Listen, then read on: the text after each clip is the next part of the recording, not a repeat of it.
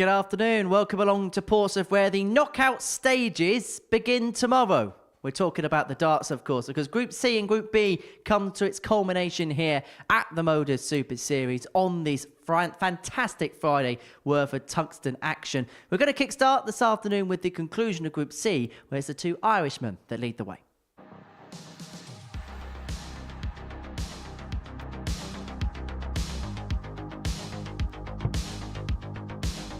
Double 16. Game shot on the full flag. Target again. 3-1 Shane McGurk. Triple 20 for double 18. Take out the opening leg in 12. Well, that's superb for Greg Ritchie. It's going to be a dart in the pool for the match. A dart in the pool for the win. 1-3-6 on McCormack. He's still on. Another one of them. He's double 8. What a way to light the spark for Killian McCormack. Well, Group C is very much up for interpretations. The two Irish players, Shane McGurk and Killian McCormack, that lead the way going into this afternoon's battles, which is going to be watched in the company of Laura Turner. Laura, great to see you again. But before we talk about this afternoon, just a couple of reflections on last night, where it's fair to say both Andy Davison and Jimmy Van Schie bounced back very well from their Group A disappointments. They're the top two. Yeah, they were the most consistent players, obviously, and they find themselves at the top of the table. The new ones coming in, they seem to struggle that bit to get going, and obviously finding themselves cut adrift quite quickly. Andy Davidson, the first time he's really tasted disappointment with the Super Series in that Group A, but we grouped very well last night. I feel like every single time we see him, we learn a lot more about him. Yeah, as we say, he's quite new to the Modus Super Series, but everything he does, he seems to be doing well. Perhaps he found himself in a tough group with Richie Burnett in Group A, but did enough to get into Group B, and like you say, he's bounced back well, and he's making the most and trying to get himself back into Saturday. Well, we're going to see that action resume from 10 o'clock this evening on the Super Series YouTube channel. However, our centre of attention this afternoon is on Group C. As I say, it's the two Irish players, Shane McGurk and Killian McCormack, that lead the way going into the final day's action. This is how the table looks. There's a couple of players just in behind, Greg Ritchie and Jensen Walker, both with 6 points respectively, while Jerome Miok is probably going to have a perfect day if he's going to make his way through to finals, whereas Bad Patel looks like he's probably going to be playing for positions on this final day. Let's have a look then at the two players and talk about those two players at the top of the table. And first of all, Shane McGurk. He won his first 4 matches yesterday, and when you break down the numbers, was the standout player of the day. Yeah, 100%. He was Mr. Consistent all day yesterday, and it's great. We spoke about Davidson and Van Schie and how they bounced back. Well, so did Shane McGurk and Killian McCormack. So it just goes to show, it's just getting into Group C. It's not always as bad as what it's made out to be in terms of the fact that only 2 go through out of 6. It's difficult, but they've really, really kind of put in the hard work yesterday. As far as Killian's concerned, he won matches in different ways. There were some really good performances in there, but there's also 1 or 2 results which he really ground out. Yeah. I mean, the key thing, obviously, is getting the points, but you'd find he'd have a match where he'd start off in absolute emphatic style, kind of go to sleep a little bit for a couple of legs, then have to really fight it back to get the points. So, again, it's just addressing those small things, because as we're getting to the business end, the pressure can start to take its toll, and you can tighten up as a dart player. And I think if that happens to McCormack, he might struggle to actually get across that finish line. There are a couple of players in the chasing pack, Jensen Walker and Greg Ritchie. They're both on 6 points going into the final day's worth of action. What would be your assessment on those pairs' days?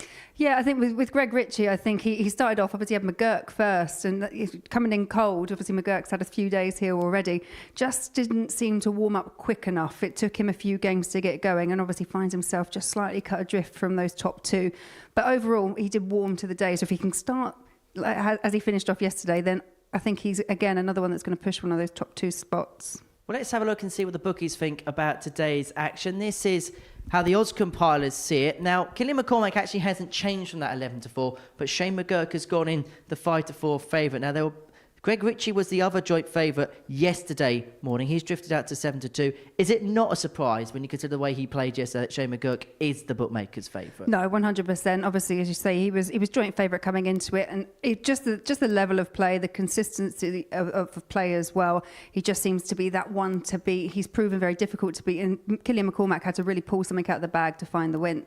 Well, it's 18+, begambleaware.org if you're going to have a flutter on the Super Series today. Right, let's get into our first game of the session. It sees Greg Ritchie in action. He kicks off the day third in the table, a couple of points off the top pair who meet in game 3 of the session, the final game of the first round of fixtures. He takes on Jerome Mioch, for which this week hasn't quite happened for him, although he did have match starts to beat Greg yesterday. Well, early on this morning, I caught up with the Scotsman to get his assessment ahead of his chance to get out the group. Greg, fair enough first day for yourself. 6 points on the board. What will be your overall assessment of proceedings? Slow start. But the game with Shane was probably my best game and I lost it. But after that, I struggled with the heat as well. But three wins out of 5, I suppose it's not too bad. Did it feel like towards the end of the day you ground out results and maybe that's what's given you the best chance today? I think so. I got scrappy after the first 2 games. Even though I lost the first 2, I still had to scrape games, not playing my best, so it's a good sign. Going into today, we've got obviously a couple of players, just a couple of points in front. What do you think the points target's going to be to get through to tomorrow? I think I'll need to win 4 today, definitely. So what was that? 16? No, is that right? No, for you it'd be 12, 14. 14. I think 14's probably the target, but just need to try and win every game. I know everyone will say that, it's a boring answer, but just try and win every game. I bet you've had the day on there, you've been able to acclimatise the conditions. Do you think you'll be better prepared, particularly with the heat? And it is also a little bit cooler here today. It is cooler today, I can feel it, but it was hot yesterday. I was sweating. God, that last game against Jerome, that was terrible for both of us. We really struggled, but I think it's better today. Is it harder to play in the heat compared to the cold? Ooh, good question. That was struggle yesterday. Definitely a struggle yesterday. That was really hot, but I think cooler's better. Well, last time we saw you get through to the finals. If you are able to get through, do you have a little bit of unfinished business with that? In the finals? Yeah. I've struggled. I've been to 2 finals nights and I've struggled both times. So if I get there, I'll need to improve big time. We wish you well, Greg. Good luck. Thank you. And Greg Ritchie's going to kick off the day's action here from the Live Lounge in Portsmouth, hoping to be here tomorrow evening to keep up a 2-2 record in terms of making it through to the Saturday night fold here at the Live Lounge. He takes on Jerome Mioch, for whom this week hasn't quite worked out as planned, but he is hoping to have a big last day, and who knows, if he can go for the card, he may put himself in the mix, but I think his priority is to have a real good day today and leave on a bit of a high. As for Greg Ritchie, qualification is the only thing on his mind. The 29-year-old from Musselburgh in Scotland, played at the UK Open, has played around the WDF and ADC circuits in recent times. Up against the 27-year-old Jerome Mioch from Culemborg in the Netherlands. Development Tour event finalist, of course, a former weekly winner here. That's Jack Garwood, your referee. And it's Laura Turner that's alongside me for all the afternoon's action. And actually, the fact that McGurk and McCormack playing game 3 adds an extra spice of importance for the first game for Greg and Jensen. 140. Yeah, it's quite an interesting dynamic, isn't it? The first round of matches. Quite interested to see that McGurk game. Will it be revenge for McGurk from yesterday, or can Killian maintain that standard of play that we saw from him? It's interesting to hear from Greg Ritchie. 140. He knows what he's got to do. Knows he's going to have to make a solid start. Well, so far, 42. so good as far as the start for Greg Ritchie is concerned. A couple of ton 40s to kickstart leg 1. He played well in his first game yesterday. The only issue he had was he ran into Shane McGurk, who played much better, averaged 92 against him, hit 3 maximums against Greg in that particular encounter. And I think maybe there was a little bit of a lag over effect in his second match, but he's got out of the gate quickly here, and he hasn't had much opposition in this opening leg. And because of that, with 64 and 2 darts left, 44. he could go down towards the 16s to set himself up on tops after 12. 57. Greg, you require 40. Yeah, can he use that? Yeah, he can. On the first leg, Greg First leg Ritchie. goes the way of Greg Ritchie. 14 darts. Much more assured start for Greg Ritchie. Second leg, it's Jerome to throw And for the first. second day running, Jerome Mioch has had a 14-darter hit against him in his first leg of the day, because Bev Patel did exactly that to him on Thursday. 43. And also, Greg may look at this as well from a legs difference point of view. If he can win this game, he began the day with a legs difference of +4, but the way that he started compared to the way Jerome started, if he can win this by a big margin, not just would it be on 8 points, but his legs difference would be superior if he wins 4-0 compared to that of McGurk and McCormack. And if he actually wins this 4-1, he'd go top of the group despite having a level legs difference because he'd won more legs compared to Shane. Although, of course, Shane would have that game in hand against Killian. 140. Yeah,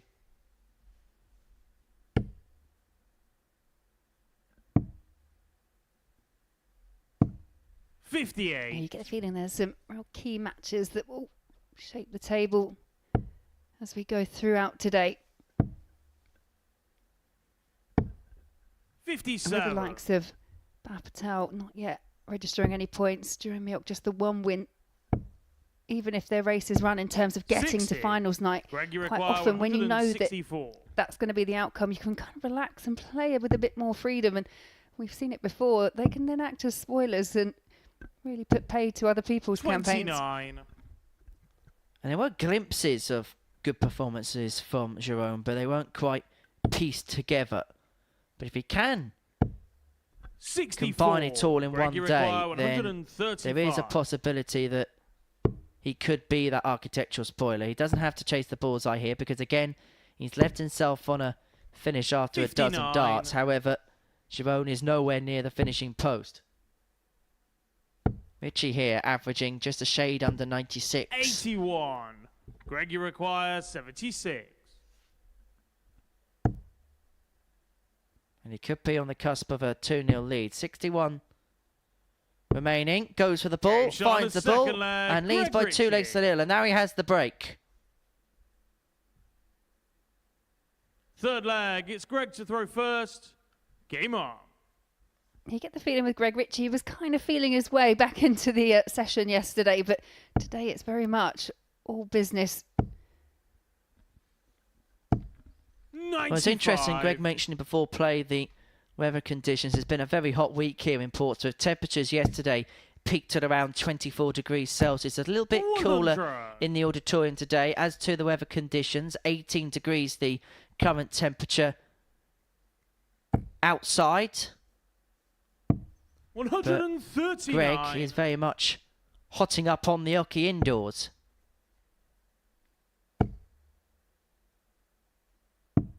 40.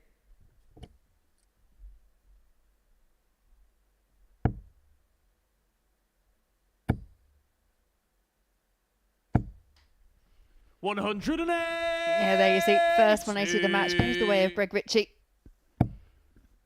Who at this present moment in 60. time is averaging Greg, you just under require 104. On for a potential 11 dart leg here to move 3-0 to the goods. If he can pin double 18, and Game Richie shot on the can. third leg, Greg Well, this Ritchie. is golden from Greg so far, and a sign of acknowledgement from his opponent, Jerome Miok, who himself Fourth really flag, hasn't been able to Jerome get to out of throw the traps. first. But Game Richie on. here, averaging just under 105, an 11 darter there, 3 out of 4 on the doubles. This is a golden performance so far. Yeah, this is kind 99. of sending out some warning signs to the rest of the field.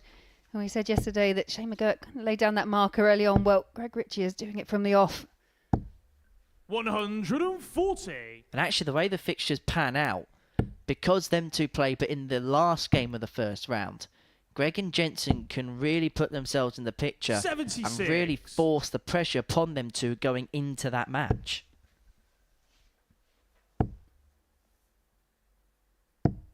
57.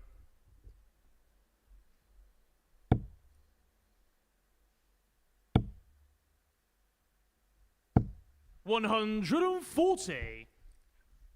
Yeah, but this is a good response here from Jerome Miok. 134.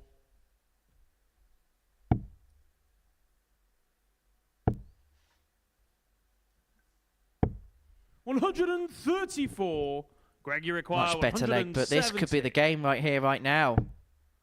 Richie isn't going to finish with the fish, and so Miok is going to get a chance here on the 52 to 54. pull one back. Drone, you require 52. Double 16. Yeah, and that's awkward the way his darts lie has to move. And just finds the wrong 36. target. Greg, you require 106. Richie found this finish yesterday. He could pin it here to win the match. And he's going to get a dart at top to do exactly that. And it would have been to a 76. kickstart of this day of a 4-0 win, but 16. Mick's going to come back with 3 more double A. He's already hit it in this leg. Can he find it a second time? Yes, is the Shot on the answer. fourth flag. Forces Drove me Richie off. to serve it out.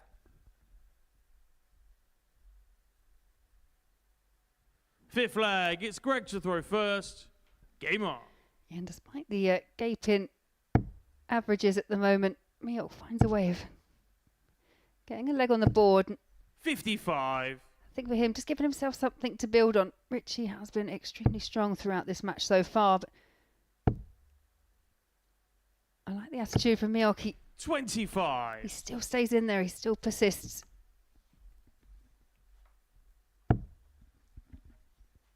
I think when you're in the position that Jerome's in, we know how good he is, just hasn't been able to show it this 42. week. You put yourself in that position, you just want to showcase the best of yourself. Not just for your doing, but also to show the selectors that, 41. okay, I haven't played my best this week, but I have still got enough to come back.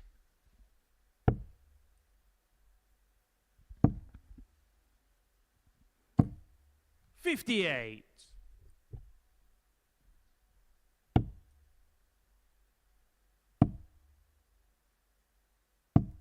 $96.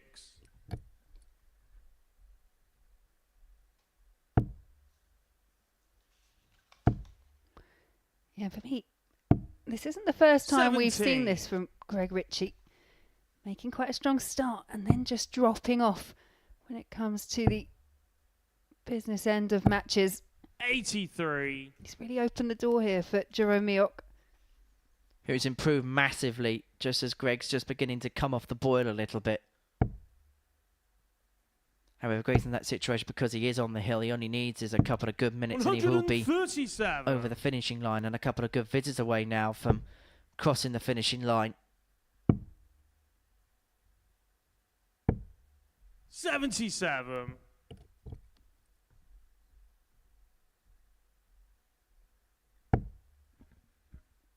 And he has got 6 here from the 192 to complete a 4-1 victory. 56. If he wins by 4 legs to 1, he will temporarily go top of the table on legs 1. He'll be on 8 points plus 7, same as Shane McGurk. But he'd have 20 legs on the board compared to the 19 59. of Shane. Greg, you require 136. Up first. Match winning opportunity for Greg Ritchie in this leg. So they go double-double. 96. Didn't pay off, Jerome, but you require he's left himself on top, so in 120. case Jerome cannot climb the ladder. Single for the double, but that first dart is awkward. It's hanging into the top left-hand corner. It's obscuring the view of the bed. Well, this would be a miracle dart at tops if he finds. 80. And he wasn't too far away, Greg, but you Richie now is require back for the 40. points. Game shot and the match. Yeah, Greg and there you Ritchie. see it. Ritchie does cross the line in the end. 4-1 win over Jerome Miok. He was threatening a ton average throughout most of that match. Greg Ritchie ends up with a 92-44, but 4 out of 6 on the outer ring, and that's good enough for any player here. Highest checkout of 87. But we'll have a quick break and do join us again when Jensen Walker takes on Bhav Patel.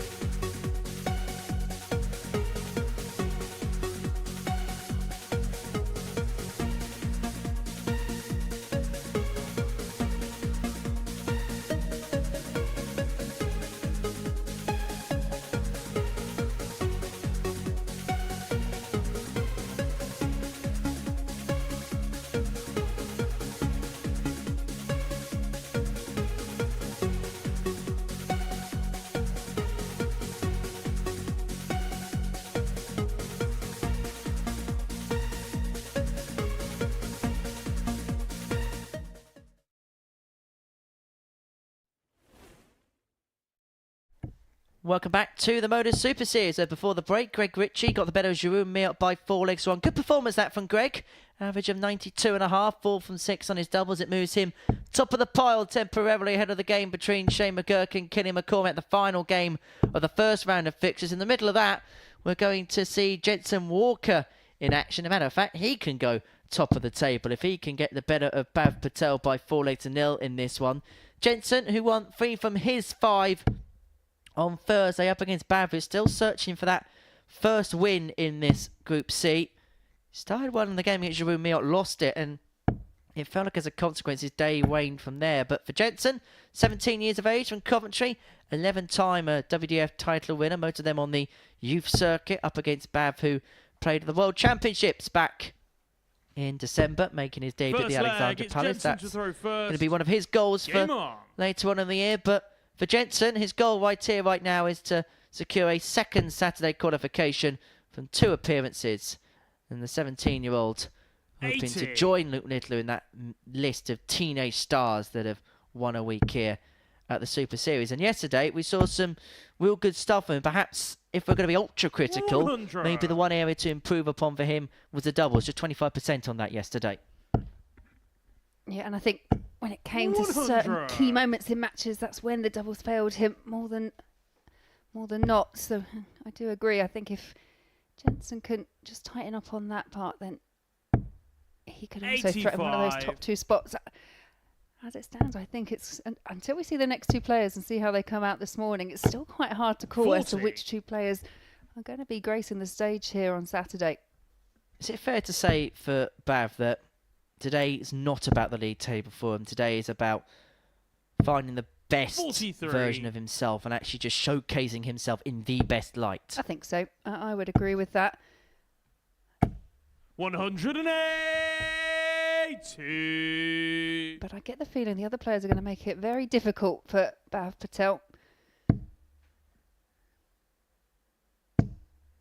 86. Jensen, you require 101.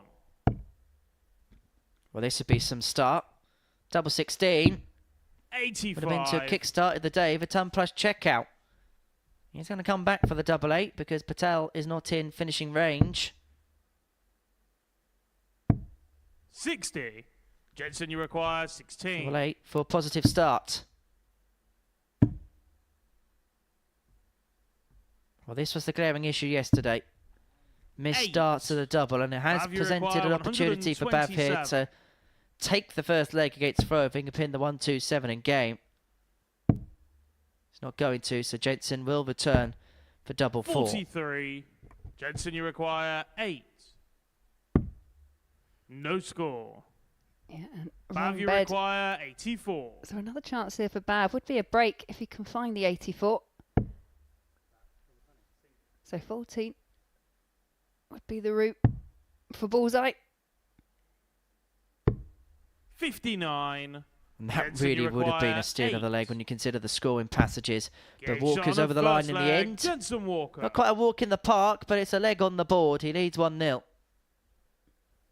Second leg. It's Bhav to throw first. Game on. Yeah, there is only so long you can rely on your strong scoring power before you really 58. have to start pinning those doubles quicker. So far, 1 from 8 and 7 missed starts and 1 leg in. 58. It was one of the themes of yesterday at times was missed doubles in clusters, and in particular legs where 99. both players missed darts in clusters.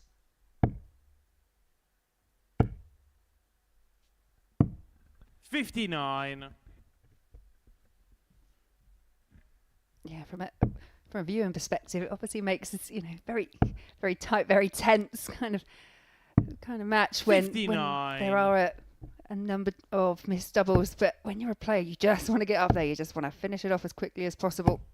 95. Just want it to be stress-free, don't you? Yeah, I've played this and watched this enough to know that stress-free is not normally something you associate with the sport. 85.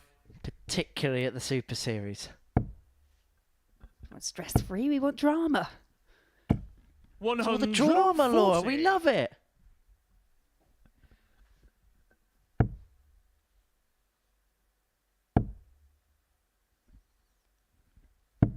And for Walker, he's not going to 32. quite get the breathing Jensen, you space they had in require the previous leg. Okay, 149. Babs left himself on 168. But Walker needed 8 darts to win that 97. first leg. He may not get that many this time round. However, he is threatening the break and a 2-zip 60. lead. And he Jensen, can you attain require it 52. if he can find this 52. He's going to get a couple in hand at double 16. And Game this shot time on the makes no second leg, mistake. Jensen Walker Walker. 2-0 to the good. And remember, if he wins this game 4-0, he will temporarily go top of the table. Third Ahead of leg, that it's meeting Jensen between to throw McGurk and first. McCormack next. Game on. Yeah, that was better. More assured from Jensen Walker on the 52 checkout. 129.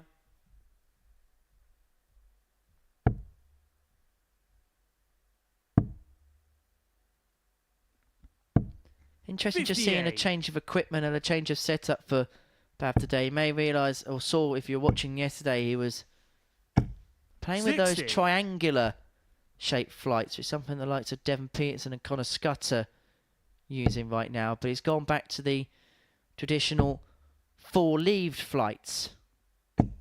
41. But looking at them, he's throwing something that we see more often, which is that moulded stem and flight combination. 140. Which feels like when you speak to enough people within the sport, a bone of conjecture, because there's some people that are massive fans of it, and there's some people that are completely the other side of the coin. 100.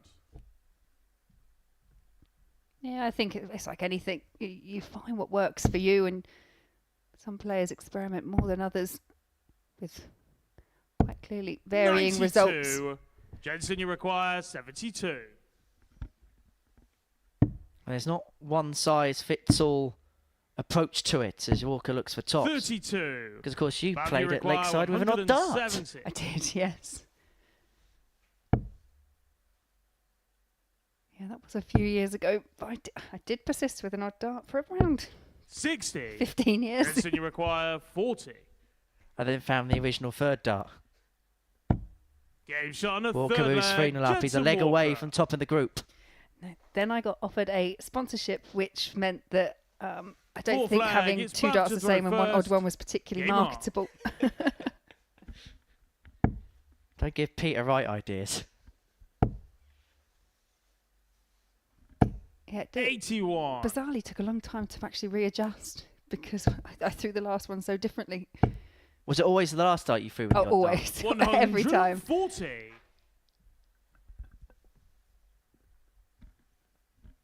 There's also players as well, isn't there, that have 3 different coloured flights and have to throw them in a certain formation. 34. Yeah, there was probably a time that I would have done that, but now, it's enough to concentrate on just playing the darts, let alone the order I'm throwing them in. The darts is hard enough. 97. Yeah, indeed it is.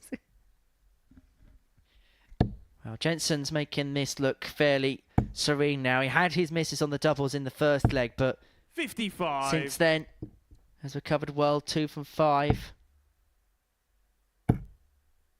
And looking as if he is 121. easing towards the finishing line. Yeah, Bav, just the one chance at a double target, and that was the bullseye. 108. But does add a 180 Jensen, you to require his stats collection in this match. 143. Oh, this would be some way to finish, but the 143 isn't going to go. But what he is going to do is leave himself on a Bab, you double after require 12, forcing Patel to 151. take this out. Yeah, not quite, but does leave himself 97. ready to pounce if Jensen, you Walker require misses. 36. 4-0 will put him top of the group. 18. But he's missed Bab, 3 you darts to require do 54. exactly that, and it gives Patel the opportunity of 54.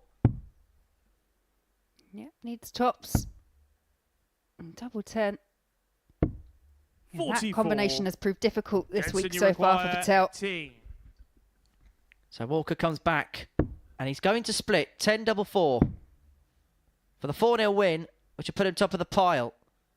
Wasn't happy with dart 1, and he goes back and readjusts. Composes himself, takes aim, 14. but cannot find that match-winning Bab, you double as of require yet. 10.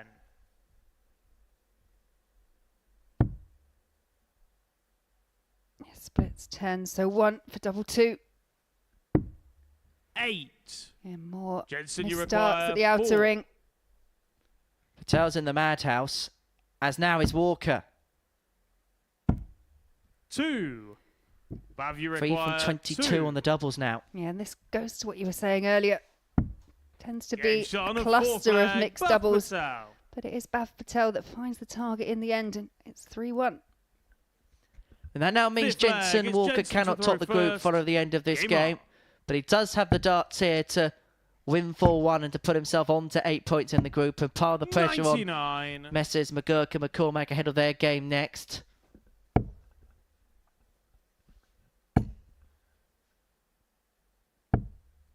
$182. Second 180 for Patel. Could that double one just be what he needed to spur him on? 57. From the smallest double on the board to the biggest visit on the board. 60.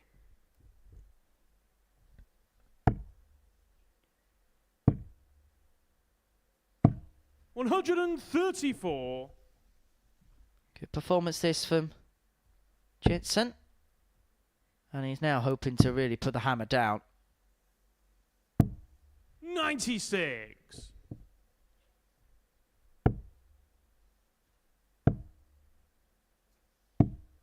$58. And it's Walker that's first down to a finish, but Patel, an opportunity here to do something much handier. 120 scored, 45 remaining. 140. Not a complete Jensen, you require disaster. We have seen 153. scores like that bust in the past. However, this could be the moment for Jensen Walker. He's not going to be on the 153, but Bav is going to have to spurn a dart here upon his return. 85. Mind in the haze, Bav, tight you moment for require him. 25.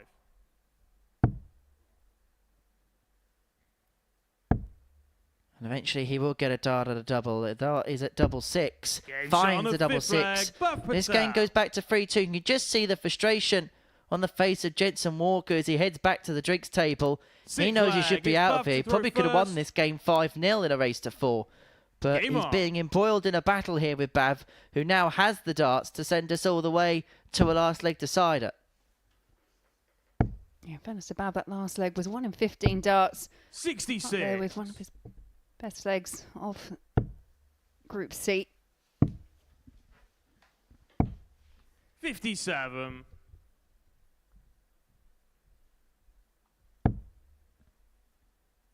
And when you look at the numerics of this contest, particularly in terms of the averages, and now only a 59. 3-point swing between the two players in that particular column, where a couple of legs ago there was a big swing. 39. Well, a bit like we saw in the opening match between Richie and Milk. It was Richie who was dominant at the beginning and then just 140. allowed Milk to start playing. Same thing's happening here. Walker, as you rightly said, could have won this 4-0 and it's given Patel the opportunity to play. 100.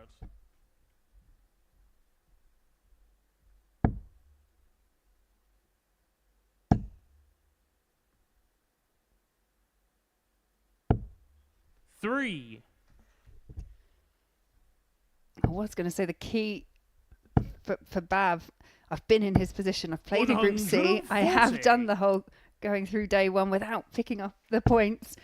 And it's holding it together. When you get close to that finish line, you really do want it.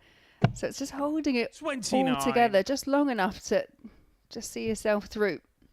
And I can imagine it becomes more desperate the longer it goes on. Yeah, 100%. 90. Luckily, I think I picked it up in the first game on the Friday, so that relaxes you. Just remember, it was you who brought it up and not I. No, it's out there for everyone to see. I've been there. I've worn the 30. T-shirt.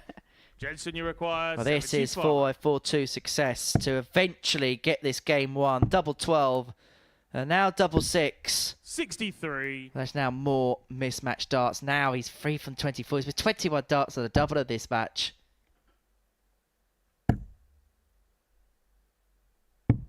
134. Jensen, you Just require found 14 to 12. leave tops. Bit of pressure on this now for Jensen Walker.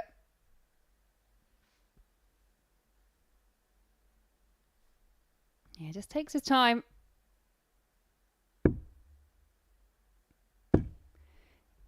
Yeah, and this time Jensen Walker, little shrug of the shoulders there as to say, where have you been for a while? Wasn't exactly a doubling masterclass, but that last one is the one that counts, and it's a 4-2 win for Walker over Bhav Patel. And there you see the averages, just shy of 78 for Walker. Bhav Patel, 72.94, but as you say, 4 from 26. We'll need to improve that, but as for that match, it goes the way of Walker. Join us after the break as Shane McGurk takes on Killian McCormack.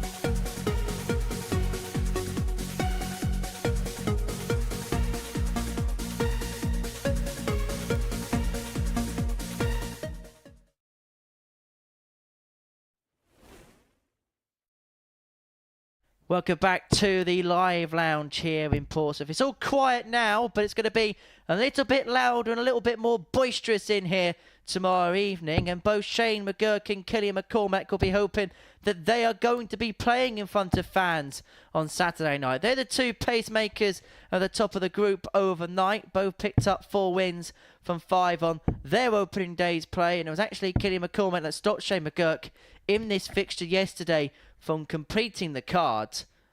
And the winner of this game will move on to 10 points to the top of the group. The loser will be stuck on 8 alongside Greg Ritchie and now Jensen Walker, who got the better of Bhav Patel by 4 legs to 2 before the break.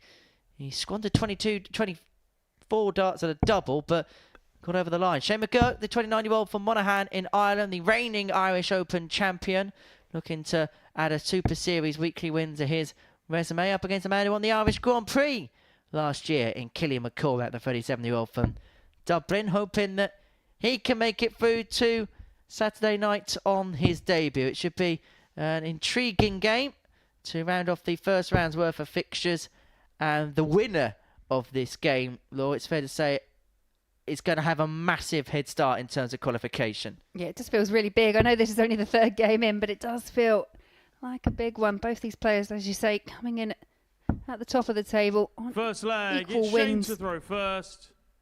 Game on. And as we said yesterday, it did go the way of Killian McCormack. It was 4-3.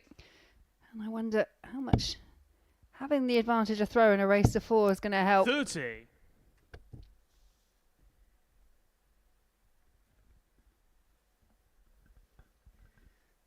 Arguably, McCormack, I felt, had a bit of a slow start yesterday. He did lose his opener 4-0 to Jensen Walker. 85. But there was no looking back after that. Just got better and better as the day went on. Yeah, his first couple of averages yesterday were below the 80 mark. 41. But after that, really did improve. His last 3 games, averages of 80, 88, and then in that game against Shane McGurk at 83 was enough to get him over the line of the last leg 100. decider, which means his average for the day, despite being level on points with Shane McGurk, was 9 points less than Shane. McGurk yesterday averaged 89.17 for the day, 100. 33% on the doubles, but Killian's big strength was his doubling. 59% on the outer ring for him yesterday. 16 hits 46. from 27 attempts, and that ultimately was what put him in the position that he's in now. Yeah, as we came into that last match, it was a case of if you give him a go at a double, he's going to get it. And he converted some big finishes in that match, 60. including that wonderful 136. He was actually 4 from 4 on the doubles in this contest yesterday against Shane, who himself was 3 from 7, which isn't bad at all. 100. But I think what we're learning about Killian is his timing is just so on point, which sometimes for a David who we don't see often 100. Killian, on a you stage require like this can sometimes be a 170. little bit off, but it's been the complete opposite for him.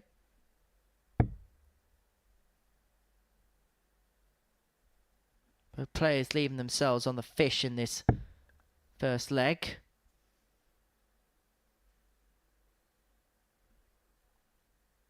He's not happy with the lie, but persevering here with 60. the treble 20, where it starts Shane, a you little bit require flat. He finds it quite hard to get 170. underneath. Very good for snacking, but not so good for finding the target if they go high. Another one of them. Leaves the bullseye. To kickstart Game with the shot on fish. first leg. What a Shane way to McGurk. begin a day for Shane McGurk. He fires in the big fish to get his opening leg on the board, Second and he leg, ignores it's the Killian to throw McCormack first. Game on. fist bump of appreciation. I will say in his defence, I think that was one of those awkward moments that no one quite knew what they were meant to do at that point. Social awkwardness 95. 101. To be fair, Killian, you're not the only person on that Super Series stage who's been refused a fist bump or a 83. handshake. I should know from experience. Thank you, Mr. Bates.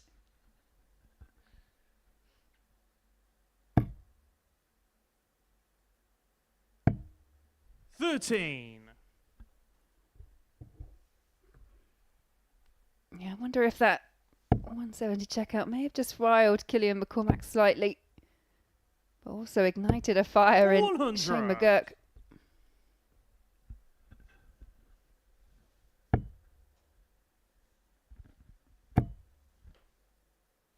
Shane is one of those players that if he builds up 99. head of speed, then he's very hard to catch, very hard to reel in. And sometimes it can just take that to spark the fire. A finish like that and then a visit like this. 140.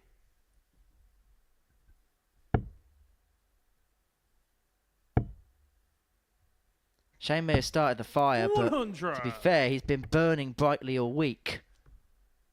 And he's now 6 darts away from opening up a 2-0 lead and getting the break of throw. Break that Killian thought he was going to have in his leisure in leg 1. 100. Yeah, it can hurt. He was sat there on 110 and could only look on as McGurk found the big fish. 125. Shane, you require 78. As Glenn Dant would say, both players on this and that finishes. And usually it's these exchanges on which a can second change the leg, direction Shane of a McGurk. match. McGurk pinning the 78 cleanly for a 14 darter and a Third 2-0 leg, it's Shane lead. to throw first. Game on. I do think actually Shane McGurk's now got the memo of just denying Killian McCormack any opportunity at a double.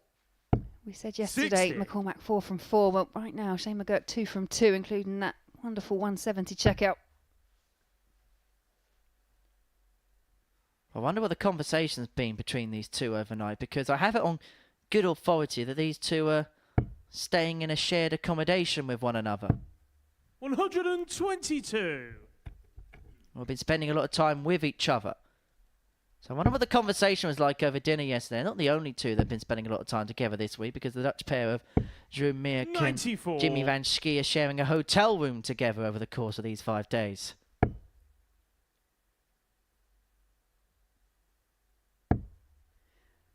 In fairness, I think their conversation would have 41. been pretty positive. Both of them found themselves equal points right at the top. McCormack may have had the bragging rights yesterday, but it was still 3-1 to McGurk. I'm sure if that came up in 96. conversation, they would have reminded each other. Feel sorry for Paul Giroud. He's probably getting his beauty sleep, and around about 2 o'clock after Jimmy van Schie finished, probably the hotel doors 57. opened. But in saying that, probably vice versa. Giroud's probably ruined Jimmy's sleep.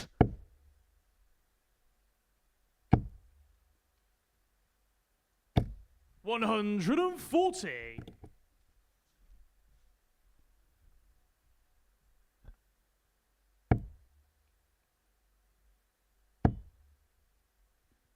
McGurk's left himself on 11 here for 3-0 lead. Already taken out the big fish in this 111. contest.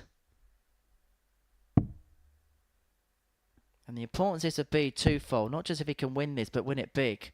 Not just would he be 2 points in front, but he can 99. really Killian, you stretch require away a lead in terms of leg 158. difference. He wins his 4-0, he'll be on 10 points plus 11 in that particular category. But McCormack is hoping to kill off them hopes. But he's not going to be able to find the 84. 158, and so McGurk's going to be Shane, back you for double require 6 for 12. 3-0.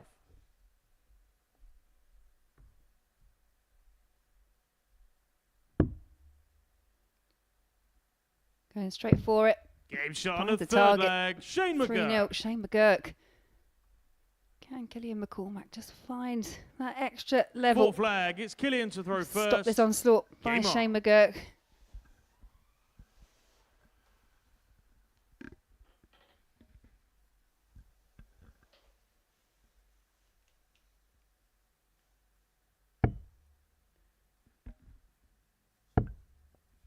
And for Killian, he must be thinking here, yes, he wants to mount the comeback charge, but 81. try and not lose heavy, because what this would do in terms of his leg difference would really put him on the back foot, because if he loses this game 4-0, he'll move on to 8 points plus 2 legs difference.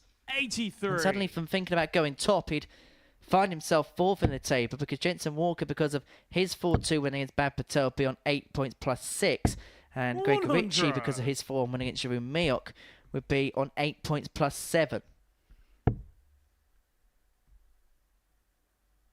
Yeah, you come in and you're kind of joint top for a second just on leg difference, and then all of a 60. sudden, just after one match, could find yourself right the way down in 4th position on the table. That is how tight it is between the top 4. I still think there's a bit of shuffling in the position 100. to happen so far throughout the day, though. Oh, it's definitely not going to stay like that, is it?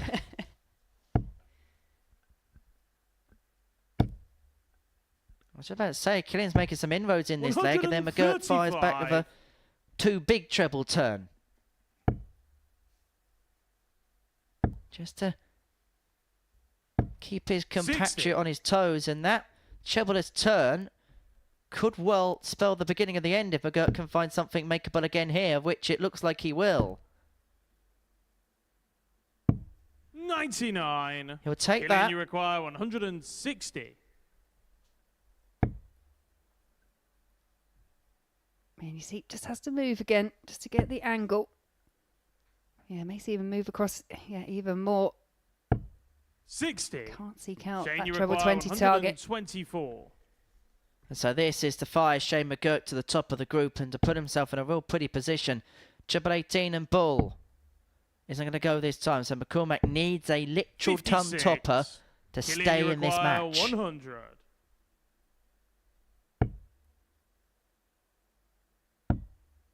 Tops.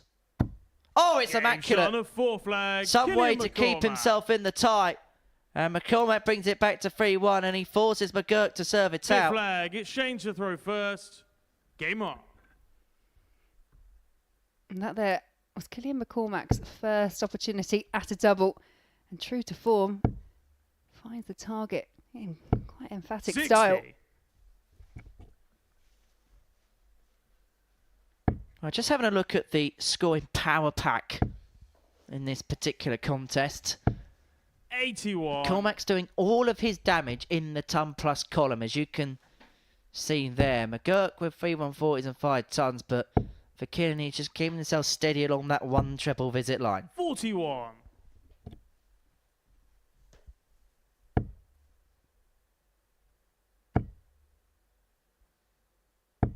$140. Oh, well, there you see a 140 column. Oh, that's got one number in it. As we said, it took a while to warm into the matches yesterday. 100.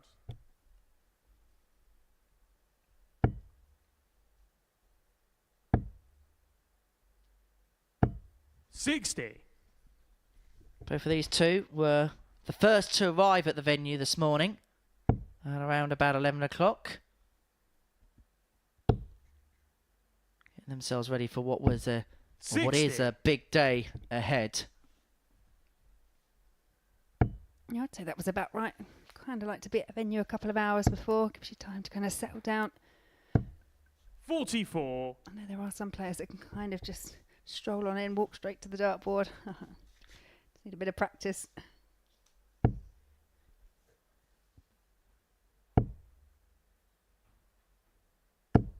McGurk's preparation was walking down the street heading into the venue by eating a croissant. Whatever goes, I suppose.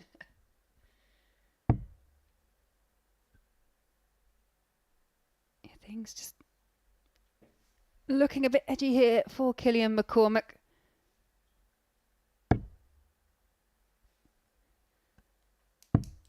Opted a switch, but Shane, you require 100. match-winning opportunity here for Shane McGurk. His opponent hit this by pinning tops. McGurk looking for just one of them. 80. He can't do so, and so presents Killian, you McCormack an require opportunity on the champagne shot to 132. stay in this match. I will say this is one of my favourite finishes.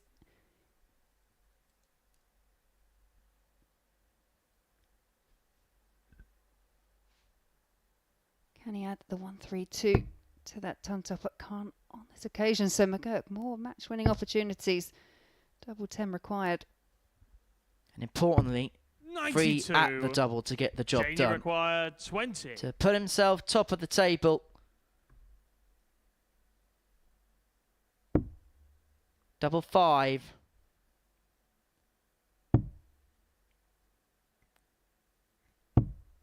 But he can't 15. find. That's now 5 you match require darts, so they're come 40. and gone for McGurk, and McCormack gets a reprieve.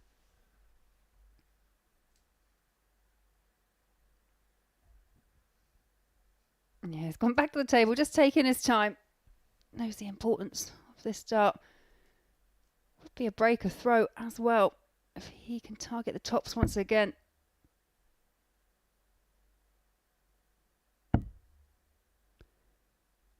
Well, over to double 10 20. and not to beat. Shane, you require And so 5. McGurk is going to get match darts number 6 and 7 in this leg to complete the job. Double 2.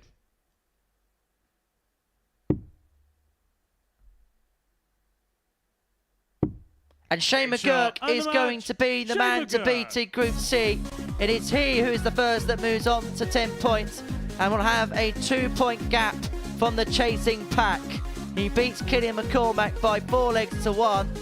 And McGurk reeling in the fish. His opponent respecting that.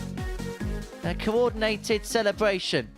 A 4-1 win for Shane McGurk, an 83 average, 4 from 11 on the doubles. The highlight the 170. McCormack had his own ton topper by pinning the tops, but it is McGurk that will pick the points up Coming up after the break, Bhav Patel takes on Greg Ritchie.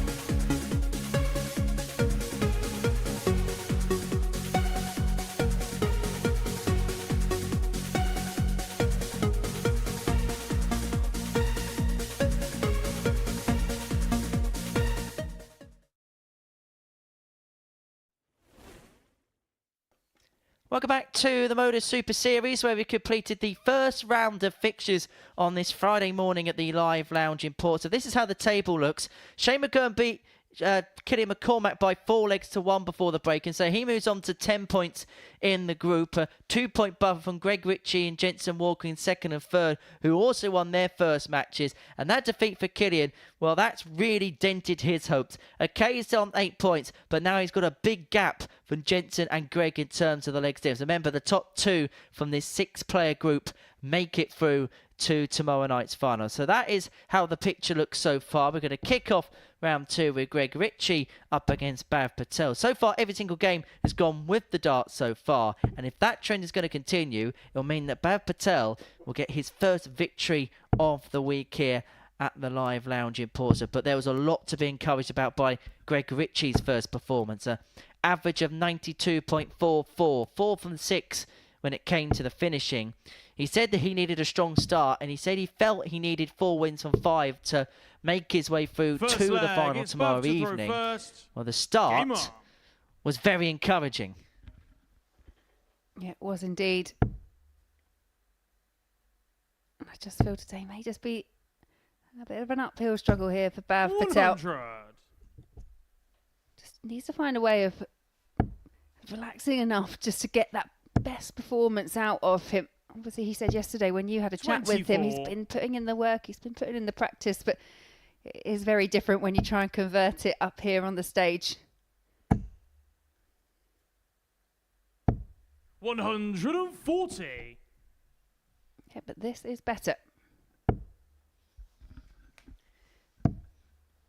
And the problem is, the longer it goes, the harder it gets for you, because you almost try too hard when you're in Bhav's position. Well, yeah, you get that kick of adrenaline, that kind of euphoric feeling like it's there, I can almost touch it. And 40. Unfortunately, that can lead to misses.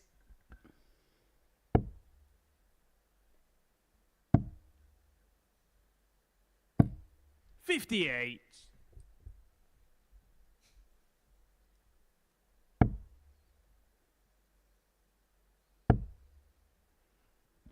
Yeah, but both Patel 100. and Jerome Milk still have a big part to play and a big part to say in the outcomes of these groups, because as Henry was explaining, it's very, very tight. 58. Very tight at the top of the table between the top four, and it could all come down to leg difference right at the very end.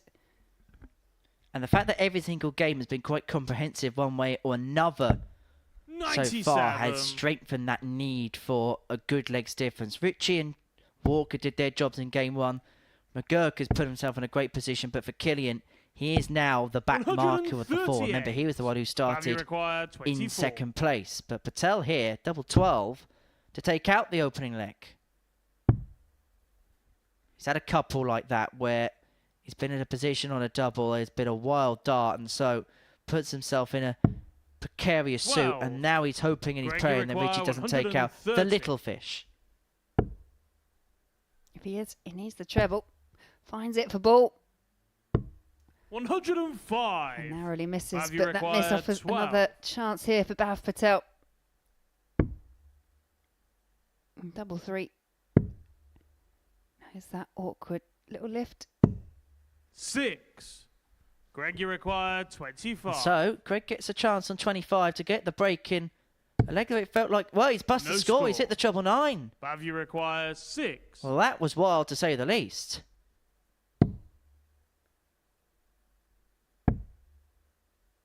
That was just about in the single one. 4. Cannot convert the madhouse, Greg, and so you require Ritchie 25. is going to go back to the start. And I'd imagine this is going to be a very safe single nut. Oh, no, it wasn't safe at all. Double 4. 17. I like the fact Have you that he required didn't 2? flinch, but that was close.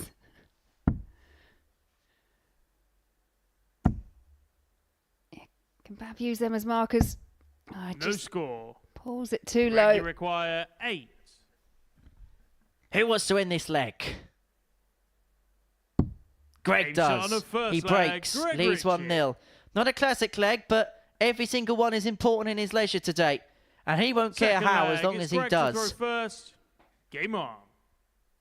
And imagine if you're the likes of, say, Jensen Walker and Killian McCormack in the back room, you were willing that double to go in for Bhav Patel because it will reduce the leg 55. difference for Greg Ritchie.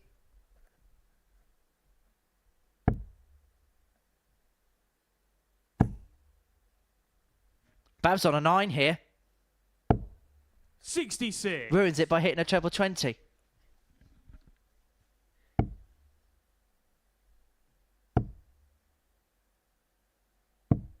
$82.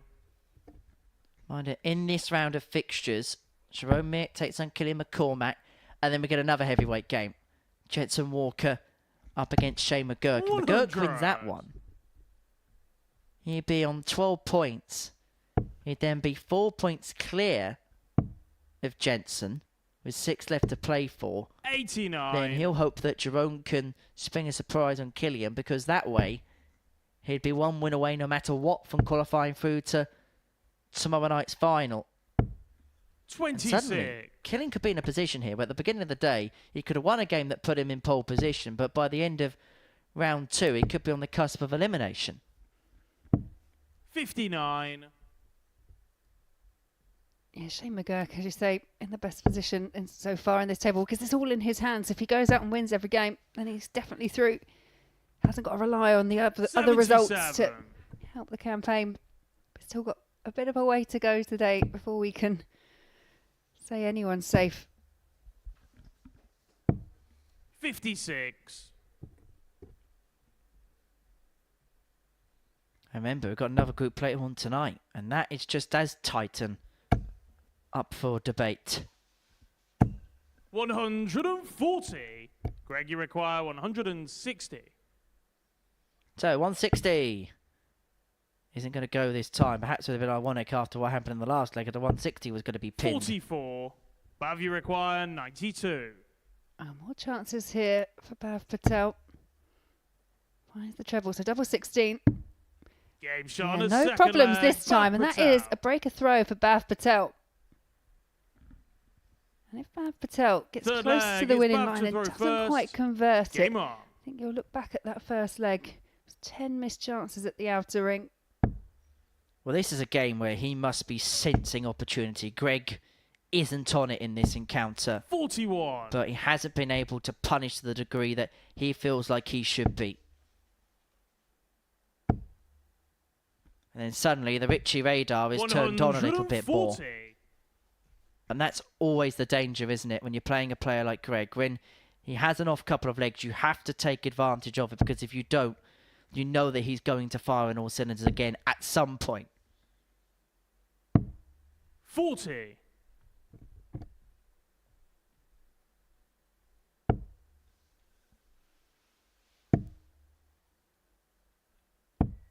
$41.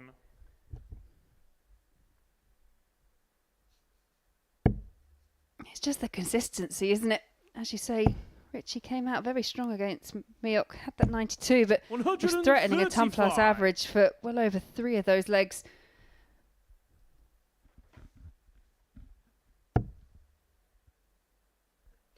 Just goes to show sometimes how quickly things can change in darts. At the end of the 119. day, the people throwing them, all human. Luckily, darts isn't an AI automated sport. Yet. Let's not head down these types of rabbit holes, Laura. Otherwise, they will replace us with computers. 177. Luckily, Bhav, you require Richie's radar's right on 160. cue. He's left himself double 12 after 12, and he is going to get a go because Patel cannot take out the 160. And this is for the break and to put himself 50. 2-1 up in a Greg, you game which require conceivably he could have been 24. 2-0 behind in. Game shot on 13 the darter, third leg. and now Greg Richie is cooking. Can Fourth you smell leg, what the it's Greg Scot to is throw cooking? first. Game on.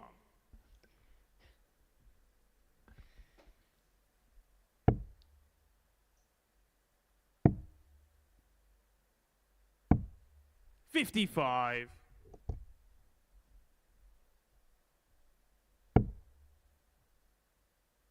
Yeah, Bhav just needs to find one of those legs that we've seen him have, anything around the 14, 99. 15 mark. That should put on a bit of pressure.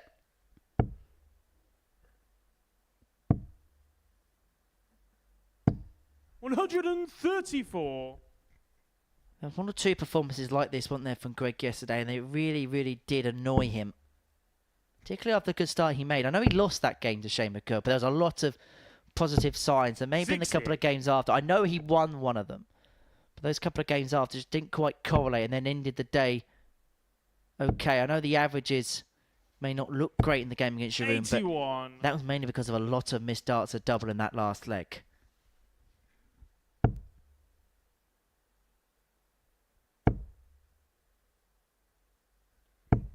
$85. I think so far Richie's just got to take that positivity that already so far better start than what he got yesterday, because he did lose his opening two. 96. Obviously, we mentioned the first one was McGurk, but the other one actually came at the hands of Gillian McCormack. He lost that 4-1. 30. Greg, you require 135. And Richie here has got 6 darts and 135 to open up a 3-1 lead, and because of that decided to start on the treble 20 bed. 89. And in the end leaves himself on a single to double combination upon his return.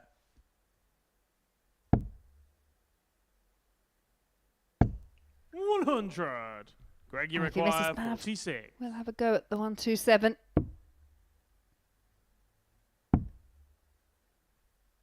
Yeah, double 9. Yeah, and finds the double 14 Good target. score. Bust the score. Bhav, you require Been 127. a few bursts, hasn't there, today?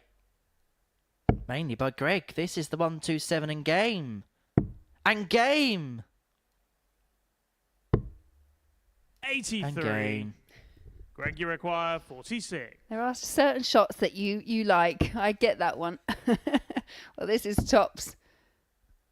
And if this goes, it'll be one that Greg Ritchie likes, but it 6. doesn't. Bhav, So you Bhav require back 44. again. Looking to go a loco down in Ocapoco. But he can't pin the 4 tops. Neither can he 24. with a double 10. Greg, you And by require 40. virtue of that, Richie is going to get his go at Game tops. And shot he on the finds full and flag, fires Greg himself Ritchie. into a 3-1 lead. 5th flag, it's Bav to throw first. Game on. And it gets to a point, doesn't it? It feels hard not to feel for Bav Patel because he's had 13 missed chances at double quite easily this scoreline, barring one 58. leg where Richie went out in 13. There really were chances for him in the match.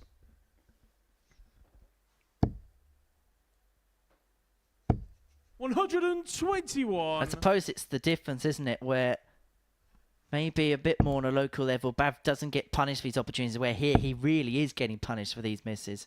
Yeah, and there's a different kind of pressure, isn't there? There's like that 81. performance pressure.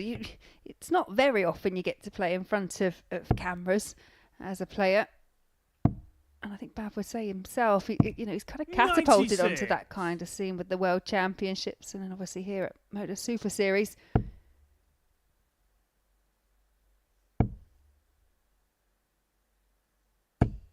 $60.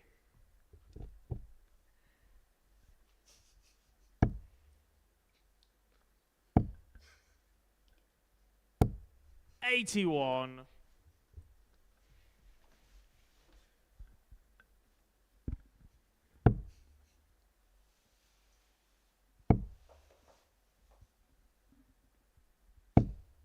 $45.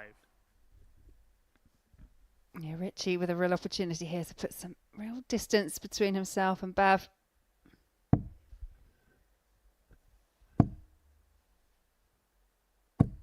$133. And now leads himself on a 2-dart to win the match. If he can actually win it in this leg, he would go temporarily top of the pile on legs 1. He'd be on 10 points plus 10, same as McGirt, but Rich, of course, of the game in hand, would have won more legs than 140. Greg, you Shane. require 70. He's doing his job so far. Assignment number 2 could be completed on tops. 35. Bav, you require opted not to move 117. Perhaps overcompensated and pulled it into the 5. So 117 here for Bav Patel. Needs treble 17. Can't find it. So Greg Ritchie will have to spurn a dart, but 35 Greg, you remaining for the require match. 35. To send himself back to the top. He said his job was to win 4 Game from shot 5, and but he's made match. it 2 from Greg 2 at the Ritchie. beginning of the day. And Greg Ritchie gets the better of Bav Patel by 4 legs to 1. Bav will feel like he has missed a bit of an opportunity there. He had the opportunity to move 2-0 up in the contest. But Ritchie reels off 4 in a row. And he moves back to the top of the group.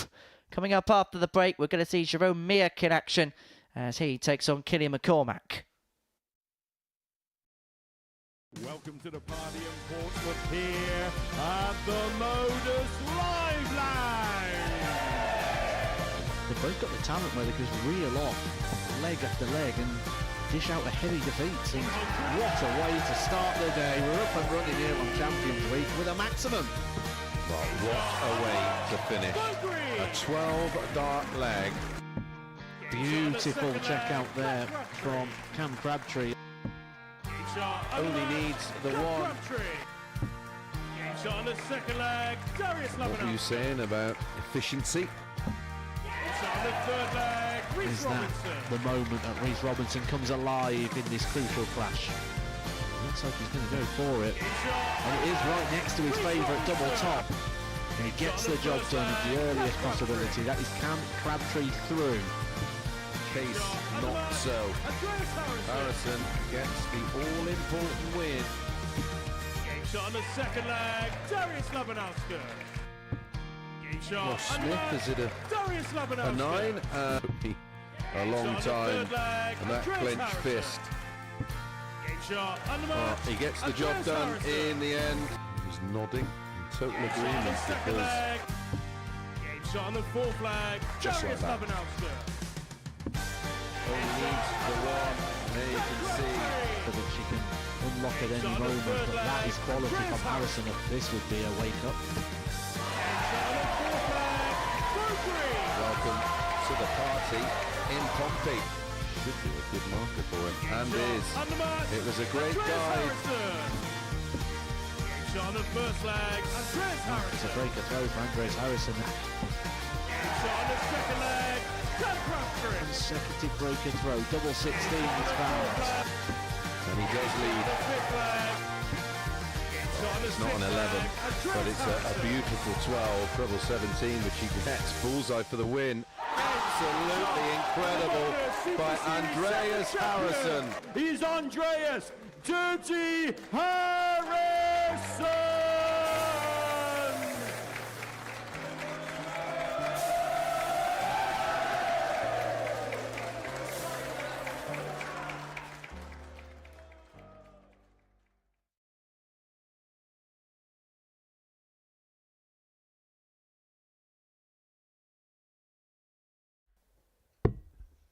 Welcome back to the Modus Super Series, where Greg Ritchie has returned to the top of the table after getting the better with Bad Patel by 4 legs to 1 before the break.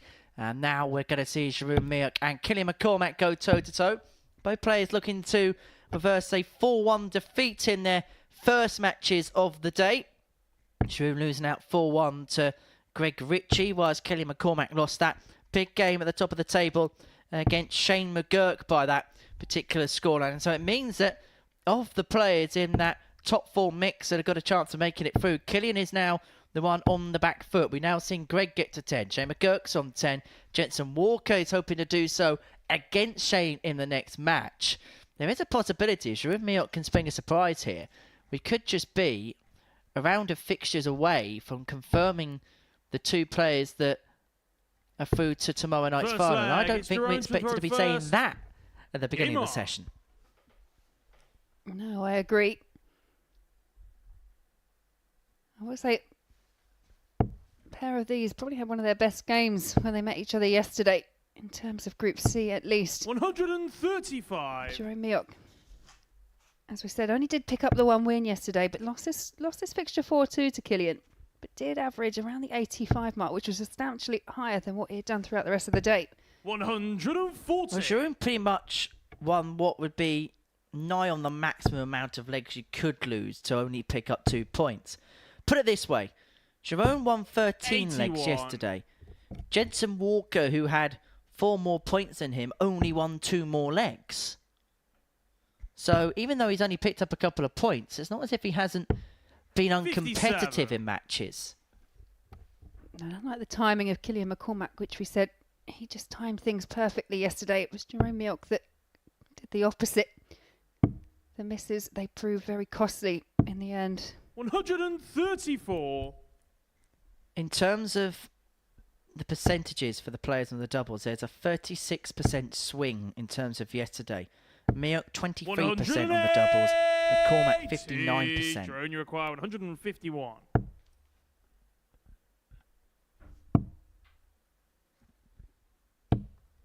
Is that going to be one of the decisive factors in this contest?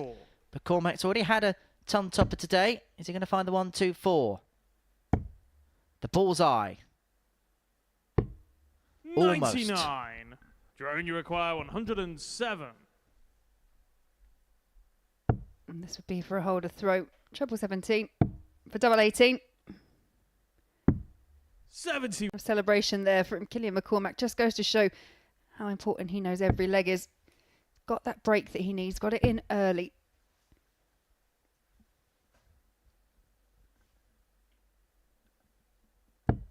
And because of the big 45. defeat in game 1, he kind of needs to reverse that here against Jeroen. 58. Can the game on 8 points plus 3. 3 legs behind Jensen Walker on that particular metric. And perhaps more pertinently, 7 legs behind the pair of McGurk 54. and Ritchie, who are the top 2. Yeah, I know you were saying the outcomes if this match went the way of 85. Jeroen Mioch, but obviously, yeah, if McCormack can win and win convincingly, again, that really does put the cat amongst the pigeons. It's everywhere. It's again becomes very tight at the top of the table. And 60. it's kind of all pressure back on the other 3.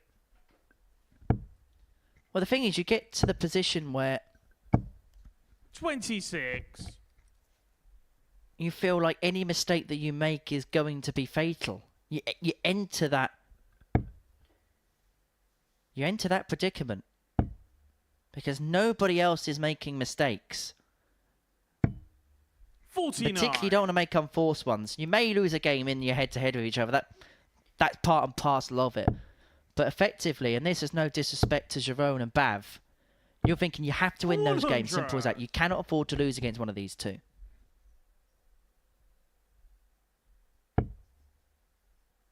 Yeah, there's an interesting dynamic, and it's something that we saw last week.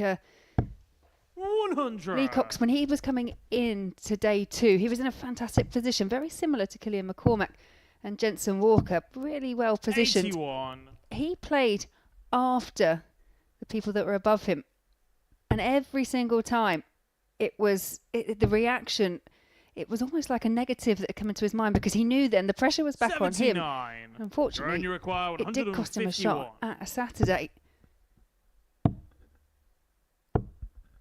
90. Yeah, arguably for me, Killian, you looking at the require fixtures, it's Jensen Walker that 114. actually has to watch what everyone else does before him. So whether having that knowledge helps or adds pressure, we will see. And I think it's very much one of those individual things as well, isn't it? Jerome looking for the 25 to leave himself 36. 8 scored, leaves himself 53, and he's not going to get a go at tops because he missed the big number. 23. A little bit of a mess of that. Killian, you require 16.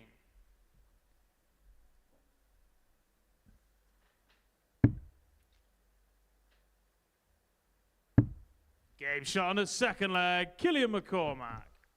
Well, I'm not sure if Miok actually meant to leave himself on 38. It was rather frustratedly thrown Third dart leg, towards it's the end, but Jerome to throw all first. academic as Game on. Killian McCormack pins the double once again and now stretches his lead to 2-0. 100.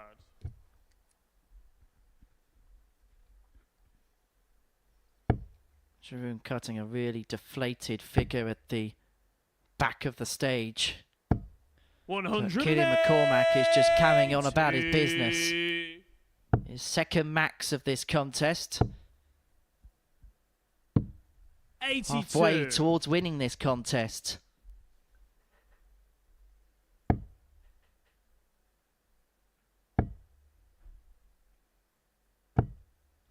$26. He very much undoes a lot of the good work he just did with the 180 there. Couldn't follow it up. 108. And Miok finds a 180 of his own. He's himself on 139 after 9. 45. Jerome, you And require perhaps for once in 139. this group, he's got a little bit of time to get a leg one. Everything else has seemingly been under pressure, but he's actually got a little bit of 43. breathing room in this particular leg.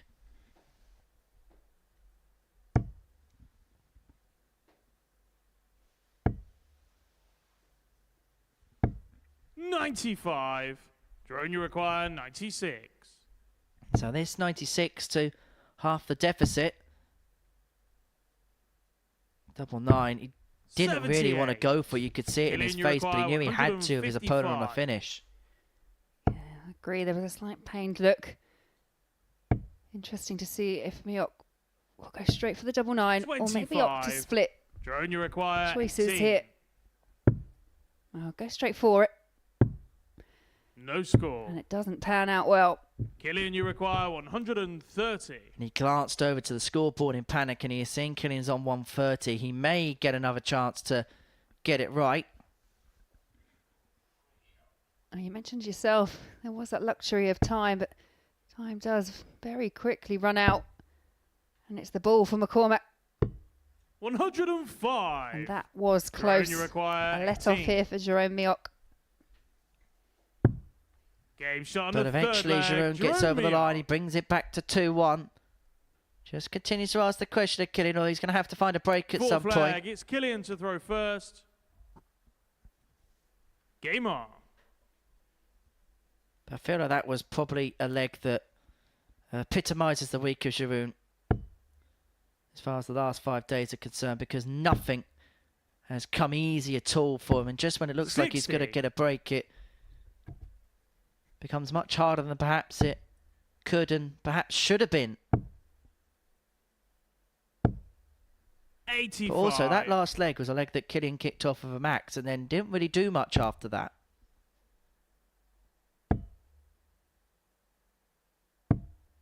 $82.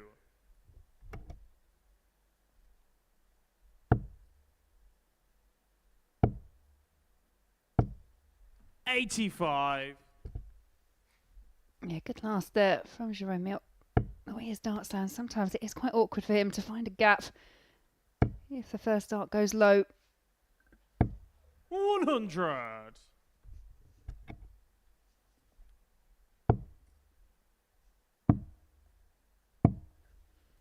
$15. Yeah, but therein is one of the problems with milk. It's when it goes off the boil, it really does go off. 59.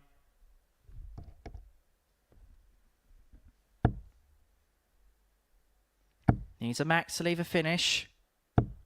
135. Able to do so presents McCormack with 6 darts here from 200 to open up a 3-1 advantage. And it looks like he is going to put massive inroads, maximum inroads into it, leaving himself on double 10 upon his return. 100. Killian, you require 20. To put himself 2 clear. Now double 5. Not to be, and so Sharoon, it may just be a dart of the ball on the back of the 81, but a chance nonetheless. No score. Jerome, you require 81. Yeah, McCormack there opting to bust the score. So he can return back to 20, but 12 here. Leaves the ball. 56. Killian, you But require not quite 20. to be, and so McCormack will come back for double 10 once again.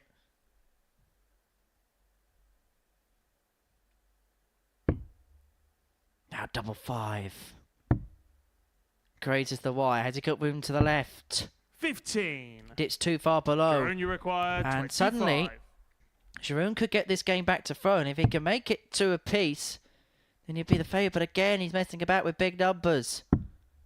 He's No messing score. about everywhere. Killian, you require 5. Yeah, once again finds the dart in the wrong bed.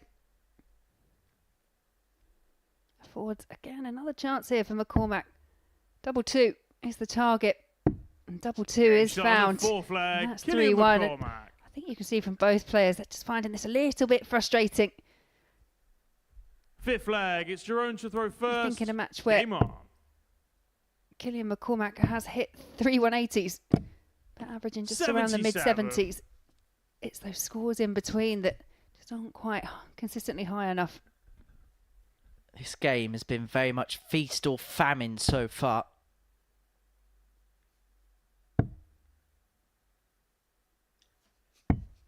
$57.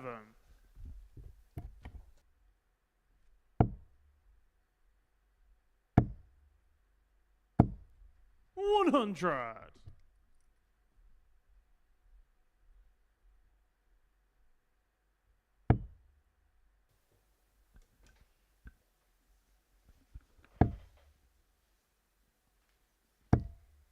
$81.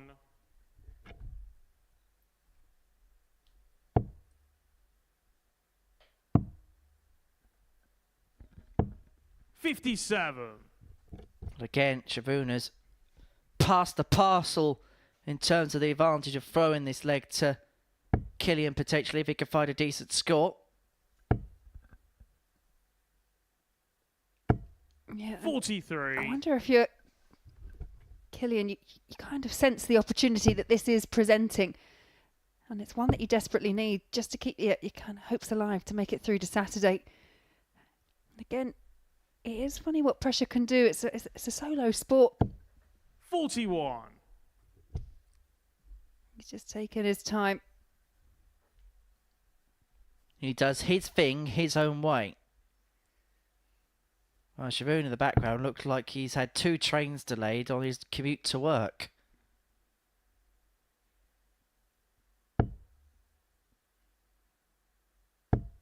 95.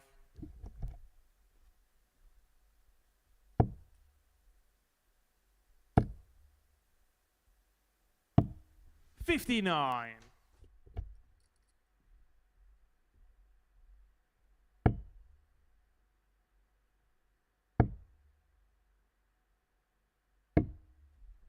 110. Jerome, you require 167. So 167 for Giroud to bring this game back to 3-2. McCormack sat on 115 for the match. 42. Killian, you require 115. And for a 4-1 win, which would wipe out what happened in game 1. And he's going to have a dart at top to do exactly that. It's a shot superb and the ending match, to the game for Killian Killian McCormack. McCormack as he reverses the 4-1 defeat to Shane McGurk with a 4-1 win against Jeroen Mioch, whom this week is becoming more and more trying for. That, the tail of the tape. McCormack finishing off with a 115 checkout. He's had a ton plus check in both the games he's played today, and he's picked up his first win of Friday. He beat Jeroen Mioch by 4 legs to 1. Coming up next is Jensen Walker against Shane McGurk.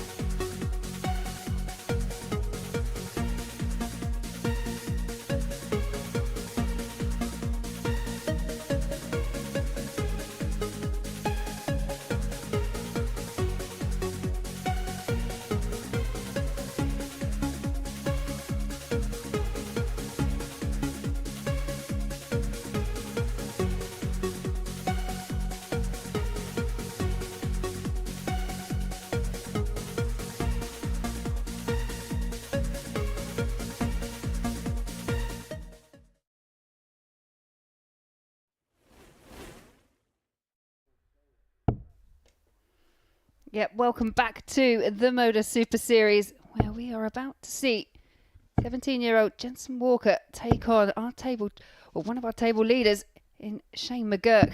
Shane McGurk, this is just his second outing, same as Jensen Walker, but does finish our second round of matches, and it really could be a match that sees the table take shape.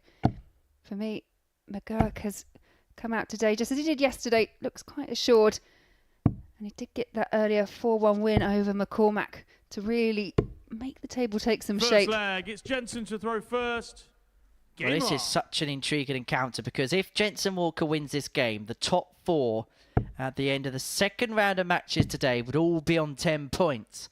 However, if Shane McGurk can win, he will open up a 2-point gap at the top of the table, and with only 3 games to go, that will feel like a big lead.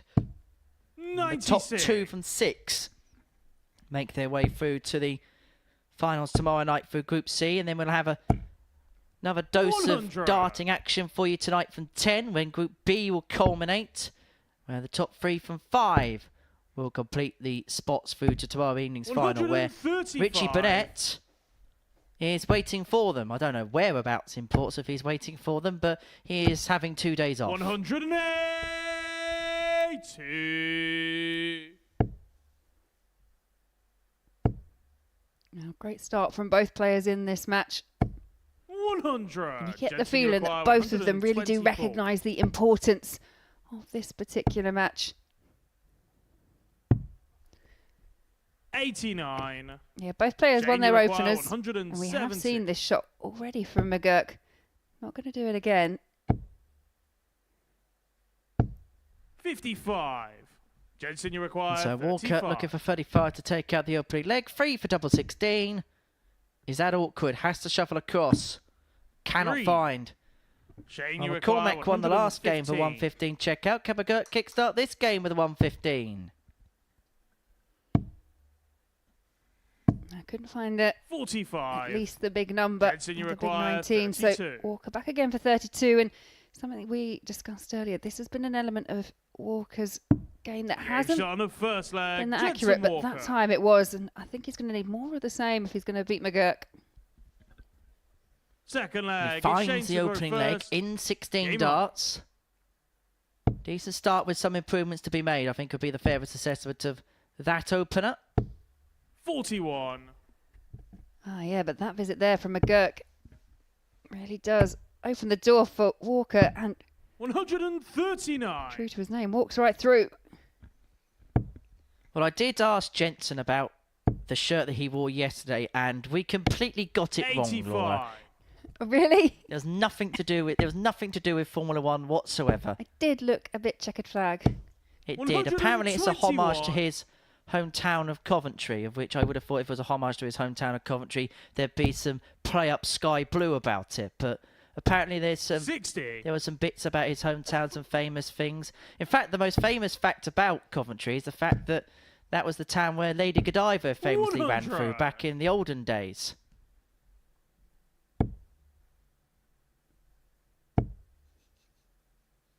I heard the M62 is a bit of a 81. delight as well. Jensen, you require 141. Yeah, spent a while in Coventry throughout lockdown, one of the venues that we 109. regularly attended.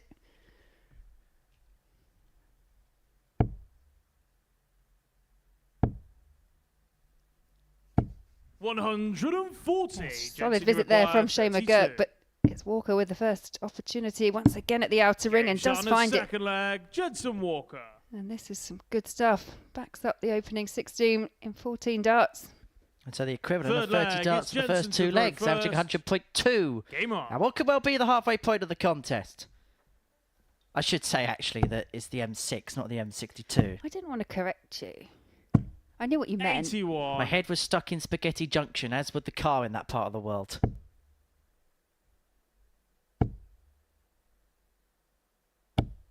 $100.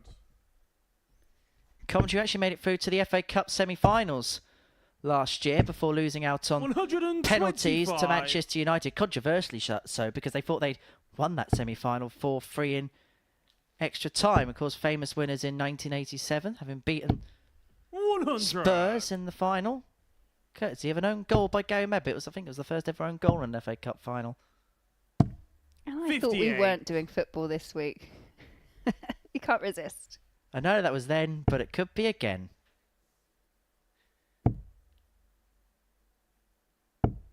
$45.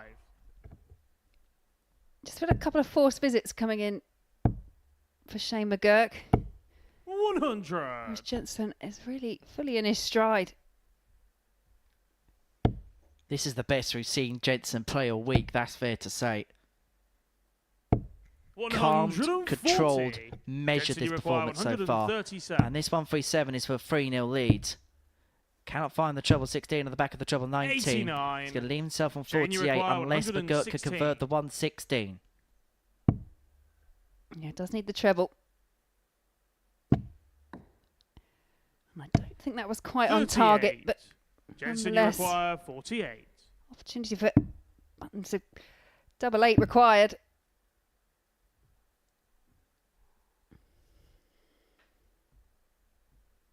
looking for a double-double here.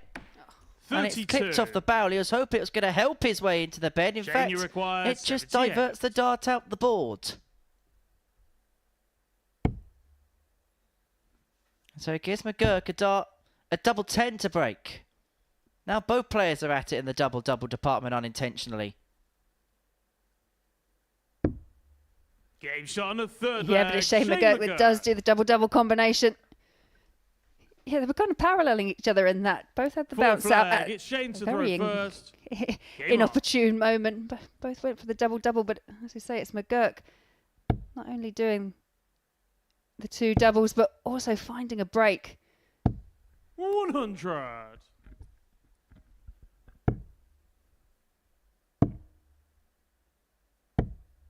$95.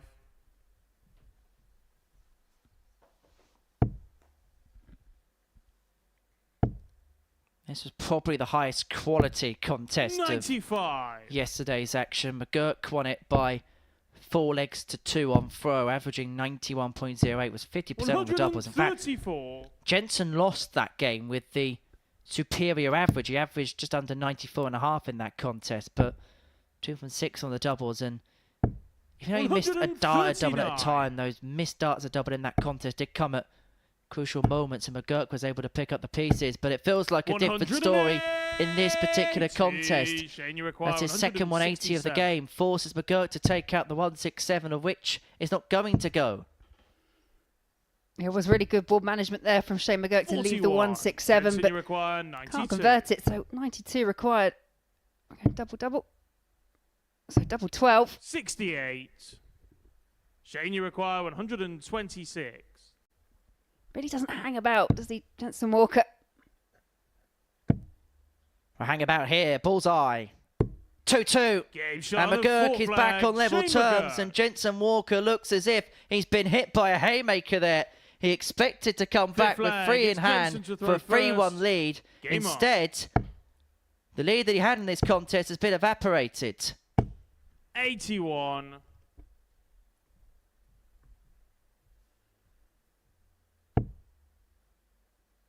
We spoke about timing and Shane McGurk yesterday. Has he timed himself to perfection here? Has he timed his run to perfection here? 96. Yeah, that 180 there would lead you to suggest he has. Again, just shoulder action, just forcing the issue ever 59. so slightly.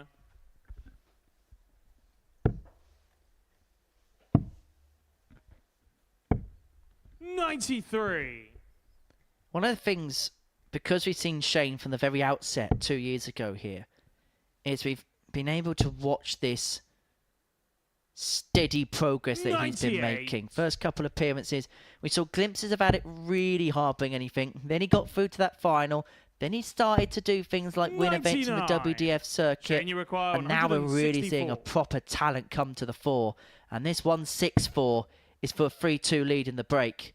He could hit Jensen Walker where it hurts again, if he could find the bullseye again, and he wasn't too far away. 139. Jensen, you require 132. Another one of those is the target. For double 16. Oh. 116. You see the disappointment in his face. But 25. that was an excellent attempt from Jensen Walker. Well, this is a proper contest now, isn't it? Both players hitting each other big, and McGurk with a 14 dart break has put himself 3-2 to the good, just when Jensen Walker had spurned an opportunity to go 3-1 up himself, and he would have had the darts for a 4-1 win, but now it's McGurk who has the throw to seal the points, which would put him on a dozen and put him in a very good suit to qualify.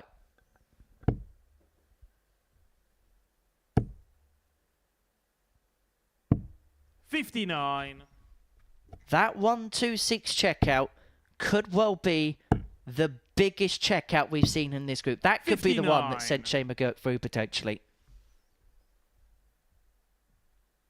Yeah, very nearly backed it up in the match with the 164.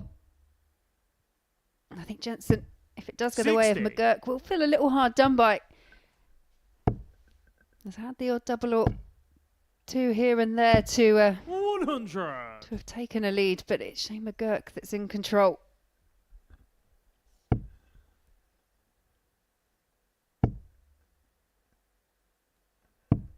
97.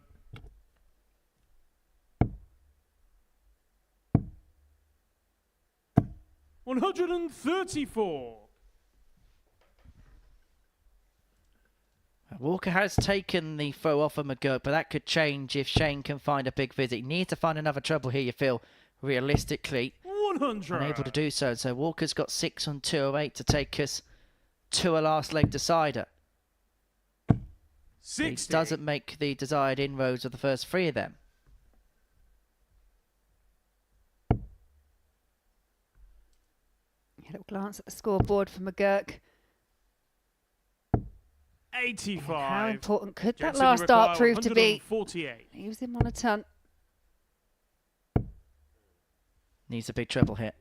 42. Unable to find it. Shane, you require And 100. from a position of 208, a couple of visits later, he's only been able to leave himself on 106. And this is to win the match. Now, that's perfectly set for the treble. And that is what he attacked. Was unable to find 60. it. And so Walker 106 Jensen, to you take us all the require way. 106. Oh, Jensen Walker narrowly missed the 132 attempt. Can he convert? 106. Just taking a break. Big dart. Needs chops. 86. Just drags it a bit low. Shane, you See the require disappointment 40. there. And so Shane McGurk steps up for tops to move on to 12 points. And Big he shot and the is match. in cruise Shane McGurk. control of this group now. He puts himself 2 points clear at the top of the table. He finds himself 4 clear of Jensen Walker now. And Shane McGurk, more relieved than anything else to get over the line. He had to survive dart to go 3-1 down in that contest and then pin that 1-2-6 to make it 2 apiece. From that point onwards, he dominated the game. He wins 4-2, and once again, for the second day in succession, Jensen Walker has averaged 94 against Shane McGurk and has lost by 4 legs to 2. Well, that rounds off round 2 of our day. We're going to kickstart round 3 with Killian McCormack up against Bhav Patel.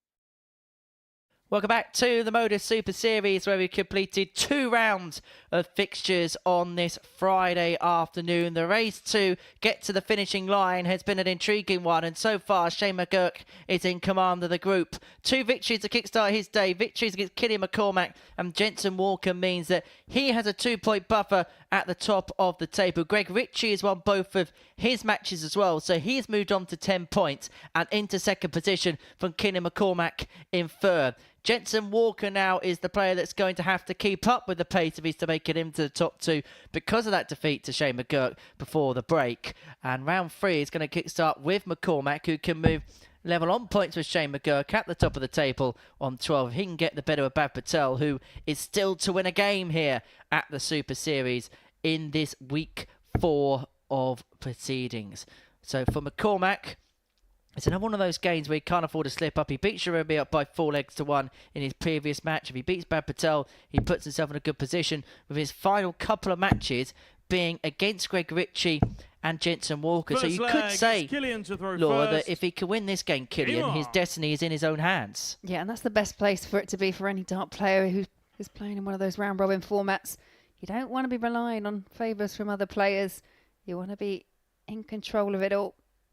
Very much in control of the hands of Shane McGurk now, after that very solid victory over Jensen Walker.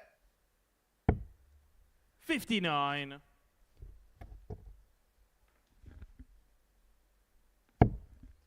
Don't forget, of course, you can get in contact with us here at the Super Series, courtesy of our social media channels. 99. We are at MSS Darts on Facebook, X and Instagram. And if you are subscribed to the Super Series YouTube channel, such as 46.2 thousand of you are, then you can get in contact with us via the chat room.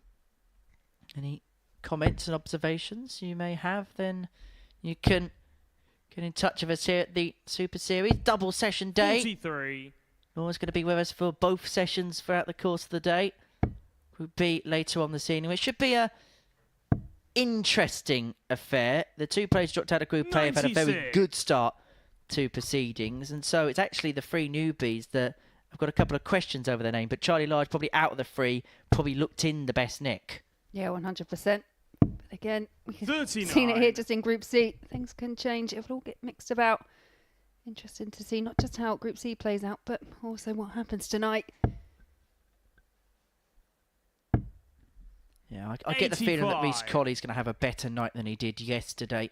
I don't think you'll see him stuck on 2 points for too long, but we'll find out the answer to those questions from 10 o'clock this evening on the Super Series YouTube channel, as McCormack has a bit of daylight here to take out this first leg. He's got at least 6 here from 161 to take the opening chalk on the board. And again, going back to that dynamic of the legs difference, Killian, and this is no disrespect to Bab because of the week he's had so far, Killian will feel this is a game where not just 22. should he win, but he's got an opportunity possibly to bolster that legs difference as well. Well, yeah, you just have to look at the result yesterday.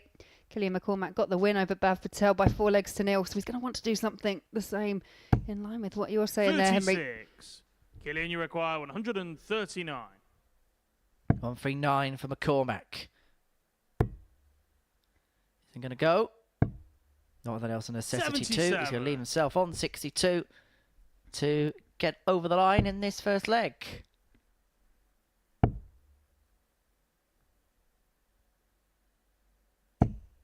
$43. Killian, you require 62. Single for double 16. Game shot on the very well first taken. leg. Killian McCormack. It really has become a feature of Killian McCormack's game. Leave him a double. Second leg. It's Bav to throw first. 59% of the on. time so far, based on yesterday, he will hit it. Which means just don't give him a chance. Just don't give him a chance. 140. Effectively, what you're saying is if he's on a combination like 46 where it's a single to a double, he's going to win the leg. That is effectively what we're saying. Well, yesterday, when he did beat Bab Patel 4-0, he was 4 from 5. 140. Up at 80% for that. He had a couple of games like that because he had that match as well, didn't he, against Shane McGurk, where he was 4 from 4 on the outer ring. Already as well today, a couple of top plus finishes, and both of them have come at crucial times as well. The 115 in particular against Sharoon Mir. Just when it looked like Sharoon could have found a route into the game, it kind of just 83. stemmed the tide of that particular contest.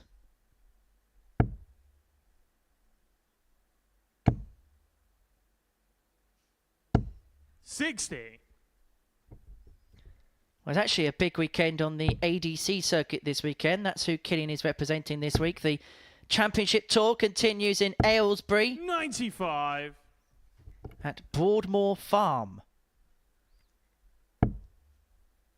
4 more events to take place over the course of the weekend. The top 8 players in that particular 45. order will play in a Championship Tour finals here at the Live Lounge in the autumn. The top 4 will also get a spot of that Global Championship competition, which takes place at the end of the year. Killian McCormack could be hoping to qualify through the Irish qualification criteria for that particular event. There is a Irish qualifier for that particular event, which takes place in December. But for McCormack, his eyes is on qualifying for Saturday night, and he's looking at a double 12 here to open up a 2-0 lead and a 14 dart to the boot. McCormack.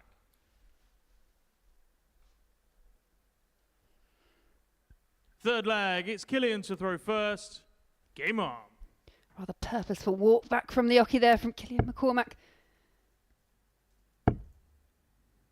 So you can, 85. if you're playing Group A, you do have the luxury of relaxing into the atmosphere here at the Super Series. Get used to the setup, get used to the stage, the cameras. But this really is last chance saloon. 108. Bad Patel finds a 180. Well, that part of his game hasn't been too bad. 83.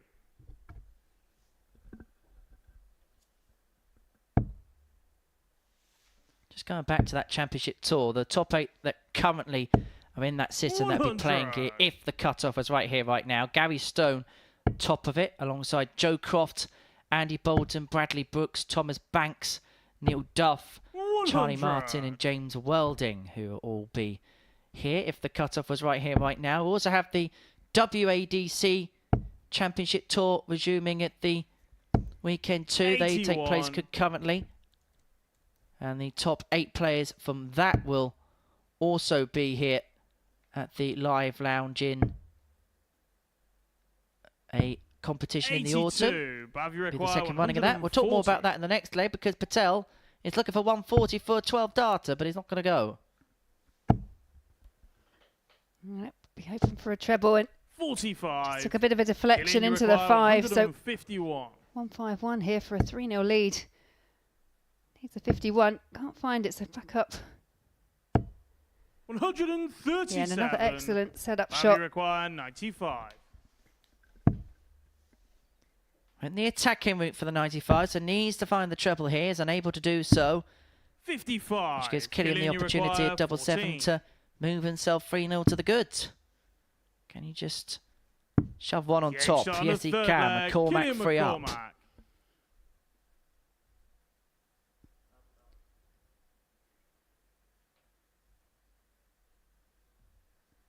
Fourth flag, it's Come Bav to back throw to that first. Game WADC on.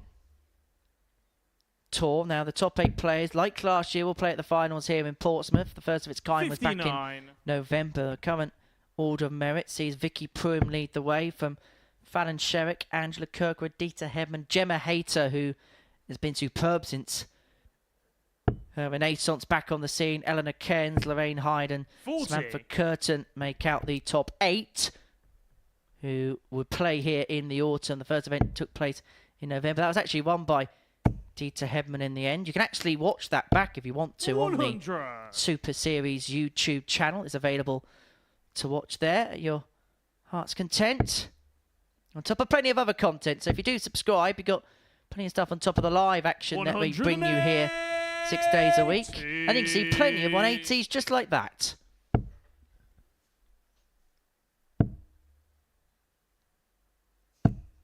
$58. Yeah, as soon as you feel that Bav Patel is just getting himself into a position where he's going to pick up another leg or two.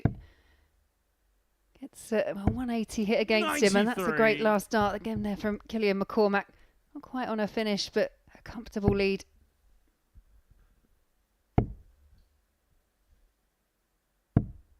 59. 6 starts from here for McCormack to get over the line. He may only need 4 here. 100. That's his second max of the match, second in 3 visits. He's left himself on a double after 12 to see a 4-0 win, which will put him on to 12 points. 100. Killing, you require 8. This has been a really good display from Killian McCormack. But can he bring the curtain down on it? The Madhouse. 6. No. Bav, you require 125. Way through on this occasion. There was a hesitance there from McCormack. Not sure he really wanted to go for that double one, but that is the target that's left for him now. 99. Killing, you require 2. Double one. 4-0 to and the McCormack, match, and Killian he is going to move level on points with Shane McGurk at the top of the table. He beats Bav Patel by 4 legs to 0. A good performance. The average just dovetails a little bit in the end because of a couple of missed darts at the double. But all in all, he'll be happy enough with that performance. 88.5 the average. A couple of maxis in there. 4 from 9 on the doubles as well. And so next up for us, a massive game, a big game, a must-win game for Jensen Walker as he takes on Greg Ritchie. Ritchie wins, he moves on to 12 points, and Walker is pretty much out of the equation.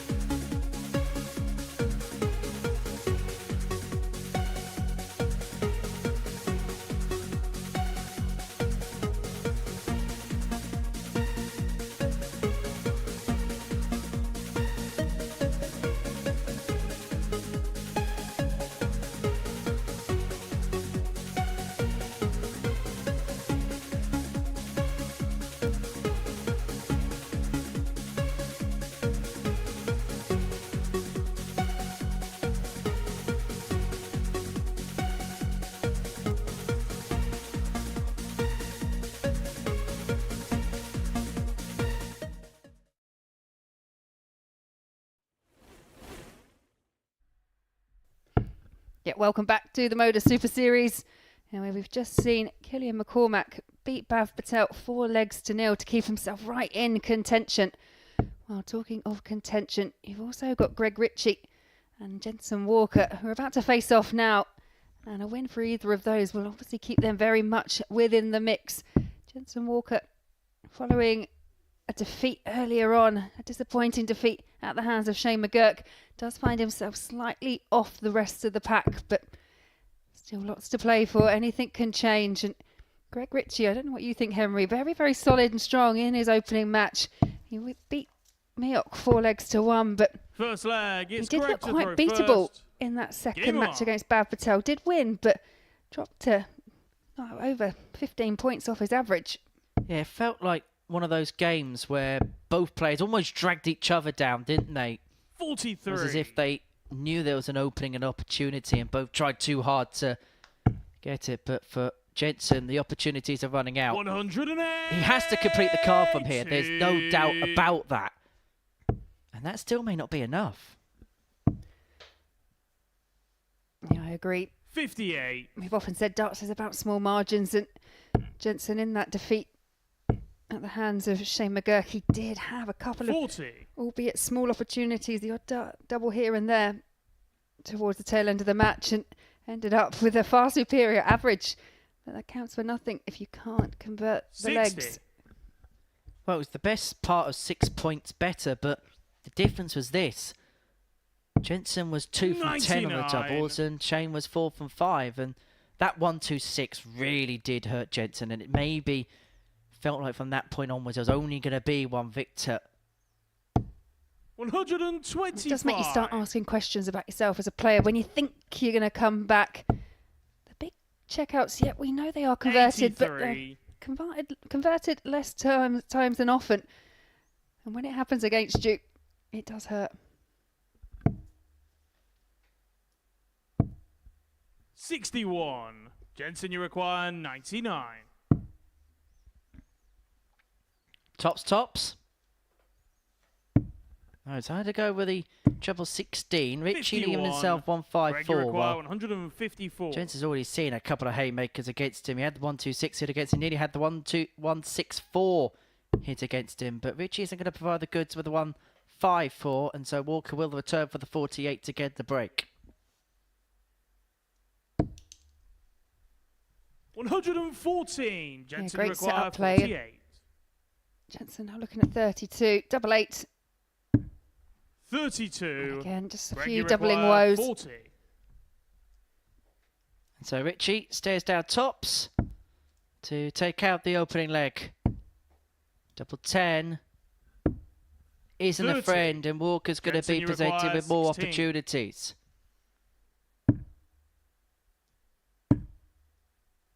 Is that awkward?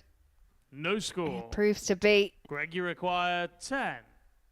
So although this is just a holder throw for Greg Ritchie, it was Walker that was down to the double first. It will feel like a Game break, start and on he does first find the leg. target. Greg Ritchie. I want to go back to that Johnson Walker visit where he had 80 left with two Second darts in his leg. hand. It's Jensen to throw first. Obviously has a preference Game for the on. 32-16 segment of the board, which a lot of players have, but I'd argue that perhaps going the treble 20 or tops route, 134. you may not have had to have spurned that one dart, and obviously ended up costing him despite the additional chances he had in the match. 55. And they're the small things that over time he's going to learn. I actually think the biggest compliment we can pay Jensen here is we haven't spoken about his age. 96. And usually we do a lot with young players, but we haven't really spoken about the fact he's only 17, which perhaps tells you that he's very wise beyond his years, because I think at that age, when you're not talking about his 100. age, I think is a real compliment. Yeah, we're just talking about his darts because they do most of the talking for him, and like I say, he's just been desperately unlucky that 29. when the doubles haven't gone, I think you mentioned it before, you used the word cluster, and I think that's what's happened to a few players, is it's not just missing the one dart, it's 3 darts, 6 darts, 9 darts at the outer ring, and 46. also starts to kind of play on your mind after a while, that when you start missing, it can be quite contagious. 140.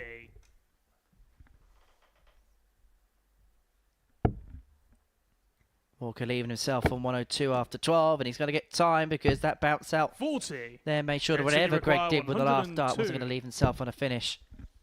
So time on his side, we'll go treble 14 for tops, and then he'll go 67. wild with the last dart. Goes wild in aisle 5. It's like something out of Dale's supermarket sweep. It's Rylands now. 59. Imagine you Jensen, dashing around with a little require trolley. 35. With the inflatable banana, double 16. Game shot Well, on the Jensen could second hear the leg. beep Jensen of dart Walker. too, and he's thinking about the fun that he could be having if he can get on a Saturday night streak. Third leg. It's Greg to throw first. Game on.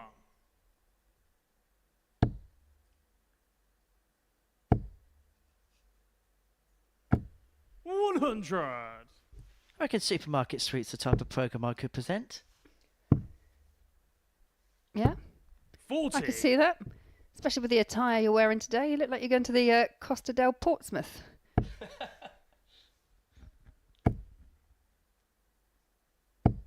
$180. Richie, Max, he'll be hoping that he's spending his Saturday afternoon down the seafront and then his Saturday evening here at the Live Lounge.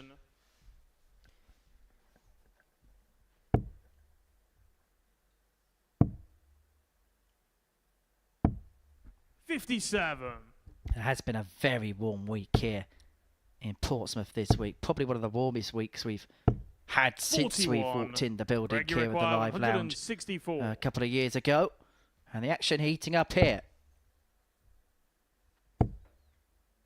Richie doing the right thing, setting up from that 124. point.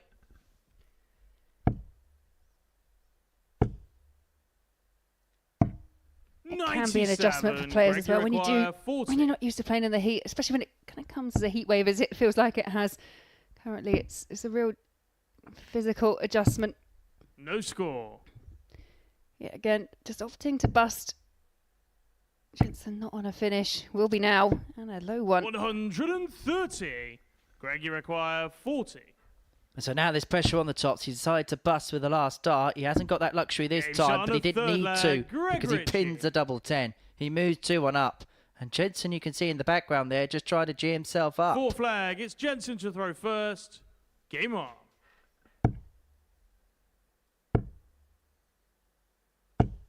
$85.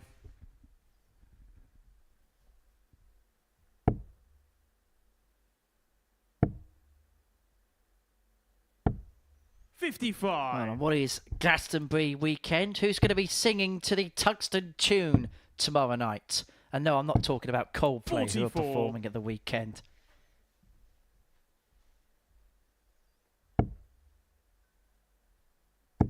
Yeah, not the first time they've headlined at Glasgow. 120. Could be an opportunity for a first-time headliner here at the Super Series. 134. And before you ask, no, there's no musical tribute act that comes with tomorrow night's ticket, which is perhaps a good thing. 91. Yeah, I'm not sure kind of darts meets kind of some kind of 134. tribute karaoke time act. I don't think that's, is it something to be considered perhaps? I don't know. Well, there has been exhibitions before where out in Europe where they actually have a live band that performs the walk-on songs. 90. Yeah, that's quite Jensen, cool. you require 104. 16 routes for the 104. Now, many say this is the approved route because a miss either side will guarantee that you're going to be on a finish after dart 1 no matter what. 48. Greg, you require 145. Yeah, and he kind of blocked that treble. Perhaps had some other options on 72, but opted to stay. So we'll be back for 56. 33. Jensen, you require 56. It's tops. It's Game's on 2-2. a fourth flag. A Jensen clinical Walker. clean kill of the 56. And this is a big best of 3 for the pair. For Greg, he Fifth wins flag this. is Greg to We throw have a first. three-way tie at the top of Game the on. table. If Jensen wins this, then you've got two players who could really stretch themselves clear, stretch themselves through. And actually, it would put 44. McGurk and McCormack, because of the way the fixtures pan out, both a win away. Because Killian plays Greg and 99. Shane McGurk plays Jeroen Miok.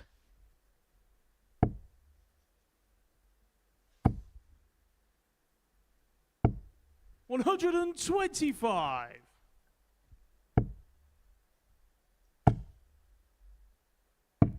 $137. Really has been a competitive fixture.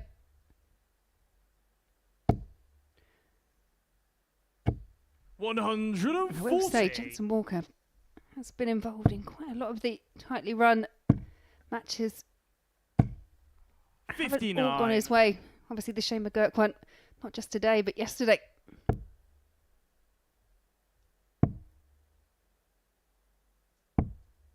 $22.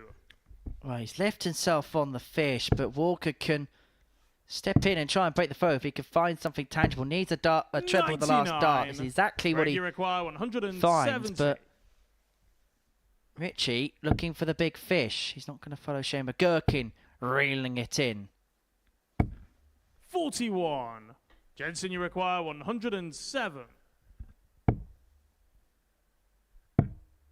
Treble 17 would have left 36. 83. Does Greg, adjust you well to require leave 24, but 129. chance here for Greg Ritchie. 129.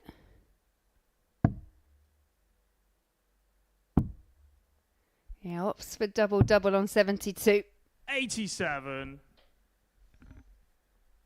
And so we enter one of these key exchanges. Two apiece, 89. both Jensen, you require players 24. leaving themselves on a double. It's Walker who's going to get first poker double 12 with 3 in hand. But he cannot 12. convert, Greg, you require and Greg 40. comes back for tops.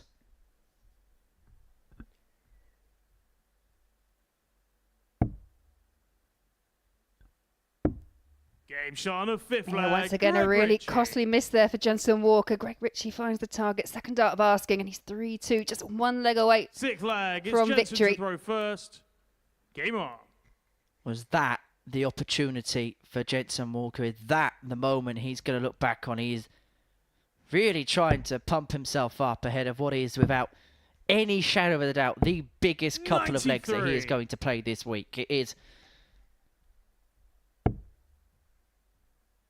a passage of play you sense is going to be very much either game on or game over for him. If he 55. can pull off the comeback, he's still in the mix. But if he loses this game, you can pretty much 60. consign Jensen Walker's hopes to the dustbin. Yeah, and there's been a lot of good stuff from Jensen Walker, but as we've commented on, it's just the timing. 180. Timing of misses compared to the timing of what the opponent's been doing, and that's just proof there as Greg hits that 180. But again, he's in that luxurious position where they're all things that he's going to learn. This, whatever happens to him, he can only take positives from this. 100%. There's a lot of positives.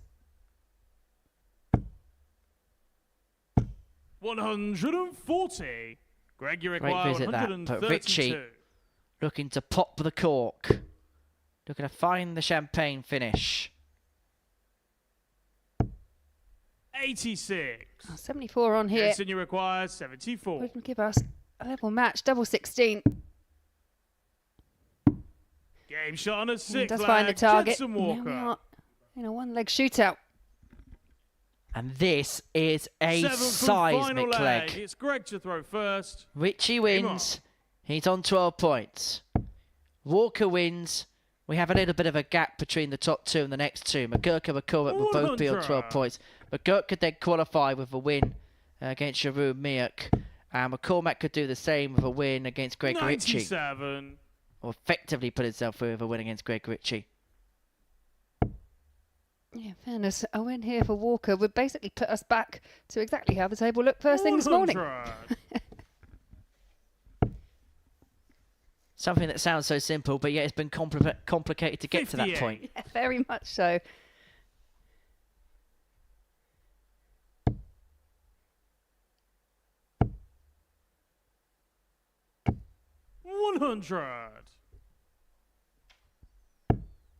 Greg said that he needed to win 4 from 5 minimum to 99. qualify through. That's what he said he thought he had to do to get through today. Well, he could be 201 points away from his third win from his third match. 100.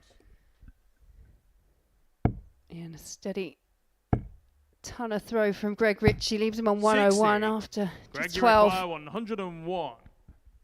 And so 6 darts to complete his third win of the day. He's not going to get it done this time. But he's going to put himself 41. in a decent enough suit next time. A single to double combo to get over the line and to win 4-3. And for Jensen Walker, this will 58. probably spell the end of his 60. hopes. Yeah, single to double.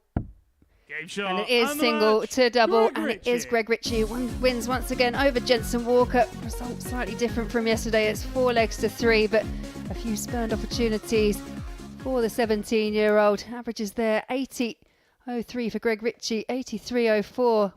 A match once again where Jensen Walker gets the highest average but doesn't actually convert it into points. And do join us after the break because we will be seeing Shane McGurk take on Jerome Mioch.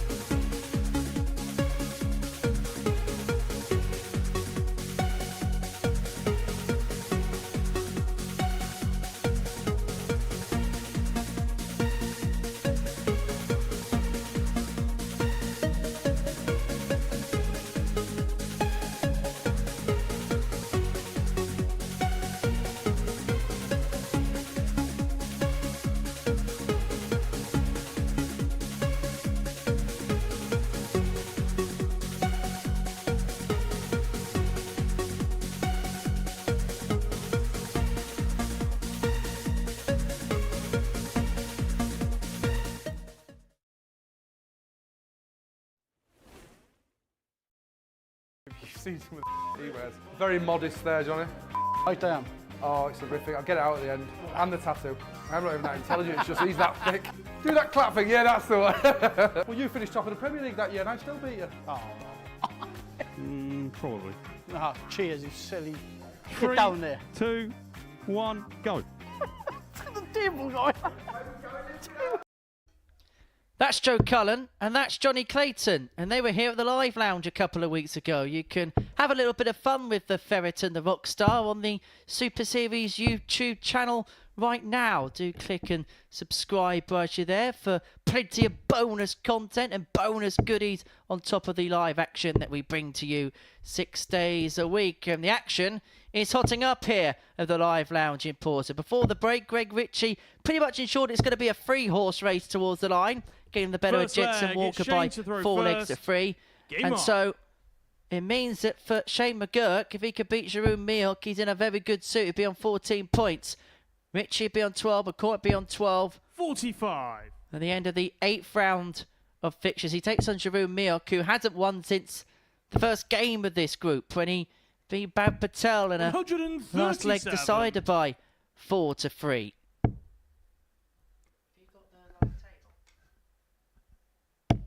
100. So as we kickstart this game, now McGurk is starting his 8th fixture here. And as you can see, the top 3 are all on 12 points in the group. McGurk with plus 12 legs difference, Greg Ritchie plus 11, and McCormack plus 10. Jensen Walker now is 4 points adrift in 4th place on 8. And so it looks like Keir Law now. It's a 3-horse race potentially as opposed to a 4-horse race to get those 2 spots. Yeah, I agree. And it's not like Jensen Walker hasn't thrown pretty much everything at it. unfortunately lost with a 94 average, 6 points higher than Shane McGurk. Lost with an 83, which is 3 points higher than Richie, but they looked at averages on trophies. And unfortunately, yeah, does find himself very much cut adrift from the rest of the pack. 95. Shane, you require 156. Well, he's had a 126 today. He threatened the 164, but the 156 isn't going to be taken here. 45. And so I suppose we can answer the age-old question, what's harder, a 9-darter or a 147? But turns out that the 147's harder. 54. Shane, you require 111. Certain channels, that's rather controversial, Henry, and not a conversation I'm going to get involved in. But tops needed here. Game Yeah, shot tops on the is first found, and leg. Shane McGurk. does add a 1-1-1 to that collection of ton-topping finishes. Aye, aye, aye.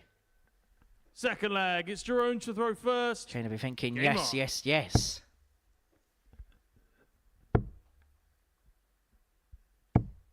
41. I wonder if Shane's coming to this Group C with maybe a different level of focus. He was in a group that was dominated by Richie Burnett. Looked like he was 42. pretty comfortable after a couple of days. And then McGurk put himself in a really good position to get into Group B. And then again, 3-0 up on Burnett, 140. would have secured in the place in Group B. Lost it 4-3. I wonder if it's just a few lapses of concentration that perhaps he's picked up on, and he's coming to this Group C, and it's just been all 134. business, all focus from the very first up. And I think it is, as you mentioned, because Richie dominated the group, I think for the rest of the field it could be so 58. easy for their eyes to be taken off the ball a little bit, because what you've already been there or you've turned up to go and do is ultimately come and gone. And sometimes as well, 60. that reset mentality that we've been speaking about is so key, because effectively everyone's on the same number of points. And in the case of Jensen, Greg and Bav, 84. they haven't played a game this week. So effectively it's a new competition. What happened in Group A is completely and utterly irrelevant. And you would have thought that 57. of the 6 players, because of what he's been doing, you feel like he's one of the class acts and that he should be picking up points here, there, everywhere, which he has done so far. 97.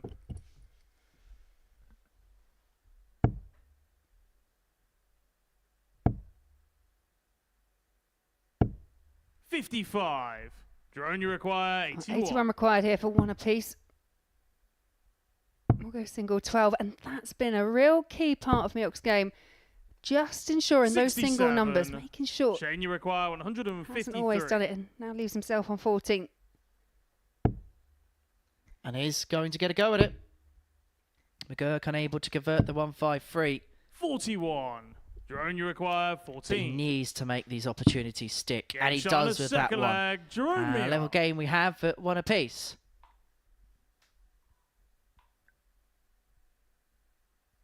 Third leg, it's Shane to throw first. Just to mark your card Game as to on. how round 4 pans out. Greg Ritchie takes on Killian McCormack. Brad Patel will take on Shane McGurk. 140. And so we will have a very good idea, you get the sense, by the end of the next round as to where the tide may well stem. 26. You'd think, really, the Ritchie McCormack game, because of who Shane's playing next, is effectively 57. a winner stays on contest. Yeah, next one 55. could prove very interesting once again in terms of who is going to make it through to Saturday. What I do know is one of those players is going to be very, very disappointed. 100.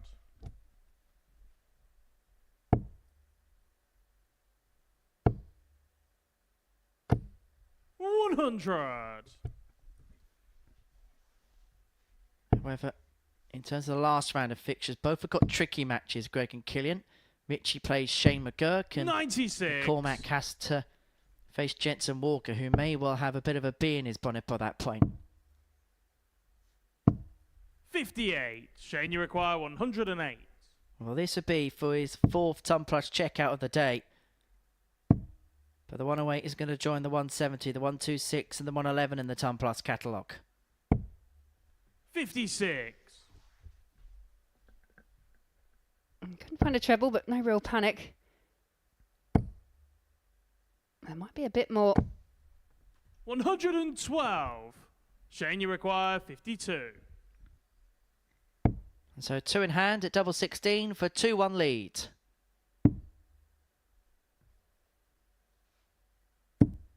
$20. Jerome, you require 150. Wait for the free balls.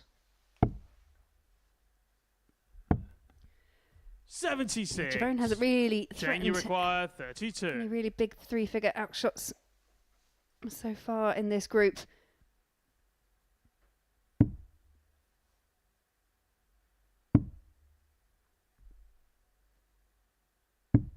Game shot on the third leg. Shane McGurk. Yeah, well taken there by Shane McGurk. Was a bit of an adjustment for that last start, but does find it.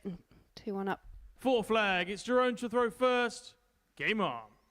Well, he knows it hasn't been vintage so far, and he's just trying to give himself a bit of a G up 41. in the background. He knows the position he's in. He knows that he holds all the cards and he holds all the aces. But he also 100. knows that one slip up and he's right back in the pack. Yeah, after that first start, you can actually see him just 41. saying, come on. A bit like Jensen in the match before, just trying to G yourself up. Maintain that concentration. 83. Something we touched on yesterday. Obviously, this is day number 5 for Shane McGurk and also for Jerome Mioch. And it 121. can be very exhausting, the kind of mental exertion that you need to concentrate on that one little red target for 5 days consecutively. 94. So much mental tax that goes into it, and it becomes even more taxing if 84. your time at that Oki isn't a successful one. Easy for me to say.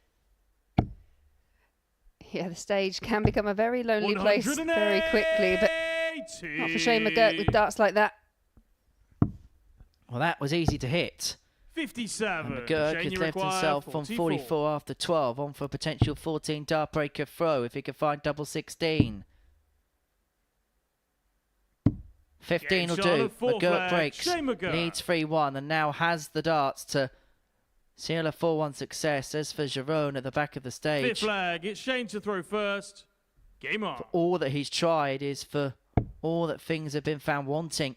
He's even tried to up the pace a little bit, tried to throw with a little bit 60. more aggression, and although there's been some signs that that's been an improvement, it still just hasn't been enough to keep pace with the runaway Shane McGurk juggernaut. 50.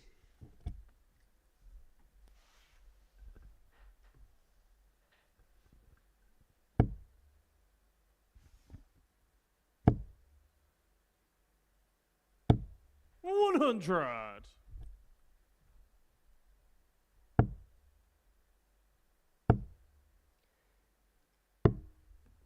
52. You get the sense here that Shane McGurk, he can see that finishing line. And whilst he has said 82. he has been very consistent, there have just been 1 or 2 occasions from Shane McGurk over the last day or so. Crossing the line has proven 47. sometimes troublesome. Well, I say it's the hardest thing you can do in darts is cross that finishing line to find that winning double. 140. So he's 119 points away from doing exactly that, to 26. move himself onto Shane, you 14 require points and to move him 119. oh so close to qualification. He does have time on his side, but he hopes to get it done here. And he's going to get a dart at tops to do exactly that on the 99. back of a ton plus out. Yeah, interestingly, it was actually this match where there was 15 darts missed by Shane McGurk. 96. Did win 4-2 in the Shane, you end and now require has another 20. chance. This would be to seal a 4-1 success, which Game moves shot Shane and the McGurk match. on to 14 Shane McGurk. points and to move him oh so closer towards qualification. He's been perfect on this Friday, and he is perhaps one more win away from confirming his status through. He may be pretty much through already, but a 4-1 win for Shane McGurk against Jerome Mioch means that he is on the cusp of qualification through to tomorrow night's final 3 games, 3 Tub Plus checkouts for the Arrow, the 111, the latest in that catalogue. He gets the better of Jerome Mir to round off the 3rd cycle of matches. Coming up after the break, we begin round 4 with Greg Ritchie up against Killian McCormack.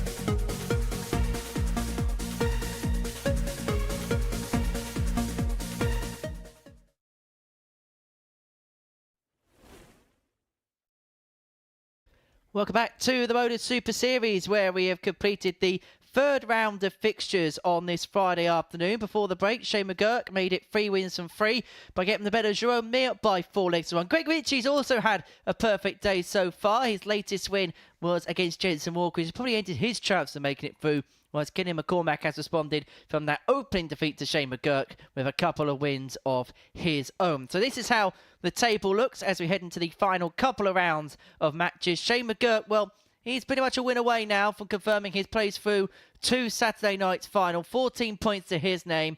Greg Ritchie and Killian McCormack both on 12, and they go head-to-head in a blockbuster 10th game of the afternoon session. You get the sense that this is winner stays on, and that the loser of this particular battle is left requiring snookers in terms of making it through to tomorrow night's final. You should mark the card as to later on in the session, because Greg Ritchie will take on Shane McGurk and Killian McCormack will play Jensen Walker in the final round of matches. But for these two, they cannot look any further than right here, right now. The winner puts themselves in pole position. The loser has got work to do. Yeah, and I'm sure both these players will be more than aware of the situation. Yeah, sometimes that can lead to a match with fireworks, and sometimes it can lead to a match that looks like it might fizzle out for one of the players. First leg. And is it fair to say that when we look at the way this week has gone, or particularly these 2 weeks have gone, that these types of games have been a little bit more nervy than they have been games which have been littered with 180s and big checkouts? 43. Yeah, definitely. And I think these two players are probably prime examples of exactly that. I think that their top game and the bottom game, the difference between the two in terms of kind of consistency, stats, it's, you know, there can be sometimes like a 20-point gap between the 26. two. I think it's just about who's going to hold it together. 57. Well, Richie's got that massive advantage in the fact that he has the darts in this particular match. McCormack at some point is going to have to find a break. Well, the way that today has 43. been drawn out in terms of the draw sheet, McCormack has had to play 3 times against the throw. This is his last game against the darts. He will have the throw in his match against Jensen 54. Walker, whilst for Greg, he will be against the darts in his last game against Shane McGurk. Yeah, and I guess if you're 100. Jensen Walker sat out the back, the best result that you could probably hope for is for Greg Ritchie to run out a 4-0 winner. Because it then puts a lot of it back in his 59. own hands, because he will face Killian McCormack in the penultimate match of the day. And of course, before that, he's got Jerome Mioku. Looks like a man who's really struggling at the minute. 59.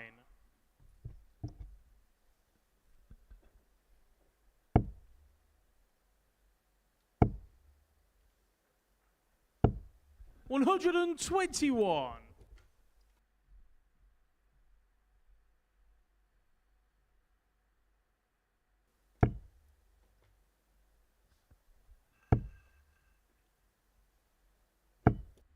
$70. Greg, you require 167. 167 for Richie, and he has got 6 darts from here to take out this opening leg, 27. but unable to do anything with the first 3. And he may be forced to take out the 140, dependent on what Killian can do here. 59. Greg, you require 140. Well, it's fair to say that it's been a start to the game that could do with a little bit of blue touch paper lightning. 60. Killian, you require 144.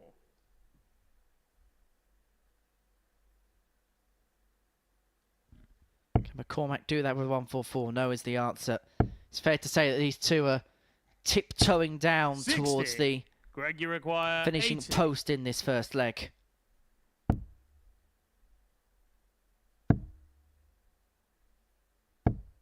$40. Killian, you require 84. Yeah, we did wonder the way this match will go. It feels very tentative at the moment. Game shot But on the that is first an area leg. where Killian McCormack seems to excel. Leave him a go and he will hit it. McCormack, who Second leg. It's Killian to celebrated throw for a first. second and then decided Game to on. have a go at himself. Make your mind up. I think that celebration you could probably just quantify as relief. 58. If you're in a match where things aren't quite going right, the one thing you want to go right is just hitting that double at the end, because it's the only thing that counts. 55.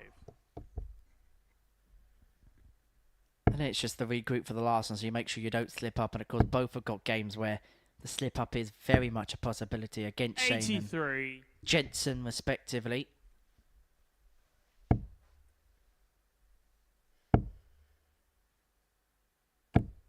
$140.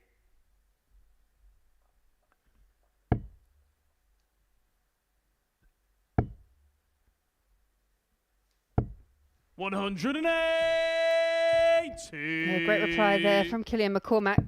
Greg Ritchie throws the first 140 of the match. McCormack backs it up with the first 180. 96.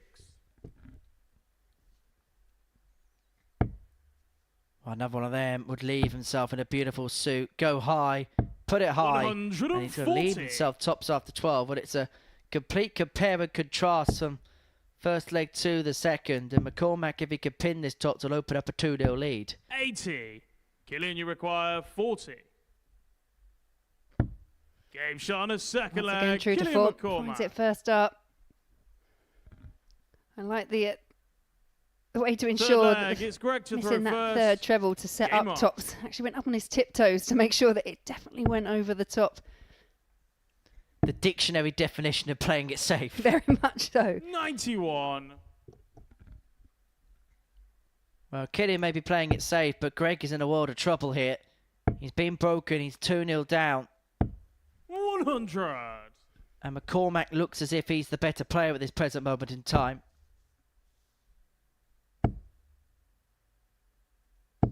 140. It was McCormack that got the better of Greg Ritchie yesterday. It was a result that ended 4-1 in favour of the Irishman. 24. Well, if Greg loses this, I think he'll be bitterly disappointed in the fact that he had done all the groundwork. He'd done all the hard work in his first 3 matches. 56. Remember, Shane McGurk will be through with a win against Bav Patel in the next match. The winner of this game would be in pole position to get through. And if it's a big win for McCormack, then it could well spell the 93. end of Greg. Well, a matter of fact, there is a possibility that if McCormack wins this game 4-0, that McCormack would be on plus 58. 14 in terms of legs difference, and Greg Ritchie would be on plus 7 in terms of legs difference. And so it may mean that Greg Ritchie would need a massive win against Shane McGurk, and Killian McCormack would have to Greg, you require 156. be on the receiving end of a big defeat to Jensen Walker in the penultimate match. 39. Killian, you require 110. Badly timed bounce out there for Greg Ritchie. McCormack now looking at 110 to stretch the lead. That's not a disaster. 57. 30. Greg, you require 117. So 117 for Ritchie to bring it back to 2-1. Isn't going to be done now. And so McCormack comes back for the 80 to 77. open up a 3-zip advantage. Killian, But you require there's a necessity 80. to take it out with Ritchie sat on tops to half the deficit. Triple 20 for double 10. Game shot Beautifully on a third found. leg. Killian Clean kill McCormack. from Killian. The double breaker throw has been accrued. He's 3-0 to the good. Fourth flag. It's Killian to throw Greg first. Ritchie sits from his Game on. glass of water and he may find himself in the last chance saloon. Yeah, a lot of questions being asked here of Greg Ritchie. Has he got 55. anything left in the locker?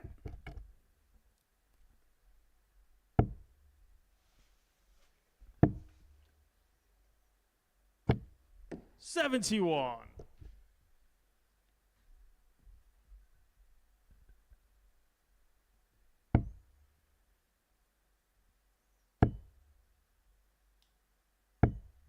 140. After that tentative start, that first leg, which did go the way of McCormack, McCormack has just found 140. that extra level.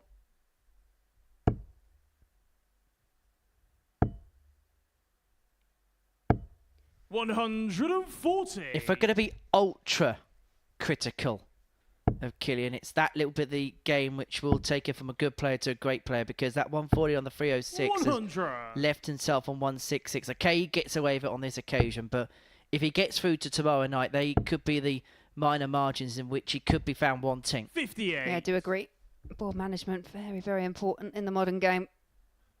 And so 108 to seal a 4-0 success. 134. Ritchie's hot on his Killian, you coattails, but require this to 108. put Killian on the cusp. Will stay there. It was a beautiful guy, but he can't use it. 68 remaining. Found a way 100. through to leave himself Greg, double you four, require but he may not 56. get a go. No, 16. Tops is the target. Double 10. Game shot Yeah, on this full time flag. Greg Ritchie does find it. Ritchie. 3-1, and Greg Ritchie now has the throw, and sportsmanly Fifth flag. fist bump It's there Greg from to the throw pair of them. first. Game on. Well, this time Killian was acknowledged for it. Indeed, he was. Not left hanging. 125. A 2 treble start for Greg to kickstart leg 5. 60.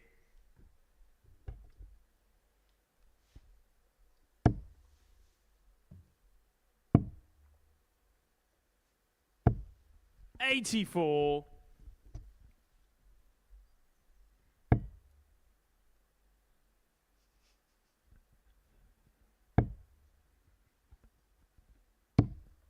55. 46. Yeah, now it's Greg Ritchie that has the incentive in this leg.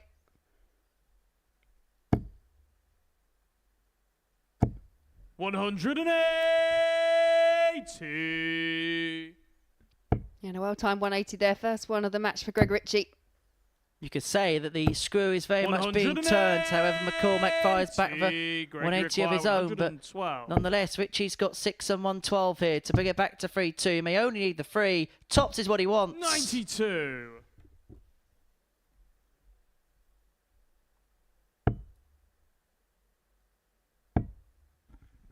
And from 3-0 down, Ritchie's got the potential here to 20. bring it back to 3-2, and it would force McCormack to serve it out.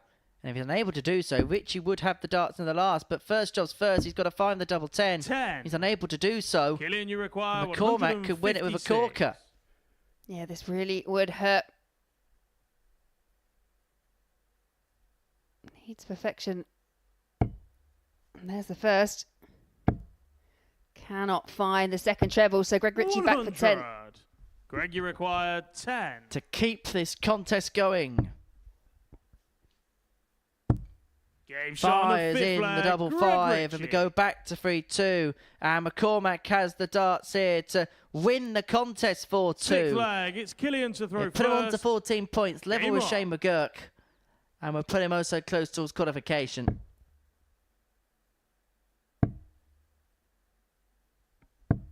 $134. So the situation's clear. McGurk on 14 points just needs to beat Bab Patel to go through. The winner of this contest will be on 14 100. points. The loser will be on 12. Jensen Walker is out of the equation now because these two do go toe-to-toe. 85. So it is a 3-horse race, which may be whittled down to 2 at the end of this game, barring anything happening in the last match. 96. So the winner of this game is going to be in an incredible position.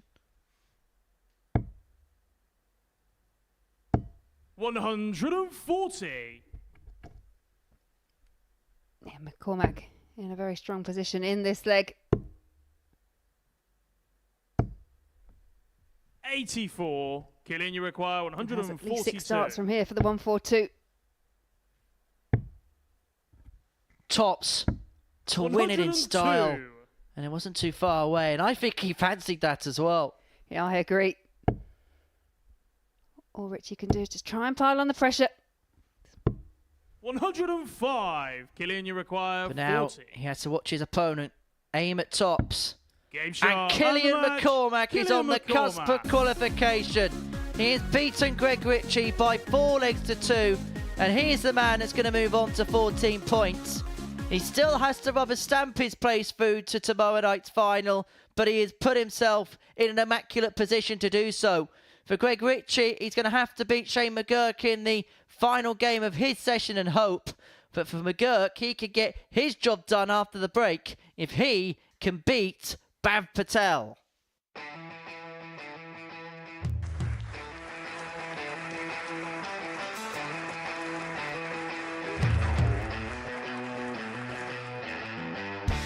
Hang on a minute. Wow! Oh my God! Well, that's £100 down the drain already. Itching to hit the 180. He's gone for the maximum.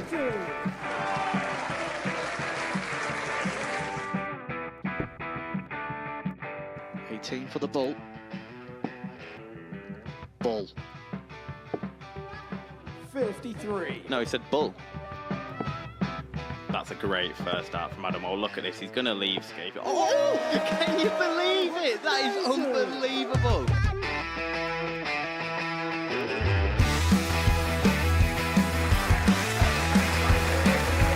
Get match darts to put his team into the final. And through to the final they go. Charlie Murphy has hit the match-winning dart on both occasions. Double 4 for the title.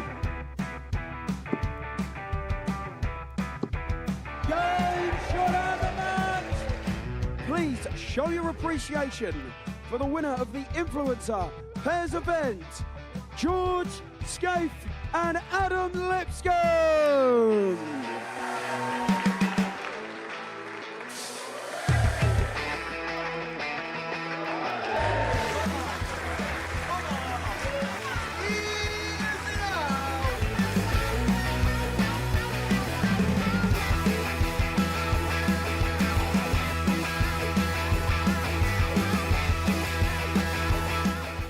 He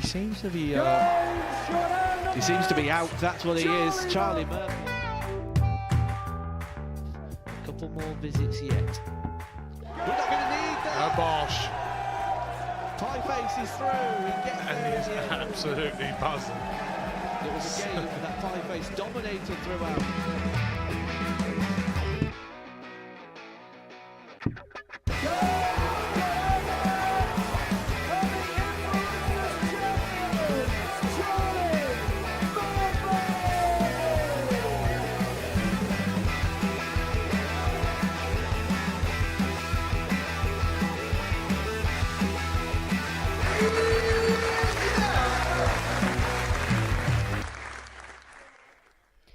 And here we are, game number 11 of 15 here at the Modus Super Series. And you'll see Shane McGurk taking on Bhav Patel. Bhav Patel yet to pick up a win here in Group C. And there you see the table. Shane McGurk, a win here will put him on 16 points and guarantee him into tomorrow night. And that win that we saw the match before from Killian McCormack puts him also on 14 points. Greg Ritchie is going to have to hope for a slip-up somewhere else along the way by McCormack if he has any chance of making it through to Saturday. And the other three, well, for them, their C campaign has now run its course. But back here at the action, and they're all smiles at the moment, but Shane McGurk still got a bit of a job to do, because I'm sure Bhav Patel, he's going to want to leave here with at least one win under his belt, but he's got a tough task as he takes on our table topper.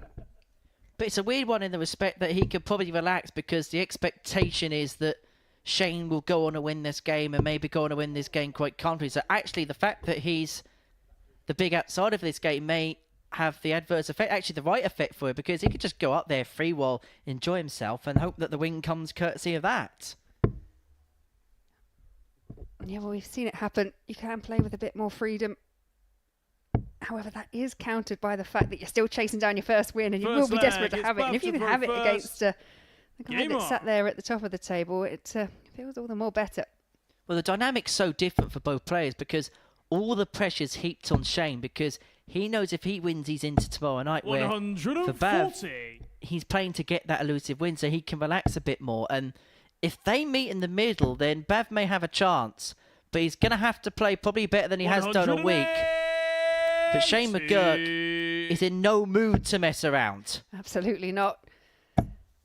Bhav, start off with a 140. 140. Shane McGurk just, hold my coat. Whacks in a 180. Follows it up with another treble 20. Treble 20. Do we have one more? 180. Back-to-back 180s. We dare to dream. McGurk goes 6 deep on the 9. 60. The last player to hit one, Jared Cole. Can McGurk add his name to the illustrious list? Not this time. He would have been the 11th to have hit a 9 dart here. Well, the 11th 9 dart to hit here. The 10th player to have done so. Conor Heenahan's had a couple. Steve West has had a couple. Treble 17, the target for ball. 136. Shane, you require 36. Some fight from Bhav Patel, but 36 the target here for McGurk. Game shot on the first 36 leg. is found. Shane McGurk. Well, if Bhav Patel found the bullseye there, Shane McGurk would have left a double after 9 darts and wouldn't have had a go at a double. First. Game on. A little friendly exchange of words, and I reckon it'll be something along the lines of, did you really have to finish that, Shane? Well, Bhav has improved his levels. The issue he's got is Shane has as well. Yeah.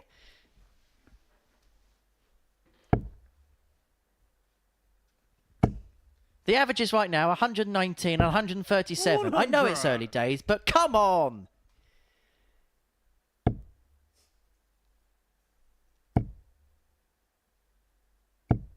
135. Yeah, the irony there, if Bab would have converted that 1-6-1 and missed by the smallest of margins, Shane McGurk would have gone 6 into a 9 and lost the leg. 40. Shane McGurk hit a 135 his last visit and his average went down. Yeah, there's not often you see that. 59.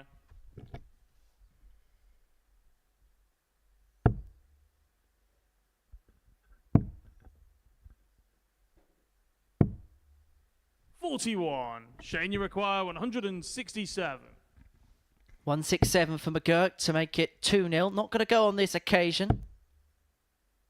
But he has got plenty of time. This has been a rapid start from him. It's been a good start from both. 91. Baz playing his best start of the week, and he's not getting a look in because McGurk has decided to go berserk. And he could be a couple of legs away for qualification here. If he pins this in 2 darts, we can begin to talk about records. 88. 4. Okay, forget about the records, just think about the win. I'm not saying you're a jinx, but you mentioned the 9 and it didn't happen. Then you mentioned another record, and look what happens, Henry. So basically, you're telling me to shut up. I probably wouldn't be the first or the last. 85. Shane, you require 4. 2. However, the issue that Shane's got here is the fact that Patel's not on a finish, and now he's found himself on a dodgy double. No score. And he's going to stay on that dodgy double. Yeah, sometimes when you do have time on your side, I'm not saying it's a lapse, but you can relax and... 131. Now there's a bit more pressure on it. Shane, you require 4. I don't see Shane missing again. But now he's in the madhouse. 1. Game shot on the second leg. He does find Shane it and McGurk. breathes a real heavy sigh of relief. And so Shane McGurk now is 2 legs away from tomorrow night's final. And Bab Patel is thinking, why are you doing this now? Well, that 21 dart leg has crashed his average down to 93. 40.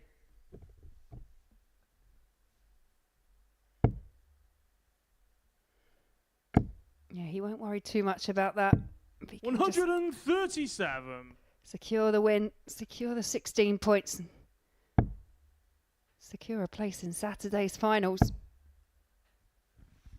Well, on the evidence of play in terms of the last 100. couple of days, he's going to be a real severe threat to win the title and pick up his first weekly crown. It was around about this time last year when he lost in a 85. final to Steve West, who I know is on the road to recovery. Hope you're keeping well, Steve.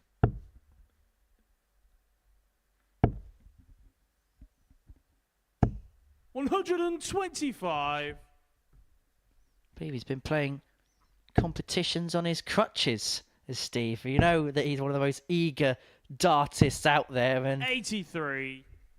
even after surgery, you can't keep a good man down. No, absolutely not. Possibly not the first player to have done that either, but yeah, 96. I'm with you. Wish him a quick recovery. One of those players very familiar here at the Super Series. And had a lot of success. 85. Bav, you require 140. Full-time weekly winner. No one else has won as many qualification weeks as Steve West.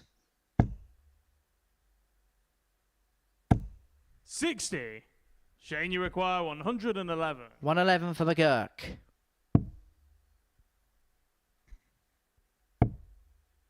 It's not going to go, and so Patel is going to get 57. an opportunity Bav, you you feel require like he's 80. deserved in this contest. But it may just be 1 dart. It may be 1 dart at the ball. 65 left. Yeah, logic tells me 15 would have been the route. He should have saved that after he'd hit the 15. 68.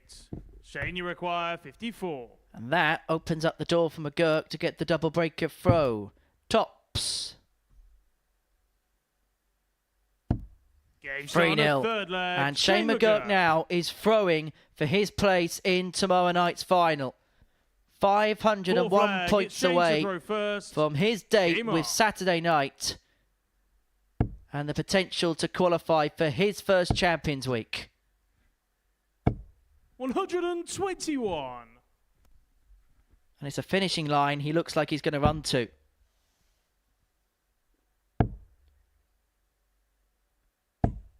$83.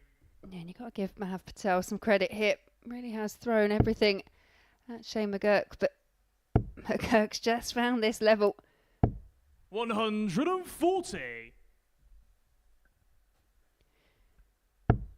Yeah, he's not letting Patel have a sniff. Just the one shot at a double so far in the match 58. for Patel.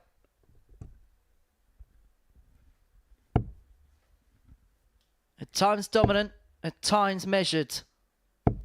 100. There's been no signs of fallibility for Shane McGurk. He is crossing the finishing line, and he is doing so in a destructive fashion. 96. And he could do it Shane, you require with a ton plus 140. checkout. He's had one in each of the 3 previous matches he's played today, but he's not going to find one in this leg.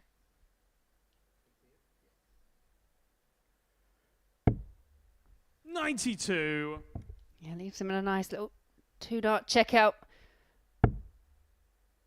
Again, Mahav Patel just fighting to hang on to the tailcoats of Shane McGurk in case there is a chance. Shane, you require 48. Double 16 to book his spot.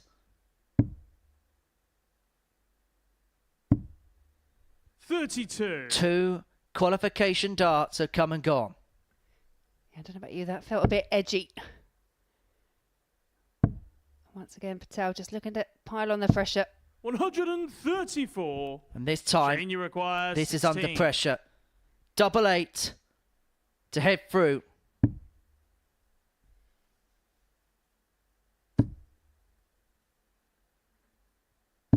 And the arrow fires himself into the finale. Shane McGurk is into Saturday night's final with a destructive and demonstrative display. He beats Mahav Patel by 4 legs to 2, and look at the relief that's on his face. He knows he's through. He's had to work hard to get through, but he has been the best player in this group. And so perhaps it's fitting he's the first player to make it through. He beats Mahav Patel by 4 legs to 0. He started the game, shall I say, with an 11-dart leg. He finished in style. And so Shane McGurk is into the finals tomorrow evening. Jensen Walker and Jerome Miuk won't be there, but they're playing for pride. And they'll be playing after this short break.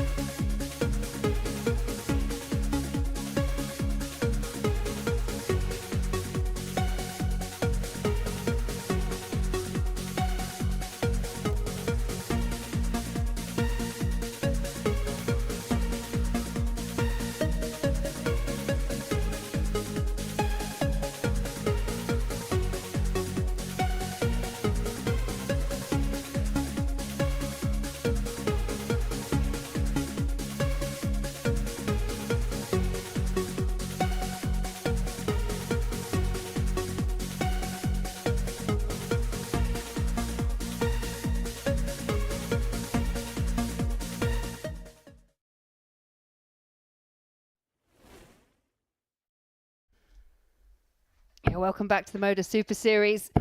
You would have seen in the previous match, McGurk does secure himself his position in Saturday's finals. Well, this game here between Jensen Walker and Jerome Mioch, unfortunately for these two, their C campaigns have run their course. But I will say for Jensen Walker, there's a lot of positives for him to take forward. He's been mightily unlucky, just mistimed a few opportunities on the outer ring and found himself wanting and found himself in fourth position. As for Jerome Mioch, I think for both of them, they want to finish this on a bit of a high.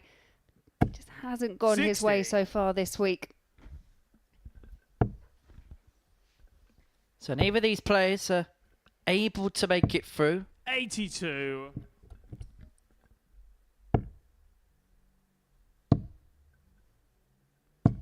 $134.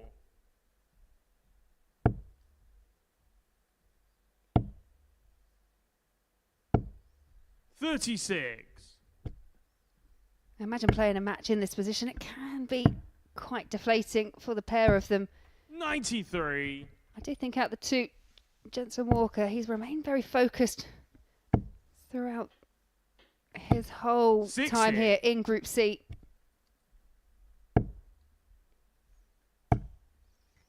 And I think for Jensen, as we mentioned earlier, 95. everything is a bonus in terms of the experience for him. And he's got 2 games to go. He's got 2 games on the stage, 85. and he'll be thinking just to quit Jensen, himself the best that he possibly can. 119.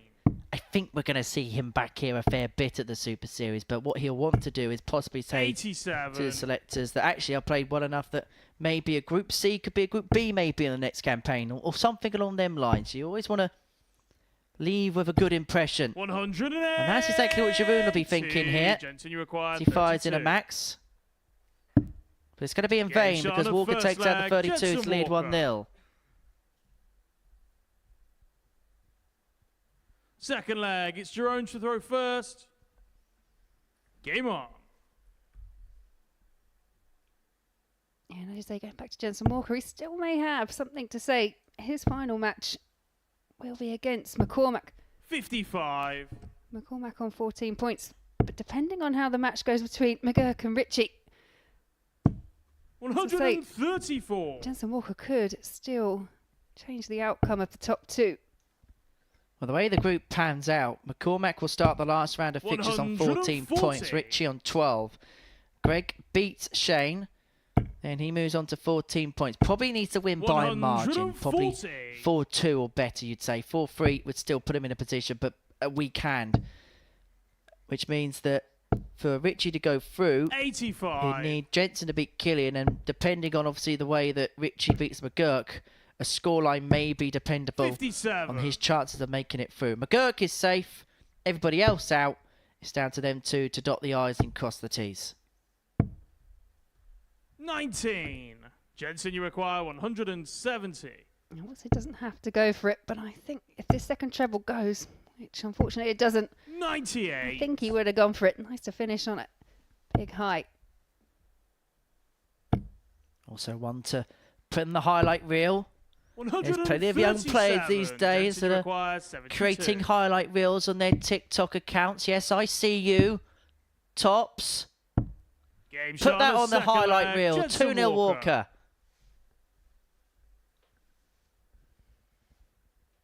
Third leg, it's Jensen to throw first. Game on.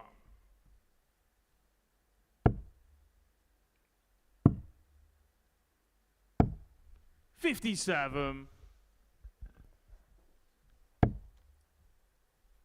And this has been a good performance from both. Mioch averaging 87, Jensen 83. averaging in excess of 90. But it is the 17-year-old from Coventry that leads by 2 legs to 0.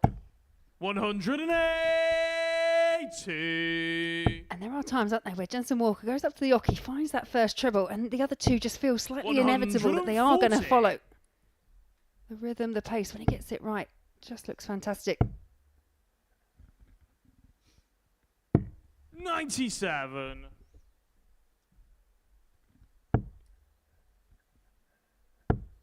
The way this game's going, Jensen just continually 93. finds himself a score in front. So he's going to be presented with more opportunities as a consequence of that.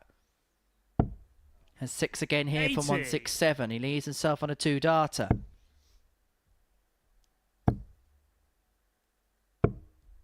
$43. Jensen, you require 87. Oh, he's in the 72. Can he match it with the 87? Single 20 for Bull. 62. And that was the Jerome, width you of a require wire away. 142. But he is going to come back for more opportunities to open up a 3-0 lead in the space of 5 minutes. This really has been a quick-fire game so far. 70. Jensen, you require 25. Miak hasn't played bad, but Walker has found one of his A games here. And he Game walks shot on a into a third 3-0 leg, lead Jensen and one Walker. away from the victory post. And Miak that keen to get on with the next leg. He forgot there's a 10-second timer between Fourth leg, legs. it's Jerome to throw first. Game on.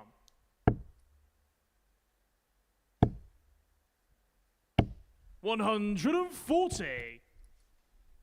And there's almost kind of twisted irony in the fact that one of the elements of Jensen Walker's game that we have been slightly more critical of has been the finishing, and he's 3 from 6. He's at 50%. 140. And as we've said before, sometimes when you know the outcome is already designed for you, you can relax, you can play your best darts. And 140. we're seeing some of the best darts here from Jensen Walker. Jensen, who was born in the year 2007. 140. To put that into context, Tony Blair had resigned as Prime Minister and replaced by Gordon Brown. Didier Drogba Jerome, you require 81. scored the FA Cup winning goal for Chelsea against Manchester United in extra time. Raymond van Barneveld became world champion for a 5th time. And Rihanna dominated the UK charts 68. by topping it with Umbrella. And that was at the top of the charts for weeks on end. You're making me feel old, Henry. I've got kids to do that. Don't need it in here.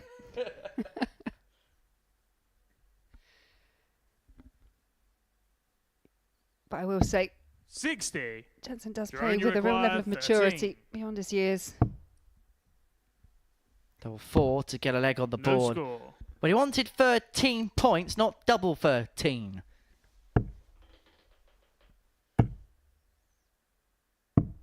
$44. Now back Jerome, to you 13. require 13. Make sure that single number again. She does. Double 4 the target once again, and this Game time shot does on the find fourth it. leg. Jerome Miak. Well, forces Jensen to serve this particular Fifth contest leg, out. it's Jensen to throw first. Game on.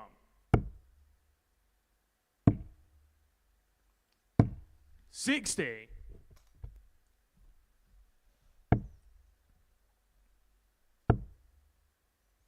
As a matter of fact, George W. Bush was still the 59. President of the United States in 2007. Yeah, it's actually not that long ago, really. 134. To put it in perspective, in 2007, Derby County won the Championship playoff final. And England in 2007 failed to qualify for the European Championships because of that famous Scott Carson Butterfingers moment. 100.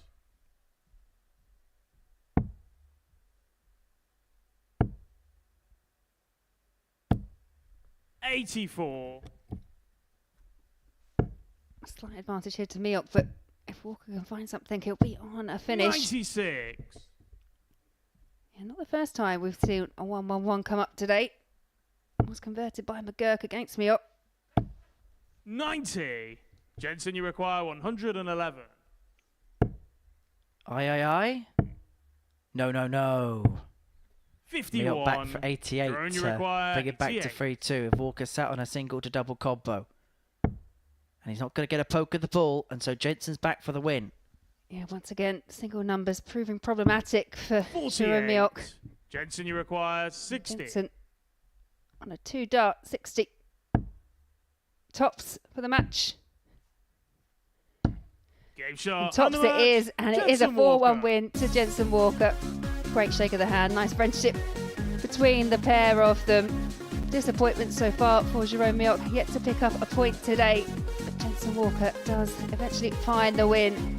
Good stuff from him. You see the average there, 84.9, just under 85 for Walker, 88.44 for Miok, but still wasn't enough.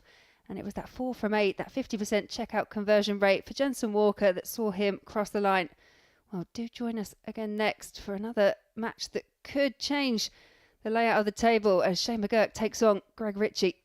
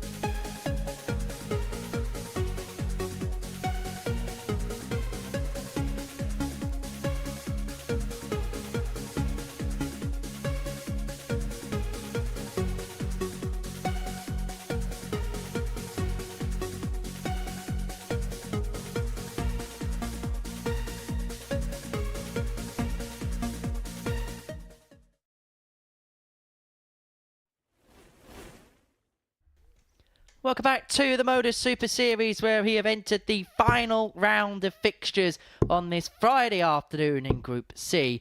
And it is a Friday which has been dominated by Shane McGurk. 4 wins for him has seen himself fire his way into tomorrow evening's finale. The big game in round 4 saw Killian McCormack get the better of Greg Ritchie by 4 legs to 2, and it means McCormack is in pole position to take the second and final spot through Group C into tomorrow evening's final. Greg Ritchie in action here against Shane McGurk has to win, and probably has to win big if he is to make it through to the finale. McGurk needs just a solitary leg in this contest to top the group altogether. So, for Greg Ritchie, his last chance lies here. He said that he needed to win 4 out of 5 to make it through to the final tomorrow evening. He's won 3 from 4. If he makes it 4 from 5, he then has to hope that Jensen Walker does him a sizable favour in the next game against Killian McCormack. But Shane McGurk, Laura, has been the best player in the group, has dropped just 1 game out of 9 so far, and very much deserving of his place into tomorrow night's final. Yeah, I couldn't agree more. I will say, though, Shane McGurk, at this point yesterday, the wheels came off ever so slightly. He was faced with fellow Irishman Killian McCormack in his last match. First leg, it's Shane it went to throw 4-3 the way of first. McCormack. Game I on. should say, it was the only game that he's lost so far. Greg Ritchie's going to be hoping that something very similar happens. 41. And also, the natural adrenaline that Shane would have had for so long in terms of qualifying through. We don't know how much of that's still going to be left in the system as Ritchie enters turbo mode right from the get-go. I can even draw parallels from last week. 45. As Reece Robinson won the group, had 1 more game left to play, and ended up being absolutely annihilated by Richard Rowlands, who hit a 105 average, but in response, Robinson could only muster up a kind of around the 70 mark. So I do think, yeah, adrenaline, it really does play a lot into darts. The job is done for 85. McGurk. It's a little bit like 4:59 on a Friday afternoon when you're looking at your final email before then logging off the laptop for the weekend. It's not going to have the same figure as the 9:30 a.m. on a Monday morning email. Depends who sends the email, to be fair, but Good point. just any advice out there if your manager decides to email you. And if you are working from home, switch the laptop off. This is for an 11 darter. Richie hasn't switched off here. Double 10. 34.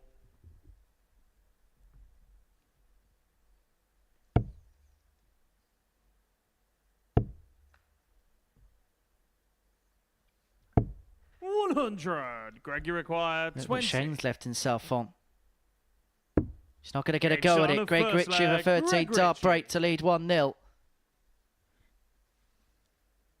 Yeah, Greg Ritchie finds himself Second in that leg. really It's Greg to throw first. unenviable position Game on. where not only has he got to win, and preferably for him, win big, he's still now after favours.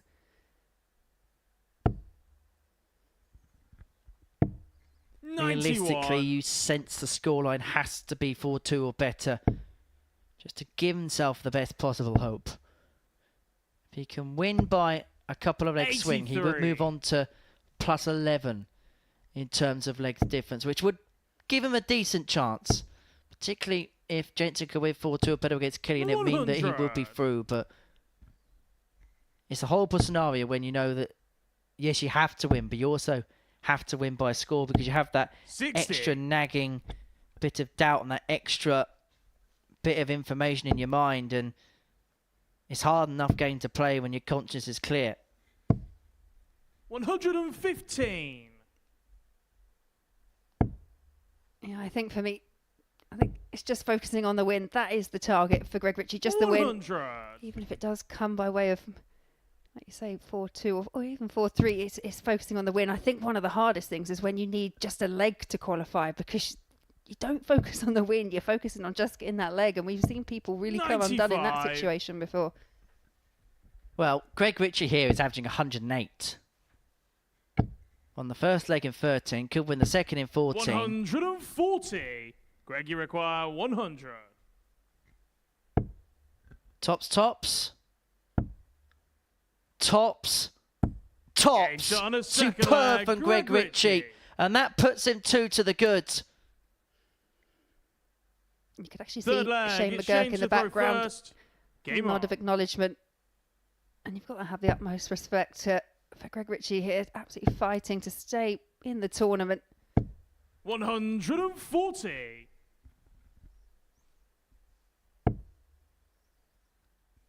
And also, it's quite interesting. I know we're only 2 legs in, but I can't think of a 41. time where Shane McGurk was 2 legs into a match and found himself not even having a go at a double. And it's more a case of what Greg's done well as opposed to what Shane has done not so 140. well. Yeah, indeed.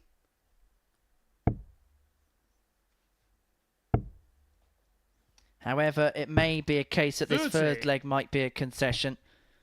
But as long as he holds in the next, that may not be a bad thing. It won't be a complete and utter disaster. 100.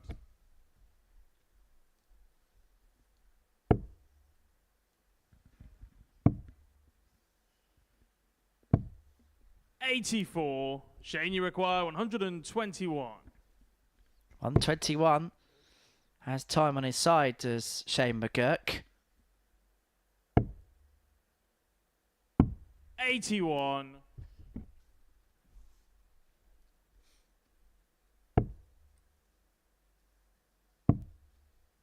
And McGurk now has left himself on a double after 12. 56. Tops to Shane, you require bring 40. it back to 2-1, and Richie is nowhere to be seen in this leg. I think Richie would be happy to see the back of it. No McGurk score. smartly bursting the score from that point. Doesn't need to be involved in any dramas that don't need to arise. 44. Shane, you require 40. Game shot on a And there third it leg. Shane McGurk. Leg on the board for Shane McGurk. And that leg really has done some damage to Richie's Fourth average. leg. It's Greg to throw Bringing it first. down to below Game on. 90. This is the legs that count when he's got the darts, when he's got the throat, has to make the most of them, and almost a perfect start.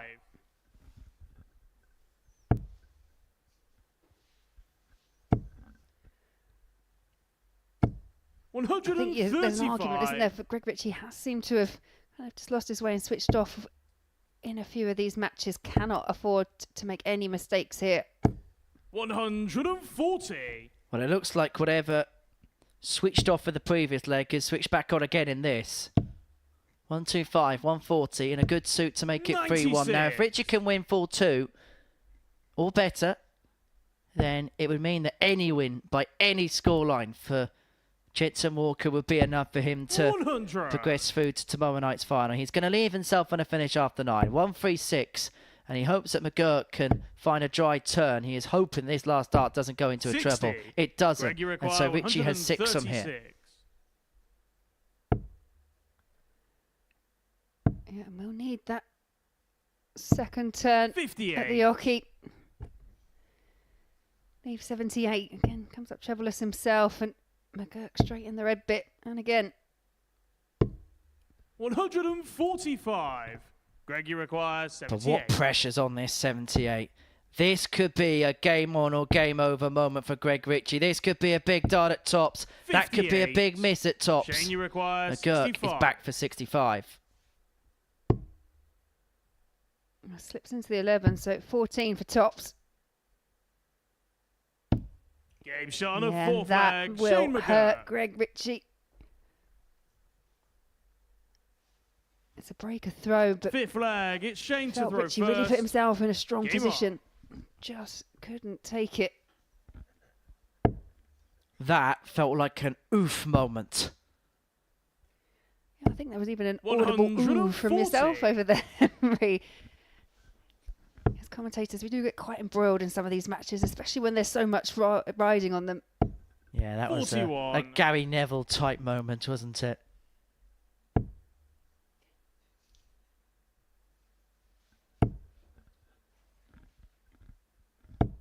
$66.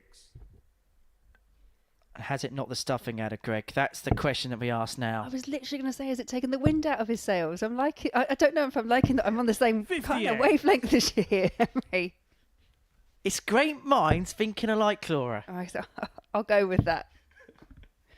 I'm not convinced, but I'll go with it. 96. 2 days in the comedy box with me, you soon learn what my wavelength is like. I might learn what it's like. I just don't want to be on it. 60. Insanity does weird things. Oh, McGurk here from 96. a couple of legs behind may find himself 3-2 in front here. Ritchie looked as if he did all the hard work in legs 1 and 2, but has been penned back in by McGurk.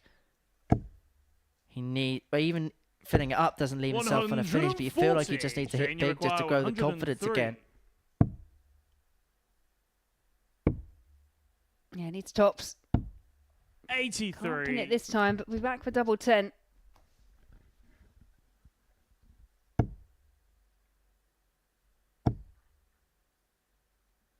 Yeah, just switch. 92. Shane, you require 20. So double 10 Game shot on a fifth to make it flag. 3-2 to Shane McGurk, and Greg Ritchie now is in a world of trouble. He's a leg away from going out, just when it looked like he could Sixth be a leg flag. away It's Greg to throw first. Game on. from putting himself in pole position. Yeah, he started off doing all the right things. 41. Couple of small chances missed and taken by McGurn.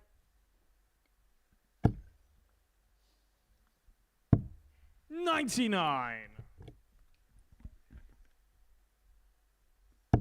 But business-like from Shane. Greg really is on the hill. 69.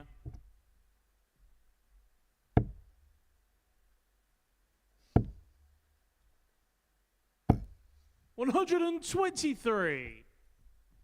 Yeah, despite that last one not hitting its target, really is no let up from Shane McGurk. 140.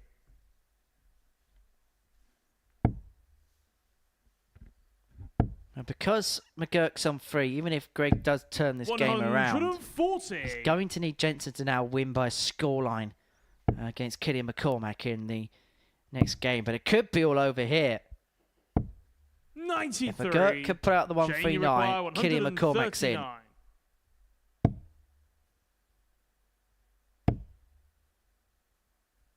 He's not going to get there. 59. But he can leave himself on a 2-darter. Greg Ritchie's hopes may depend on this 158, which he's not going to get. No, he's now hoping for mistakes here. From Shane McGurk, who hasn't looked like 80. making many. And double 10. Game shot. And there is double 10, and Shane that McGurk. is an end to Greg Ritchie's campaign here in Group C. He will not be making the finals. That will be contested by Shane McGurk and Killian McCormack. They will be here on Saturday. Now you see the averages, 92.66 for Shane McGurk. It was an 88.84. It was an emphatic start for Ritchie, but just couldn't follow it up. And unfortunately, that is his race run. But do join us for the next match where Killian McCormack will be taking on Jensen Walker.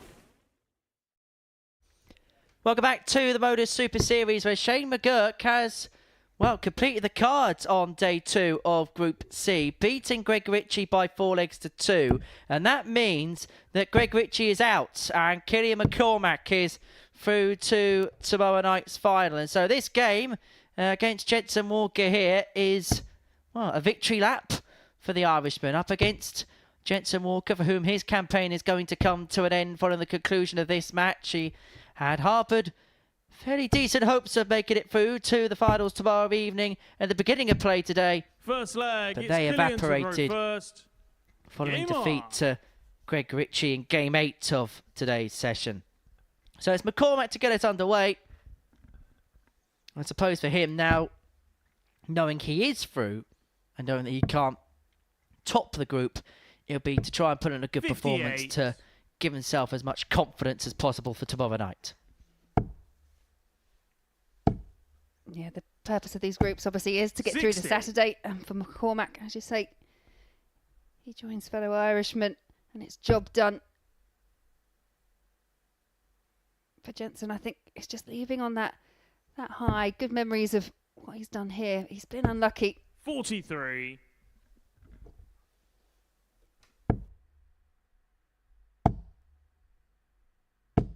$100.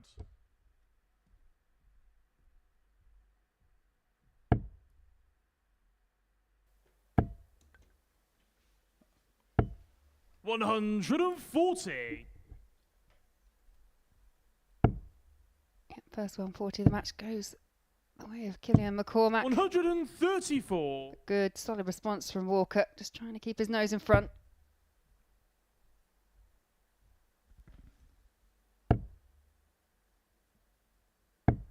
$85. So Jensen here has got 6 starts on 207 to break the throw of Killian in this opening leg. Looking to finish with a win, looking to finish on a high. Just give himself some confidence ahead of... I'm sure we're going to see him back here at the Super Series. I think that's pretty much a cast iron guarantee, you'd say. Particularly on the basis of his first appearance here when he made it through to the Saturday. He did quite well. So you're going to finish off with a bit of a spark. So I'm going to find the 107. 91. But he's going to leave himself on a double if this 96 doesn't go. Double 18. Game shot on the first For leg. 17, and McCormack is on the board. So Jensen here, if he can win 4-2 or better in this particular contest, would actually get the jump on Greg Ritchie and into third place in the group. If Jensen wins 4-3, then both players will be on 12 points plus 6 legs difference, and both would have won 32 legs. The next metric that decides who finishes where is the personal battles, the head-to-heads between the two over the 2 days in the group. And over those 2 days, Greg Ritchie has won both of the fixtures, and so he would get the jump over Jensen Walker on that particular metric.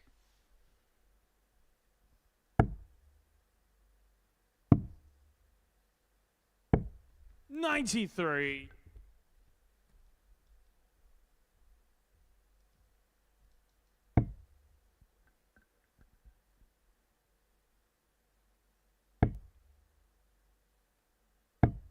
$45. Jensen Walker hunting down a treble. Can't find 46. one. Felt like that was a strong opportunity for him to move forward in the leg.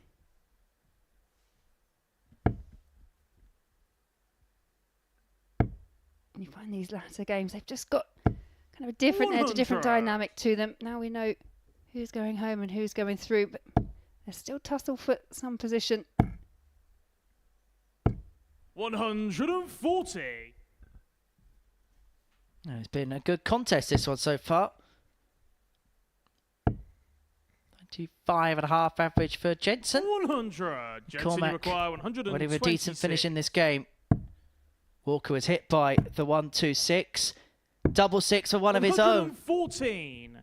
Killian, you require 156.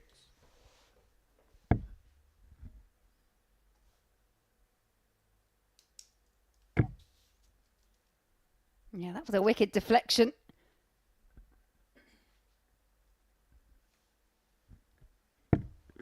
$42. Yeah, Jensen, you Walker back require for 12. 12.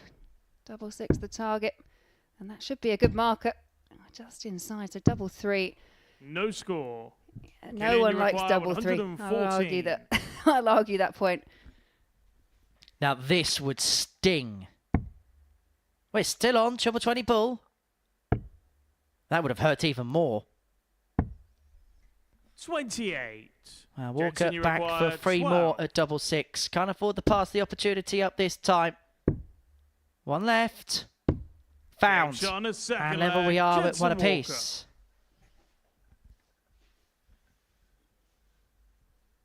Third leg, it's Killian to throw first.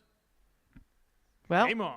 both players getting the formalities in order, making sure that they're sipping from the right cup. Yeah, it has been a feature of some matches before. It's a bone of contention for certain players. Hashtag Watergate. 60. Yeah, that famous game of the Grand Slam of Darts where Phil Taylor thought that Darryl Gurney should have poured him a glass of water. That the irony about that game was Phil Taylor was the player walking out first in that Grand Slam of Darts quarter-final. Yeah, it's happened a few times. 80. Another memory. And actually, it was the Grand Slam of Darts as well, where Darren Webster decided to try and pour a glass of water, but didn't turn the glass up the right way. Just poured the water all over the table.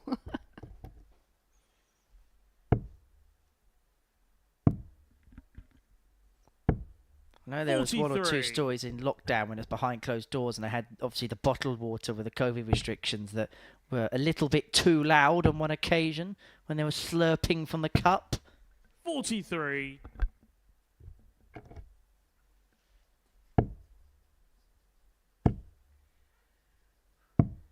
$99.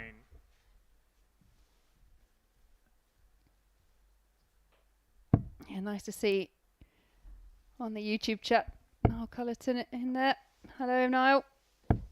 Hope you're well. 99.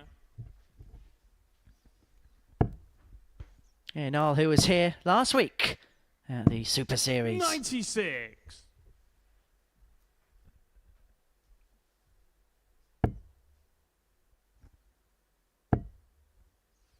Maxi?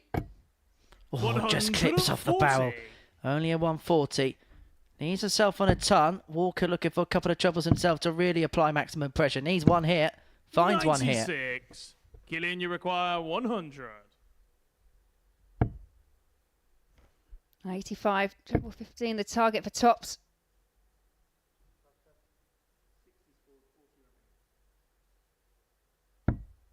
$60. Jensen, you require 87. Rare miss on the outer ring for McCormack as Jensen walking up, looking at 36. Game He shot does find the target, and that is a break and throw. Walker. And so Walker 2-1 up with the break in hand. Four flag. Who's his It's who's, Jensen lads? to throw first.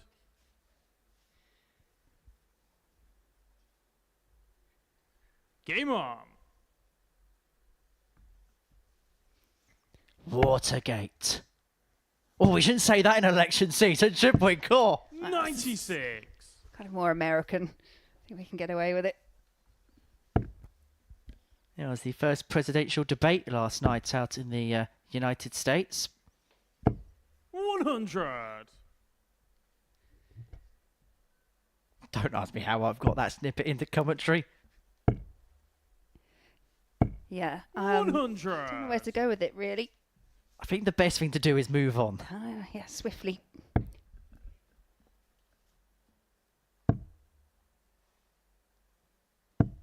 $134.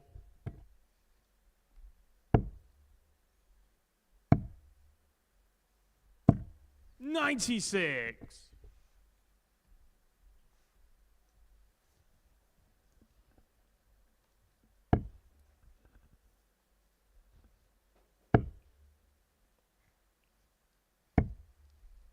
$92. Well, by virtue of that slip for the last dart, he's left himself on 175. All he had to do was keep it straight for the last dart. It would have been a 167 there, Killian. So Jensen now is going to get the first poke at a finish.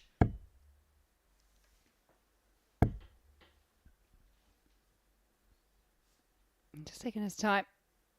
Working out what's left. 95 required. 95. Jensen, you 95 require score, but it's 149. I'm not going to go here for Jensen. 83. Killian, you require 80. To square this contest up at 2 apiece. 20 for tops, and that first dart's out of the way. Dart 2 gives a guide to the left-hand side, 40. but he's unable to use Jensen, you it. require 66. And so Jensen is back for 66.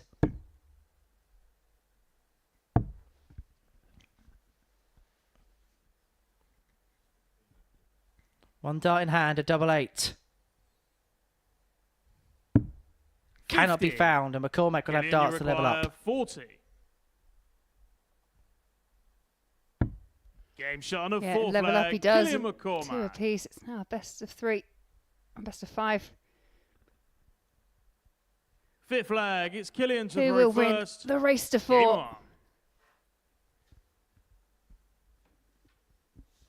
That's the final few legs that Jensen will play this week. For Kilian, it's about finishing with a win and finishing with something to give himself belief into tomorrow night. Actually, this meeting yesterday was won 4-0 by Jensen Walker. It was a really good display. He missed some doubles in there, but actually you take that 96. out. There was a lot of facets that he could have been very pleased with. There's been a lot that he could be very pleased with over the course of this week. I think overall we've been talking about it over the course of the last couple of days. It's just been the timing at those key moments has just been a little bit off. 60. Yeah, absolutely. Lots to take forward, and also the same for Kilian McCormack, debutant here. 97. Done very well to play himself into form as the weeks progressed and play himself into a position where he could be lifting a weekly title. It should be some achievement on debut. We're actually going to see a player that did so on debut in the last series later on tonight. Andy Davidson is going to be here from 10 o'clock. He is the co-leader of Group B, alongside Jimmy van Schie, the Dutchman. Winner in the previous series as well. That was a massive moment for himself. 40. The charismatic Dutchman and a courageous Scot top the pile, but Walker threatening the break here. Maxi leaves it on 44. Am I right in saying every leg in this game has gone against the darts thus far? 95. I think you are. Jensen, you require Do you get games like that? This is on target to do the same, and that it does. Another break a throw, but this is a leg where Jensen Walker is going to hope that that trend stops. 14 dart break puts Walker on the hill.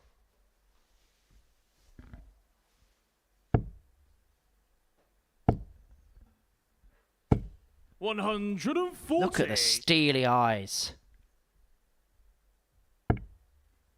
You can't tell him this is a dead rubber. And of course, the consequence of winning 4-2 would mean that he would 60. Get the jump on Greg Ritchie. And that means in the prize structure here at the Super Series, you get paid for each position you play in. So if you finish third, then you will get more than the fourth place player in terms of the prize money payout. So this is potentially a big leg for Jensen. Yeah, those slight changes obviously just keeps those players interested. Very much lots to play for still. 95.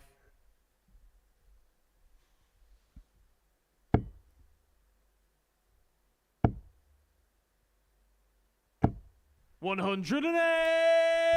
However, McCormack very much keeping himself interested, but Walker still has 6 on 208, but you feel like he's going to have to mop it up in that 6. 100.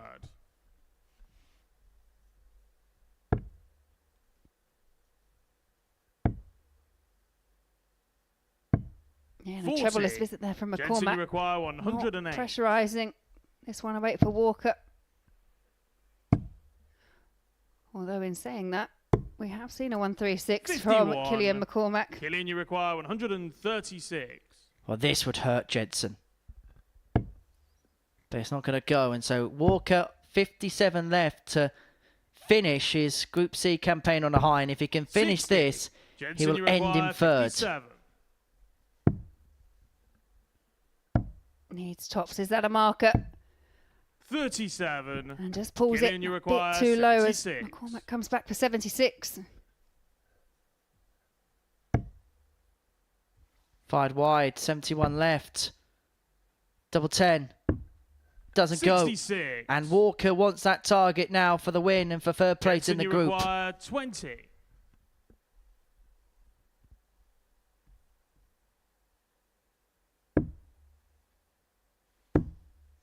And he gets there in the end, and Jensen Walker is going to finish in third place.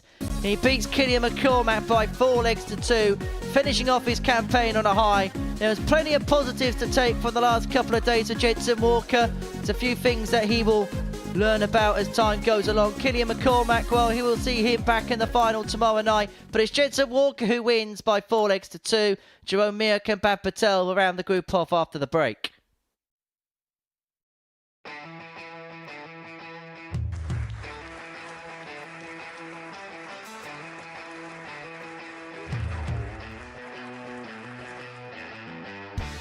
hang on a minute. Wow! Oh my God! Well, that's 100 quid down the drain already. Itching to hit the 180.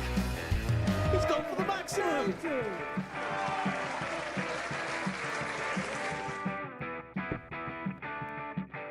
18 for the bull. Bull. 53. No, he said bull.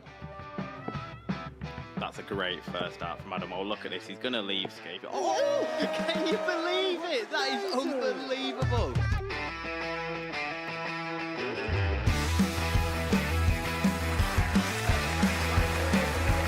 Get match starts to put his team into the final. And through to the final they go. Charlie Murphy has hit the match-winning dart on both occasions. Double 4 for the title. Game shot out the match.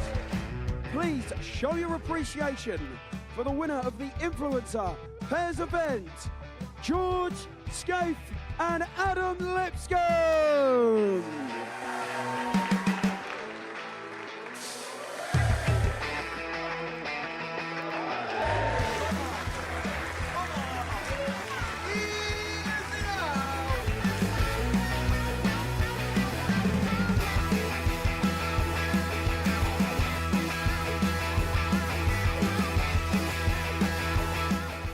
He seems to be out. That's what he is, Charlie Murphy. A couple more visits yet. We're not going to need that. Bosh. Pie face is through. He gets And he's absolutely buzzing. It was a game that Pie face dominated throughout.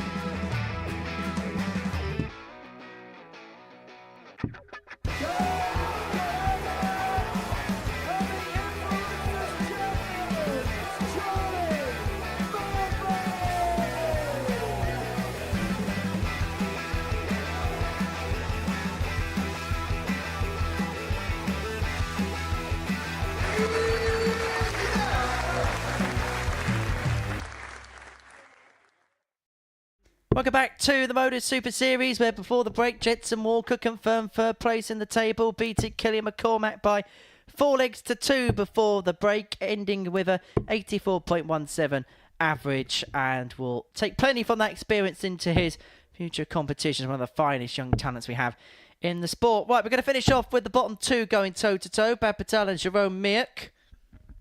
As far as this pair is concerned, this is how the group is going to end for them. Because even a win for Bad Patel, because there's a 10-leg swing and the legs difference between the pair, cannot arrest the slide. And so Jerome will guarantee 5th, Bad will guarantee bottom. This to finish their week on a high, give themselves something to smile about. This battle yesterday was won by Jerome Mirk by 4 legs to 3. But how is this last game of each other's group going to pan out? 93. Oh, despite the results, both of them, towards the tail end of today, have played themselves into a little bit of form. 100. Milk lost 4-1 at the hands of Walker, but did register an 88 average. And Bad Patel, he had an 89 in that 4-0 defeat 48. against McGurk. But McGurk was a man on a mission in that match. Winning that match saw him top the table and secure a place on Saturday. 100. I think it'd be great for the pair of them, as you say. Put in a good performance. Leave on that bit of a high. 100. Particularly for Bad, because you don't want to see any player play in a group and not pick up a victory. 58. Jerome will be bitterly disappointed because his previous memories here were a good one. He won a week, he got through to the Champions Night. Then played well elsewhere from the circuit, but new job has meant that playing the sport hasn't been something as easy as it was in the past, and so actually the time he's been able to devote to the sport hasn't been as much as he's been able to in the past. And we've seen glimpses, we've seen glimmers, but it hasn't quite been the 58. Jerome that we've seen in previous appearances. And I hope he gets the opportunity to put it right, because you could tell that there is a talent there. He's just not been able to showcase it to its fullest this week. 40. I do agree. And it is something that players, they do have to mitigate. There's only a few right at the top of the tree that have the luxury of becoming a full-time professional player. 59. A lot of Drone, you players require still work 142. full-time and have to work the practice around that.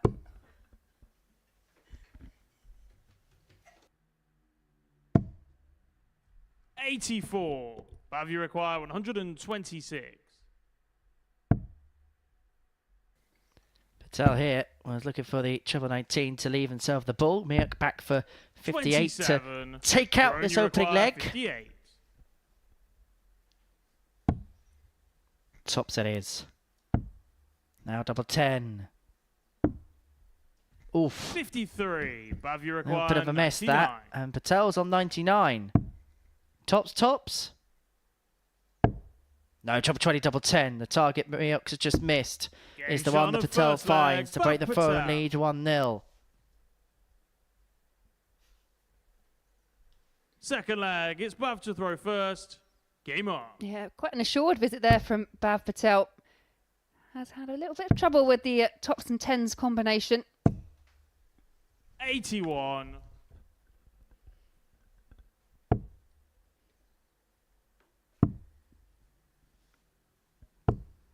59.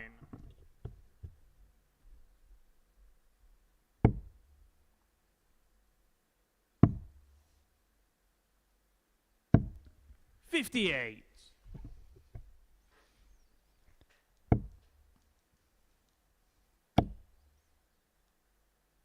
Well, neither of this pair have booked their 95. ticket through to tomorrow night's final.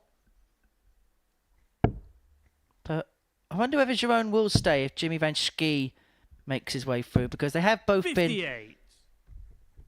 staying together this week. Here in accommodation. 140. Yeah, I know it might be different for different players, but I would imagine anyone that's kind of coming over, any international player will probably look to be booking their journey home on the 60. Sunday. So I would guess that Miuk will be there supporting Ransky if he can find a place on Saturday, and he's in a very good position to do so. 57. Well, considering that he's been working his way towards Saturday night's final, you'd hope that he would be given the ticket in tomorrow night. 43. Go on, Drone, you require Jerome. 150. Go on, 3 balls. Well, that was a very bad dart at the ball, wasn't it? 38. He did try it earlier, didn't he? The 3-ball combination.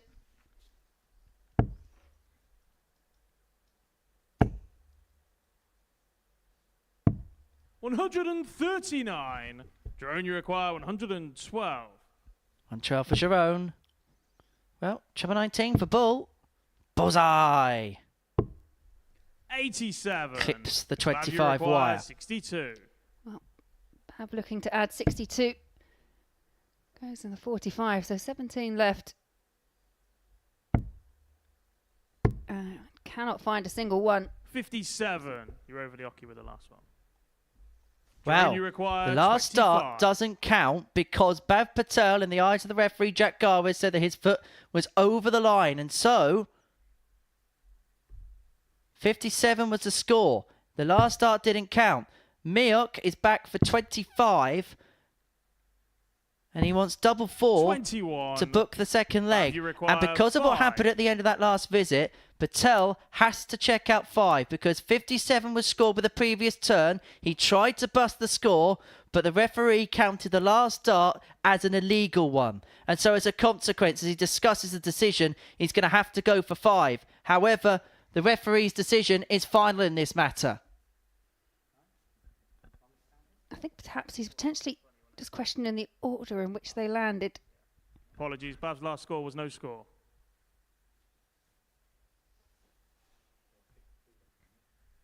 Bav, you require And 62. so, after all that, Bav's going to come back for 62.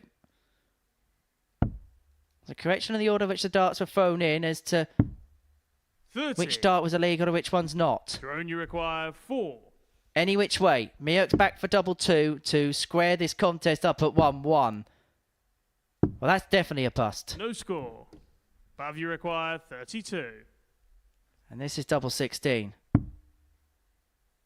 2-0, double 8. And Game double 8 shot is on the pinned. second 2-0 it leg, is. above Patel. All's well that ends well. Yeah, I think the confusion came because of the order in which they Third leg, appeared it's to Jerome land. to throw But first. Game on. it was a bust score. Hit the 45 to leave 17, went for the single one, hit 20, and then as he walked, he threw that last dart. I think it must have hit the 12, hence why we got the score 57. It was the order of the last two that perhaps just, they were reversed. 42.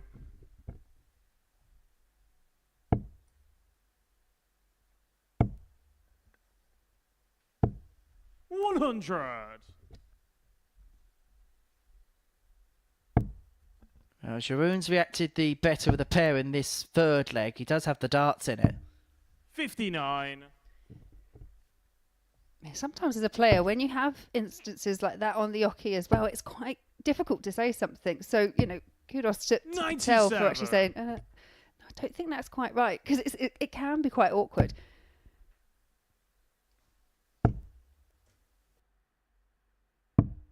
$99.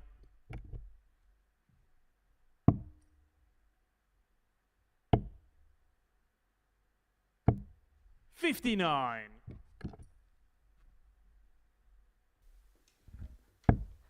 So Mick 120 to pull this contest back to 2-1. 45.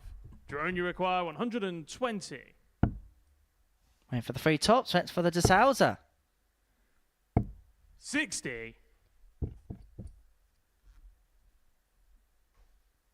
Yeah, Patel right back on 256. And he's affording more 44. time to Jerome Drone, you Mioc require on the 60. Finds the single, needs the double, has to move across once again because of the length of those darts and how they land, Shot but on a finds the third target. leg, Jerome Mioc.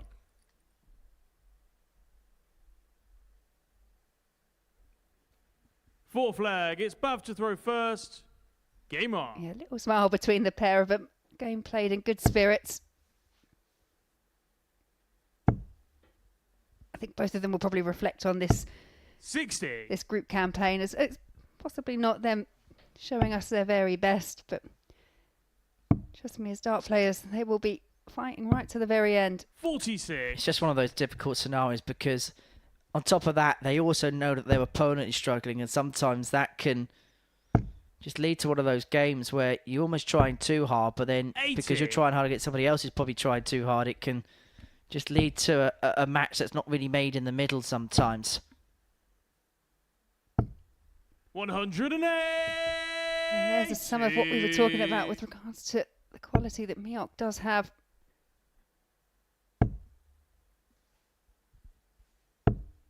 $100.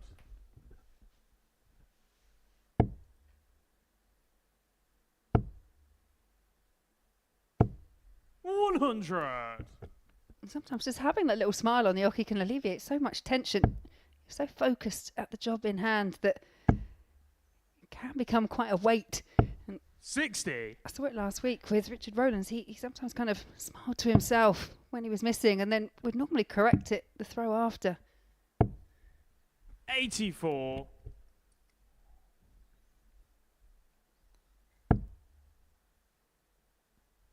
I suppose the problem is when you're in the position that these two are in, you find yourself in such a hole and it's so hard to dig yourself out of it.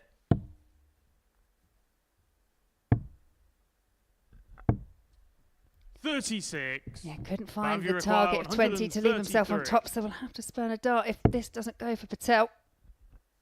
And he's hit the treble, 73 left. 57 would be the normal route.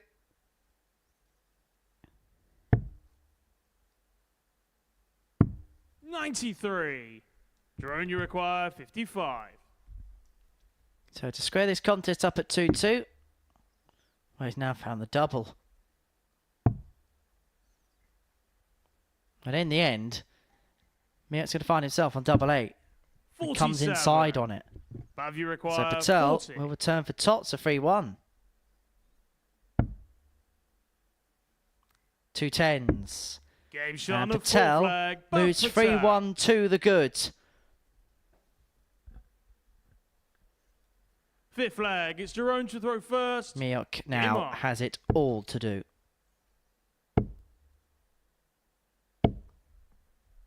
41.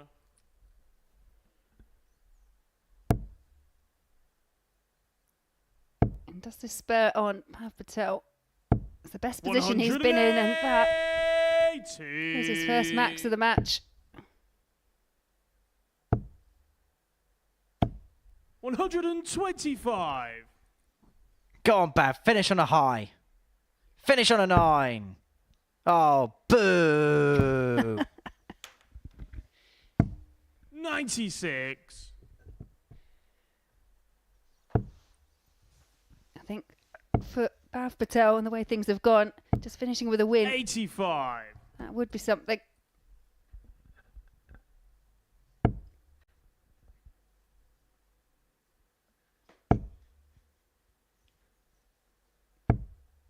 $95. Yeah, good leg from Patel. Down to 130 after 9. 123. Bav, you require 130. Well, this would be some way to finish off. Another one of them. Bullseye. To finish his style, to finish with a flair. 105. But it finds Jerome, the you require 25. 127. And maybe Jerome Miok can find the 127 in game. No, he won't. 56. Bav, you require 25. 5 double 10 to get the job done. To end with a win. No score. Jerome, you And require just pulled it 71. into the wrong bed. So 71 here for Jerome Miok. Into the 6. 25 for tops. Game shot on a fifth And flag. the game goes Jerome on. Miok. 3-2. Still advantage Bav Patel. Sixth flag. It's the It's first Baz time to for throw Patel first. that he's had match-winning Game on. opportunities, and they have passed him by. And it was a clean conversion, wasn't it, after dart 1, after the slip, the 25 and tops. 60. Real conviction about it. Yeah, it's a brave route to go as well. If you miss the 25, then you're not getting a shot at anything, but worked out there 100. for Miok.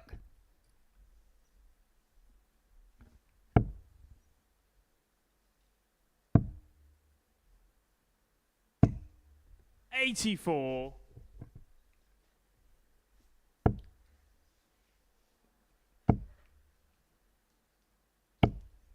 $81. Don't forget, we're back tonight from 10 for Group B action, which is headlined by Andy Davidson and Jimmy Van Schie. 41. Charlie Largeries, Colin Mark Dubbridge also vying for a place through to tomorrow night's final from that group. You can watch all that from 10. And then the final tomorrow night 41. will kick off at 7:30.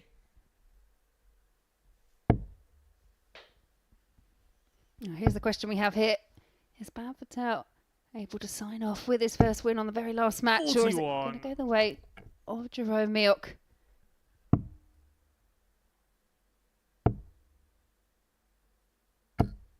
$59.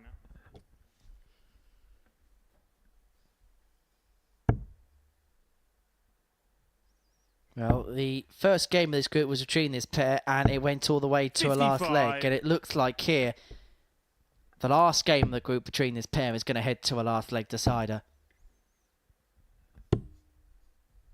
60. Yeah, good switch there from Miok to make sure he's on a finish. Can Bav leave something similar or better? 60. Jerome, you require 160. Oh, both there on 160. Not going to go for Miok.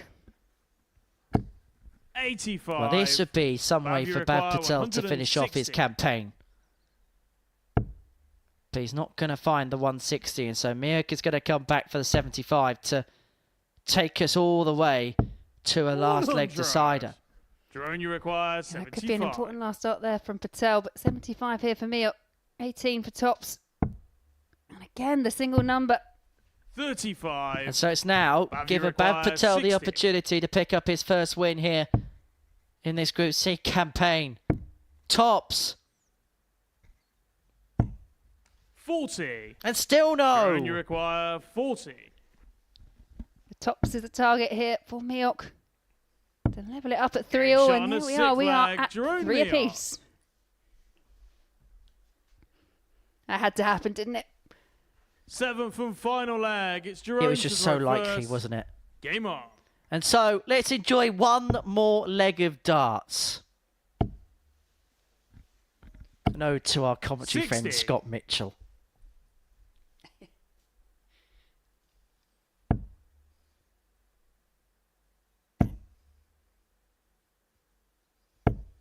$60. Come on, Lawless. As it's one last leg, I'm going to give you one last prediction. Who's going to win this last leg? 100. Yeah, definitely a dart player. That's sitting on the fence if I've ever heard it. Yeah, it's kind of head over heart, I guess, because it would be great for Bav to finish with a win. Hasn't found one yet, but Miok just seems to have kind of the rub at the moment. He's making the strong comeback. 85. And Bav's been presented with match-winning opportunities and hasn't been able to convert them.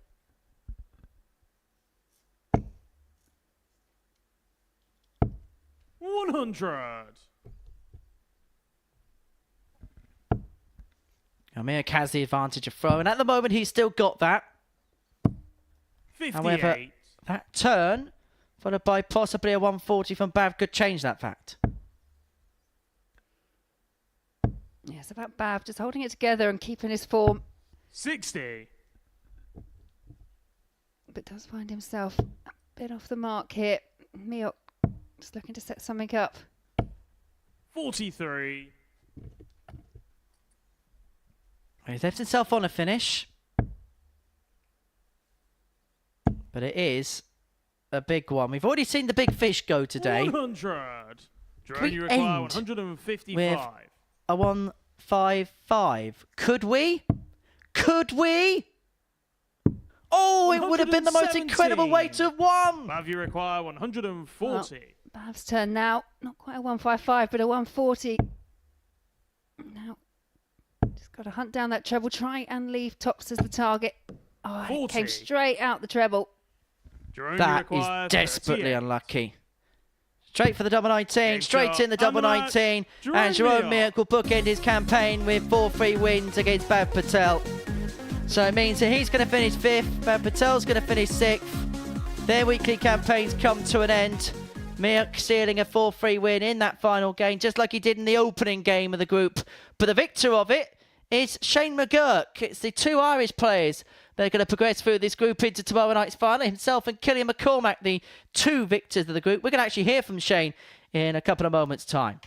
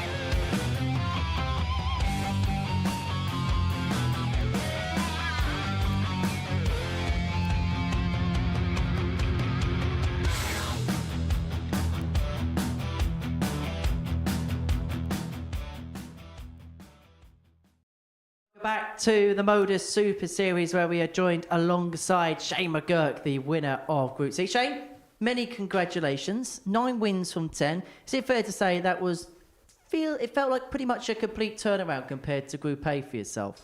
Yeah, it was. I don't know. It took me just a couple of days to get into this, and like I said at the start of the week, it's not a sprint; it's a marathon. You know, when you're starting in Group A, it is a marathon. Like you get the chance to play in Group A, and no matter what it is, you're playing for the next 2 days anyway. So I took that kind of in my stride, and I was like, it's preparation, and just go into the next 2 days and just hopefully win. And it came out well for me anyway. When your head hit the pillow on Wednesday night, what was your thinking in terms of the way you were playing anyway? I wasn't happy. It was. I did complain about, like, it was warm, like the weather is warm outside and all of the heat, and then you have the added pressure on the stage as well, so that doesn't help. But that's kind of down to myself. I'd always say I'm a winter player, but it didn't work like that. But I kind of just says, I'm used to it now. I should be used to it, and I should have no more excuses. And I come in Thursday morning, I says, get a good start, and hopefully for the best that it works out. And what kind of adjustment is that, like, Laura, when you're playing in hot conditions or cold conditions? Because I can imagine there's a completely different way that A, you prepare, and B, the darts actually go in. Yeah, absolutely. I mean, it's very uncomfortable, actually. I think as a player, if you're in something where you just don't feel, you can't regulate your body temperature, everything just feels too hot. And as you say, you're sweating your palms and your hands. You have to adjust your grip. There's lots of things to kind of consider when the temperature does rise, and I think it's even harder when it kind of comes in a heat wave, because we haven't had this kind of weather, so we haven't had time to adjust. It's just like, right, here we are.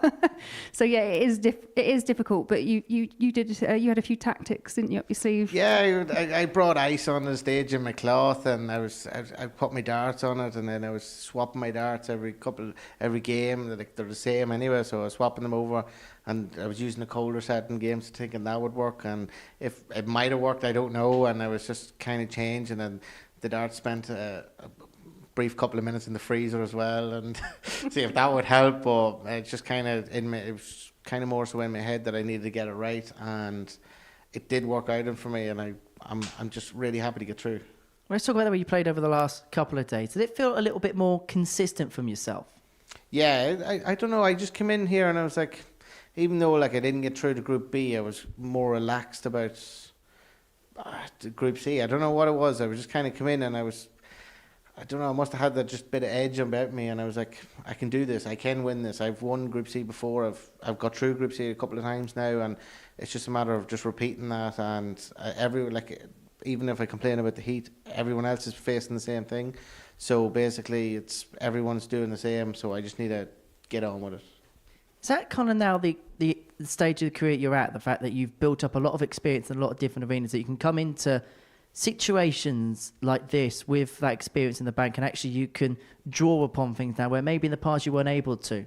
Yeah, definitely. Every time I come here, I think I'm learning about myself. I'm definitely playing well, and I surprise myself sometimes too. Like, I had a 170 check out today, and it went well. Like, I've missed it a right few times here, and I was mad to get one, and I hit it today eventually. And I just learned that about myself, that I was so much more relaxed today, and like compared to yesterday, I was just relaxed, and I know that I was still under pressure today, but I relaxed myself and I got the job done. Well, Laura, what would be your overall assessment of the way Shane's played over the last couple of days? Over the last couple of days, I mean, I think I keep calling you Mr. Consistent, because that's what but that's what you've been, and that's what you've needed to be. And when you've had those opportunities, we were actually watching on the screen there. I saw the 170. Obviously, you've got the 111. You know, you've had some big finishes at really good times, and there was a potential. You had Bav to make sure that you had those 16 points, and there was no let up. Everything since you kind of came in on Thursday has just been all business. You've just been head on the oche, and obviously it's paid dividends. You're through to Saturday.